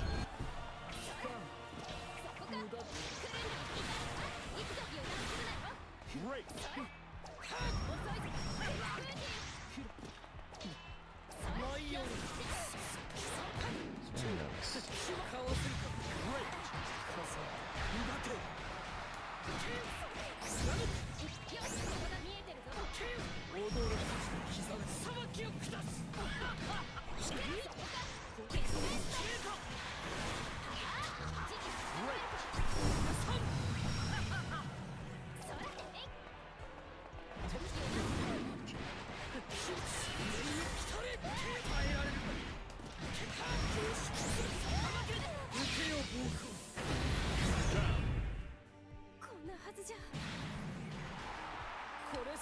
Yeah.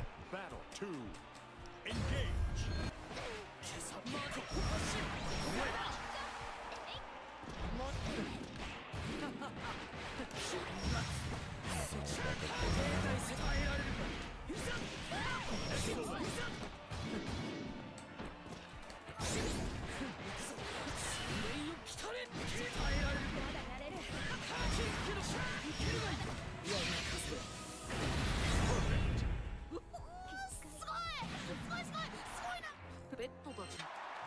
Believe in victory. Battle 1. Engage.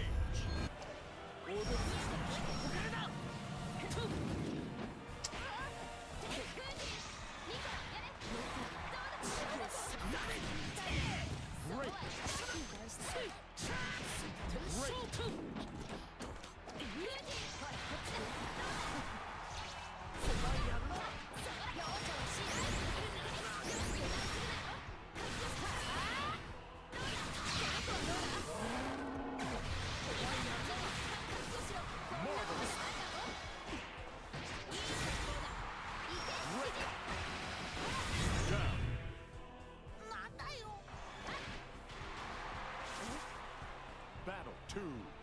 Engage.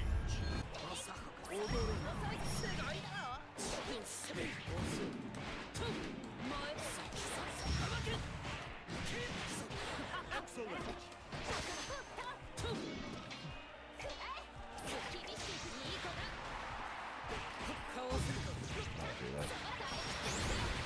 How'd I do that?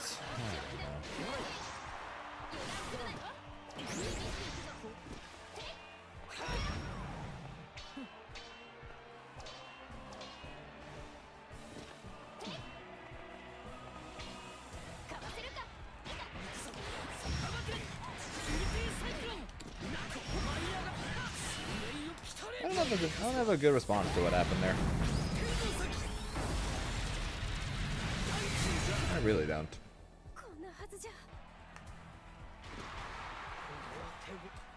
Battle 3. Engage.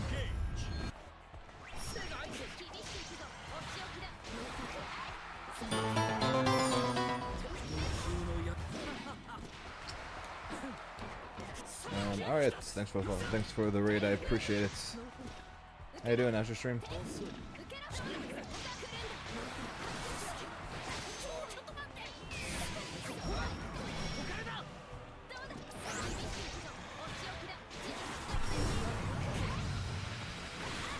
Very good. Good. Glad to hear it. What were you up to?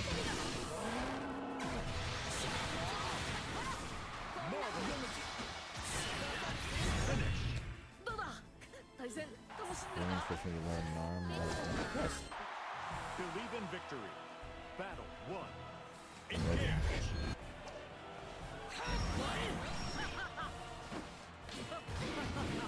Fair enough. Great.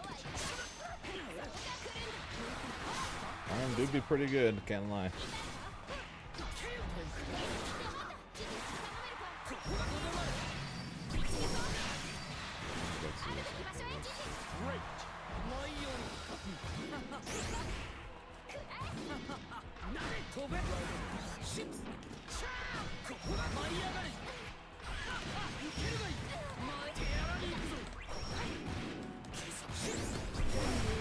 Yeah, I'm practicing both this game and Pseudos. I'm leaving for Combo Breaker in 2 days, so I've been practicing a bunch, but I've been primarily focusing this game.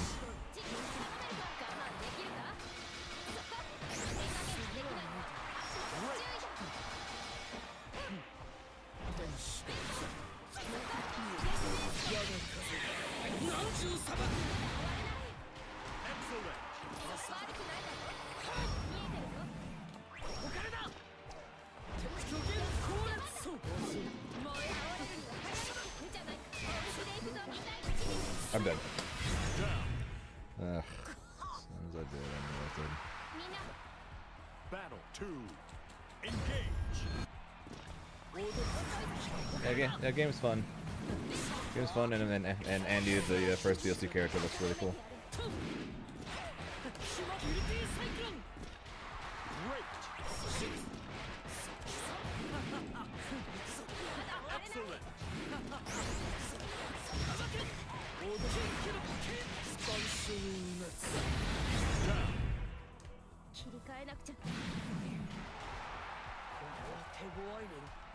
Battle 3. Engage.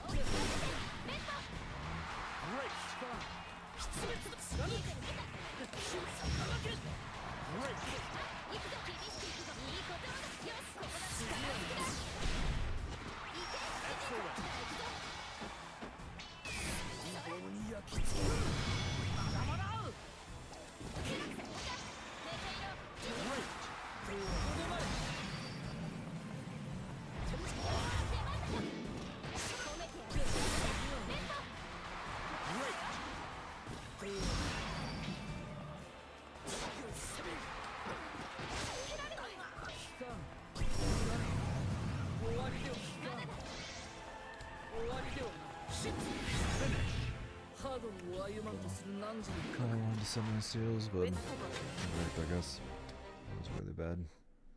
That was really bad.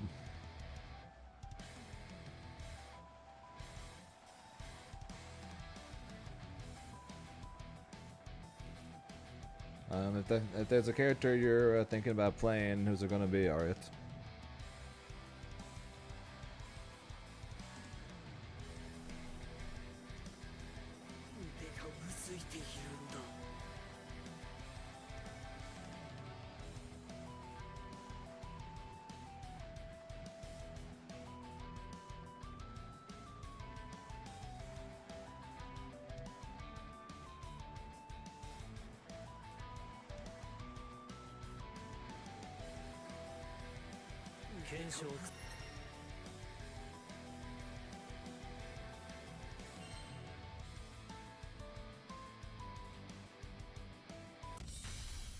Here begins Fate's episode.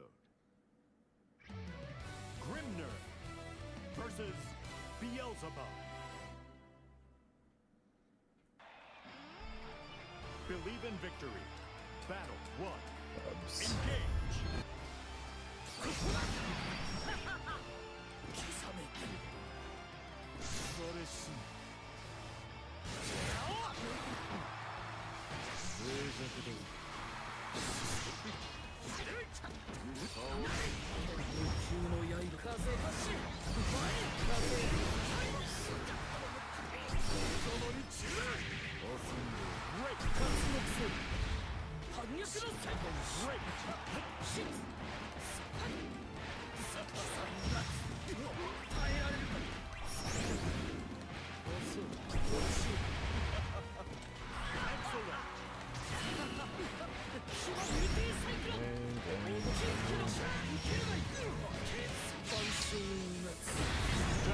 Bad. Battle 2. Engage.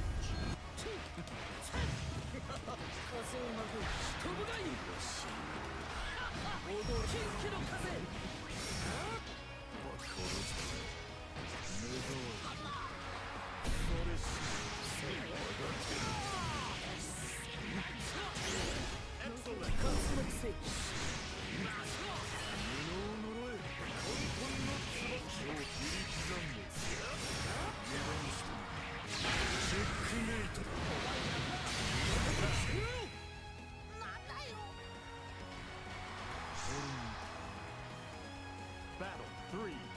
Engage.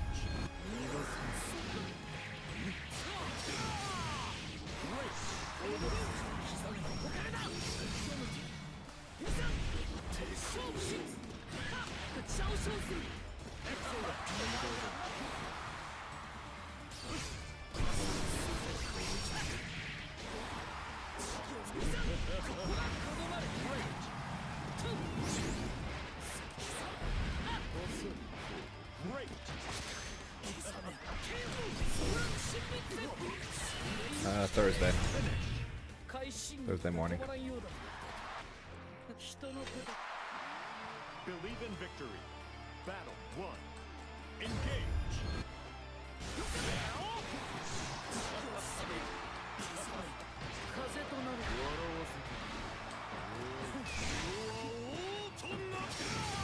I usually don't stream the day before I fly. Spend it with a little bit of practice, decent bit of packing, and a whole lot of trying not to panic.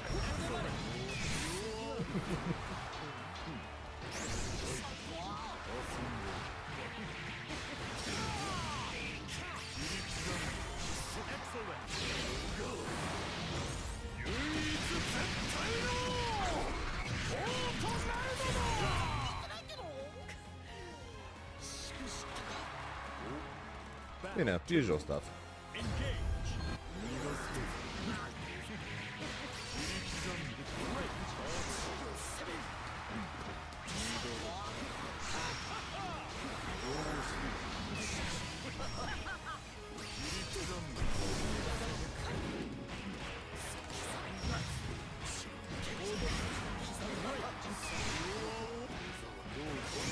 Dropping all of my combos.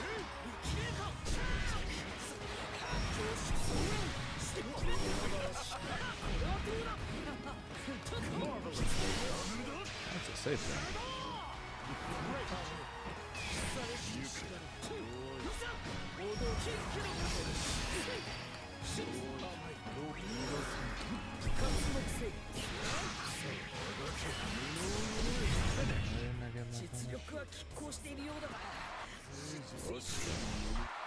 Believe in victory. Battle 1. Definitely did. Engage.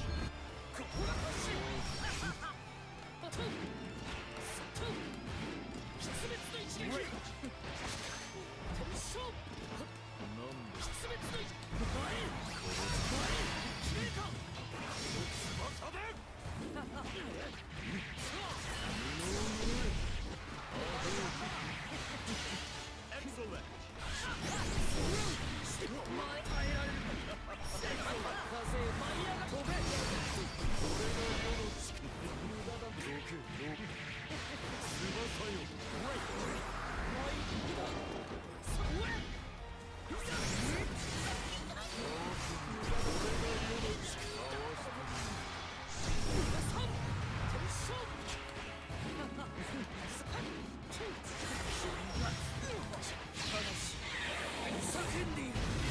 Biggest fake shit I've possibly done there. But sometimes it needs to be done.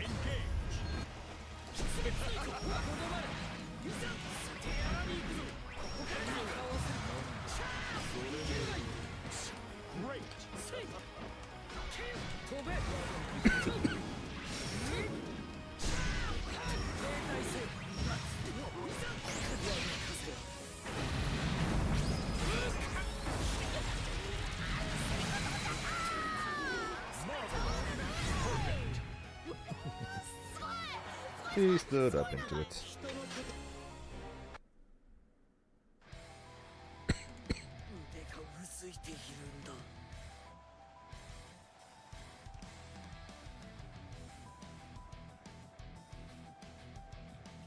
検証開始だ。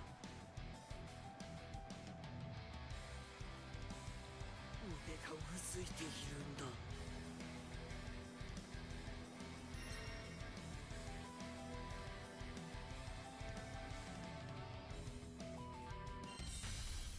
Here begins Fate's episode. Beelzebub versus Grimner. Here we go again. Believe in victory. Battle 1. Engage.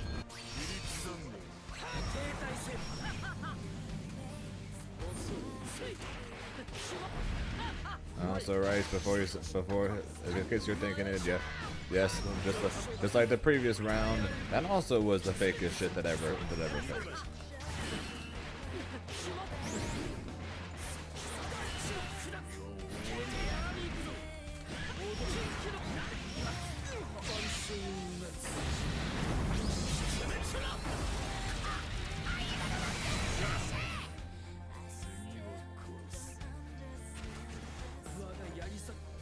Battle 2. Engage.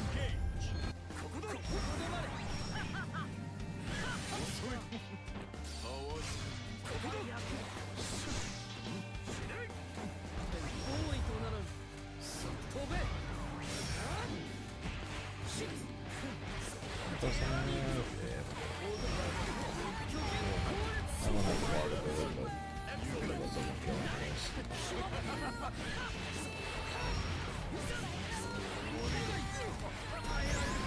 Well, I need to get to go from that mix to this mix.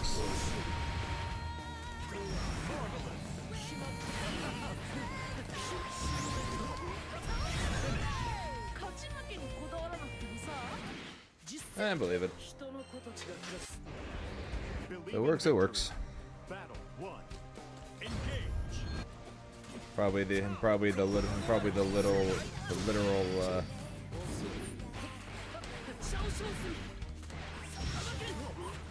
Great.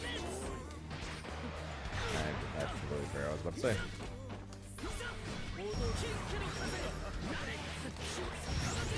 Yeah, no, I ignored it. I don't remember.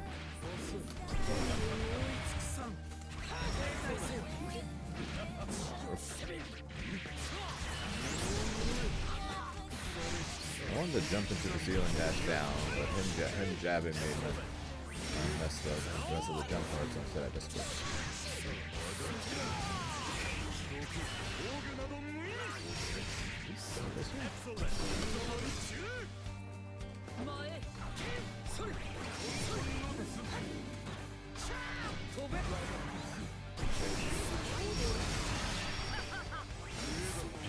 oh, why do I do things? Why do I do things? Battle 2. Engage.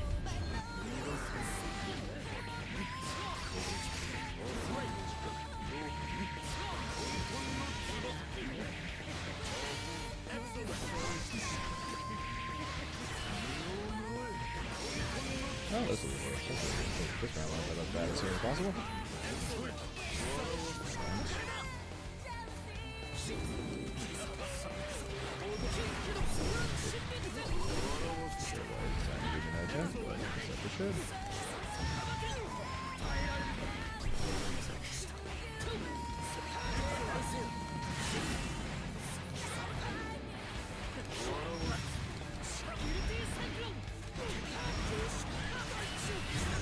Okay.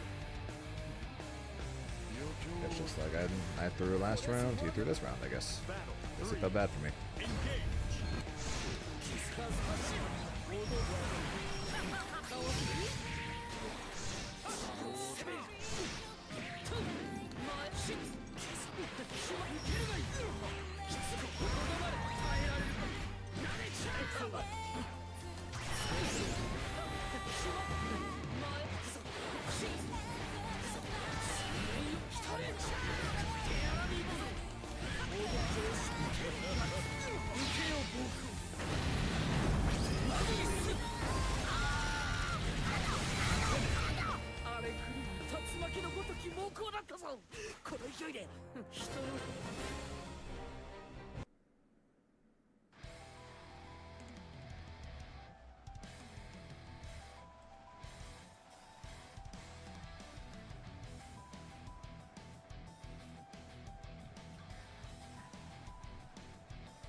I think I'm gonna do one or two more, and then we're gonna call it.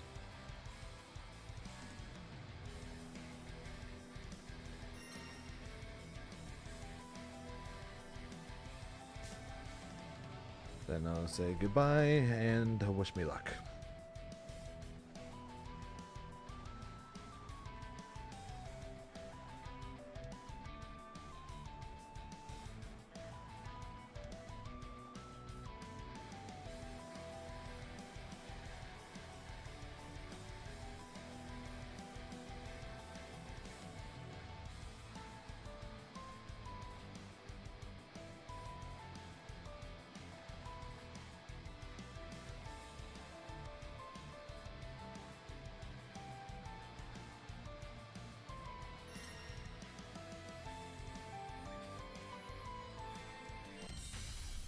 Here begins Fate's episode. Beelzebub versus Appreciate it, Amos. Grimner. Believe in victory. Yeah, Gren just going to Evo.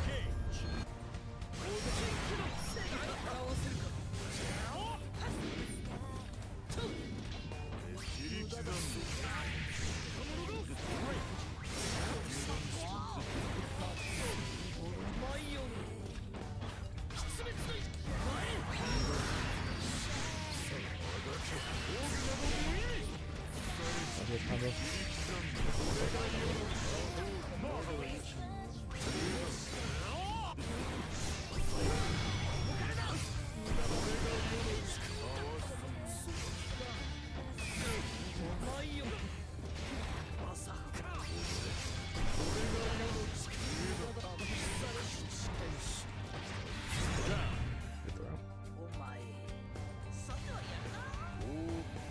Battle 2. Engage.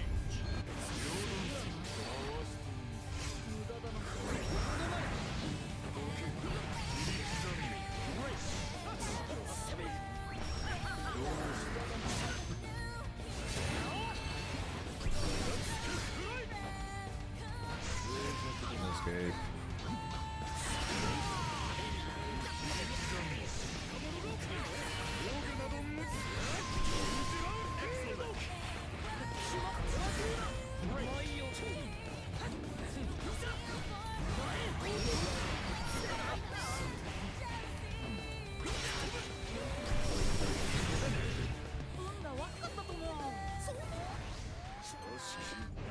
Believe in victory. Battle 1. Engage.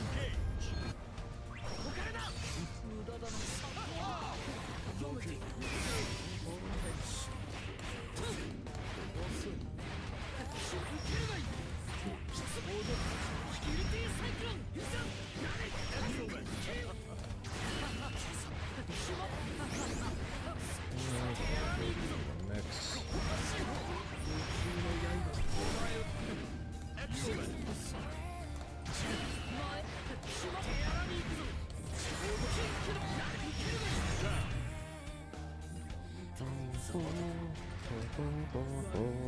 Battle 2. Engage. There's something cool either way is that once that when Combo Breaker ends, the next time I go live and you guys see me, we'll be watching the Galleon announcement.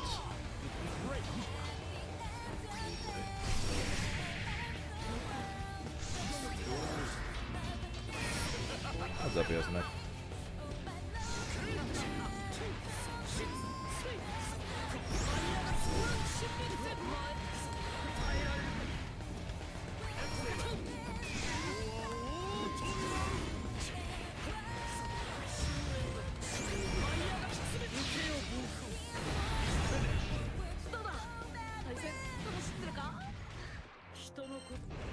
Believe in victory. Battle 1. Engage.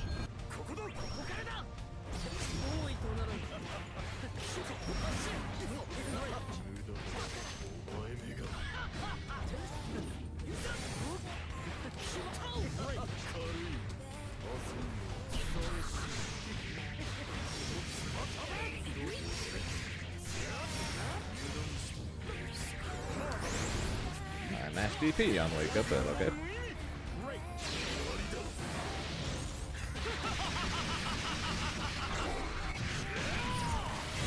Of course, this character needed a command grab super, and one that's better than Avatar's because it's a regular SBA. While at the same time having his SBA also be a super that goes through projectiles. Totally needed all that.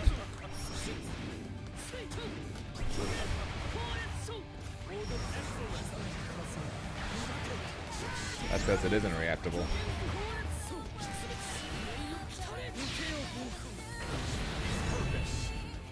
It's a guess. It's like Avatars. It's like with Divas. It's literally just a guess.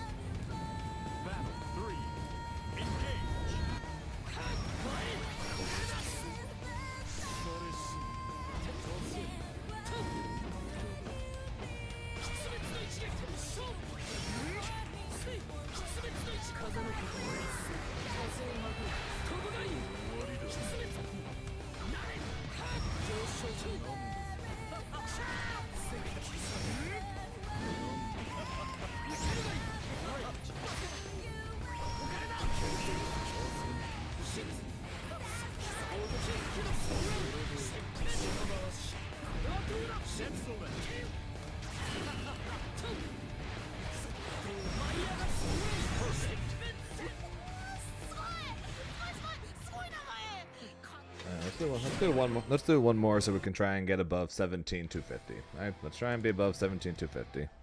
Why? Why not? It's even-ish number.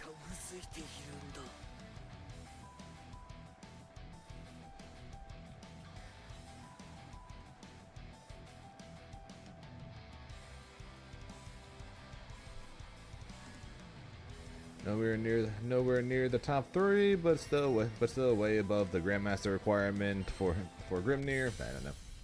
Here begins Fate's episode. I'll be curious to see. Grimnir versus Yeah, well, also, it might not be the worst time to hop off anyways, being the fact that this is the third time in a row now I'm fighting this guy.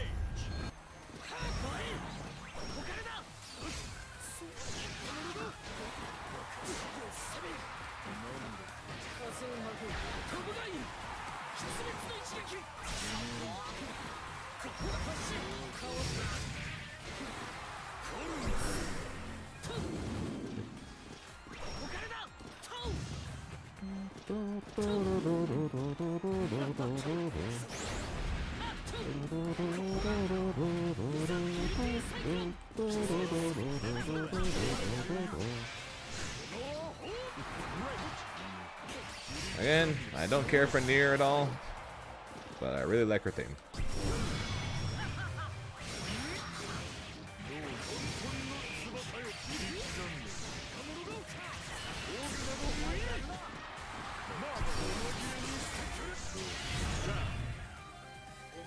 I wouldn't know. That was brave. That was matchup. No. Because I played the game when the game first came out. So I had to deal with all the Nier bullshit that to this day she's still somewhat paying for.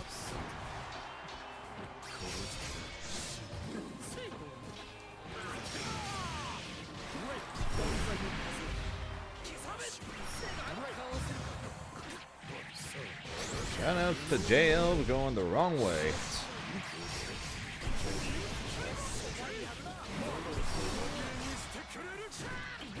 Shout outs to my 2H being dog shit.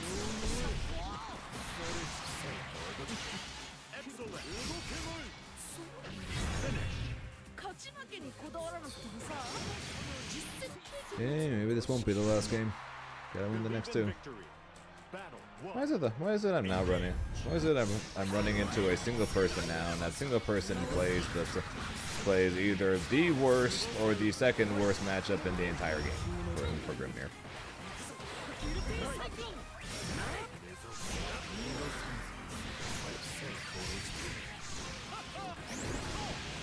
Yeah, apparently I should have ended it last game.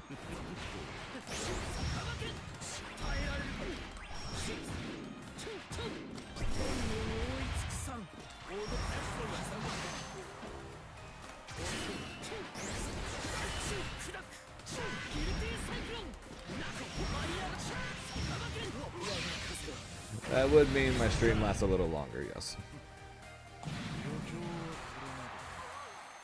Battle 2. Engage.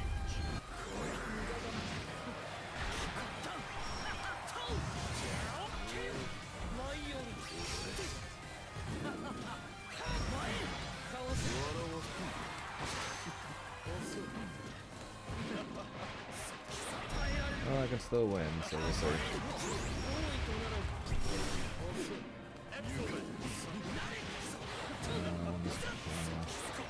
We'll see what happens in game 3.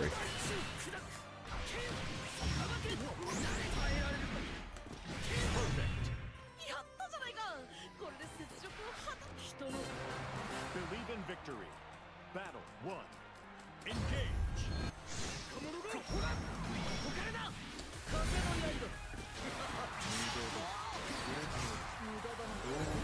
Nope. I am too high for that shit. Because I got high. Because I got high. I was gonna win this game, but then I got high. Excellent. Would have cheated and I would have won. But I got high. Now I'm gonna lose and I win. I have no idea where that came from. Battle 2. Engage.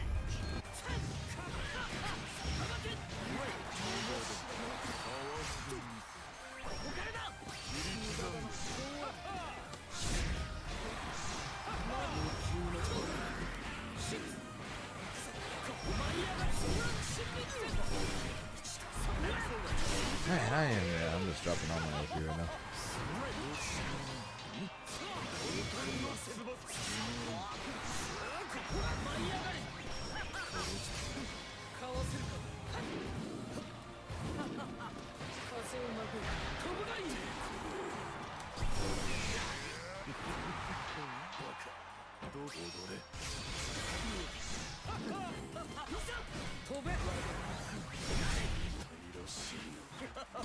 That's unlucky.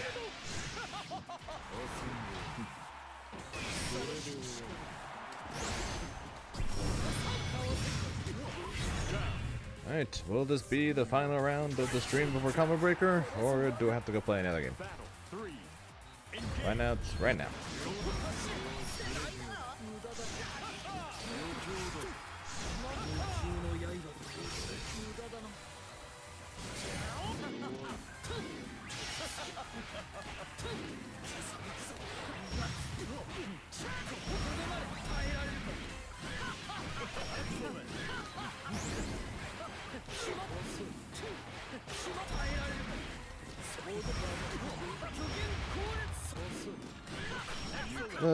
Messing up all my Oki.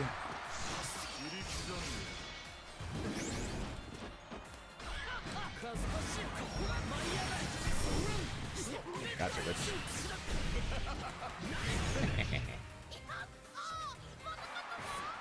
Dive kicking motherfucker.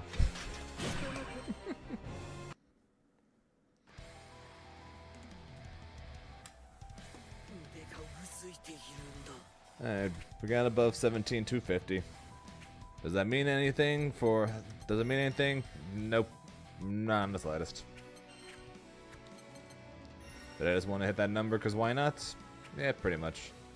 As I don't think that moves us anywhere. Nope. Literally nowhere. Ah well.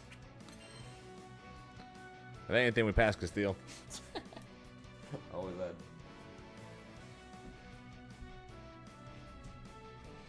Yeah, there's some big numbers from some big time Grand Blue grinders. Going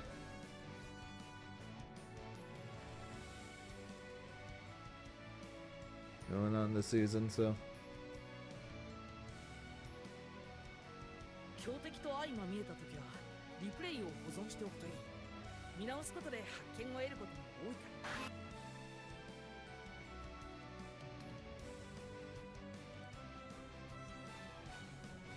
Looks like our friend Chris is is streaming right now, so I'm going to send you guys over to her. So we're going to pop up a raid to Miss Chrysalis real quick before I put up the end of screen. Thank you guys for watching. I appreciate it. Before I go, quick shoutouts as always of the Juanito, as well as the Lazy Ruin and the Artits with the raids. I appreciate it, and of course Kazeno, Colonel, and Kuri with the subs, and Dur with the 5 gifted. I appreciate it. Go get Criminal traveled. As I've said, as the stream title said, and as I've said, this is the one and only stream of the week because I am leaving in 2 days for Combo Breaker. So wish me luck. As like I said, as always, I promise nothing except that I will do my best, and hopefully it goes well. But yeah, I'll be back. So I'll be back a week from today, so for us to watch the Galleon announcement show thing or whatever. Yes, and I will try and meet her as well over there. So until then, I hope you guys have a good rest of your week. I hope you guys have a good rest of your day and night, whatever time with you guys, because time zones, as always, are a very weird thing, especially since I'll be in a different one pretty soon. And until next time, I will talk to you guys later.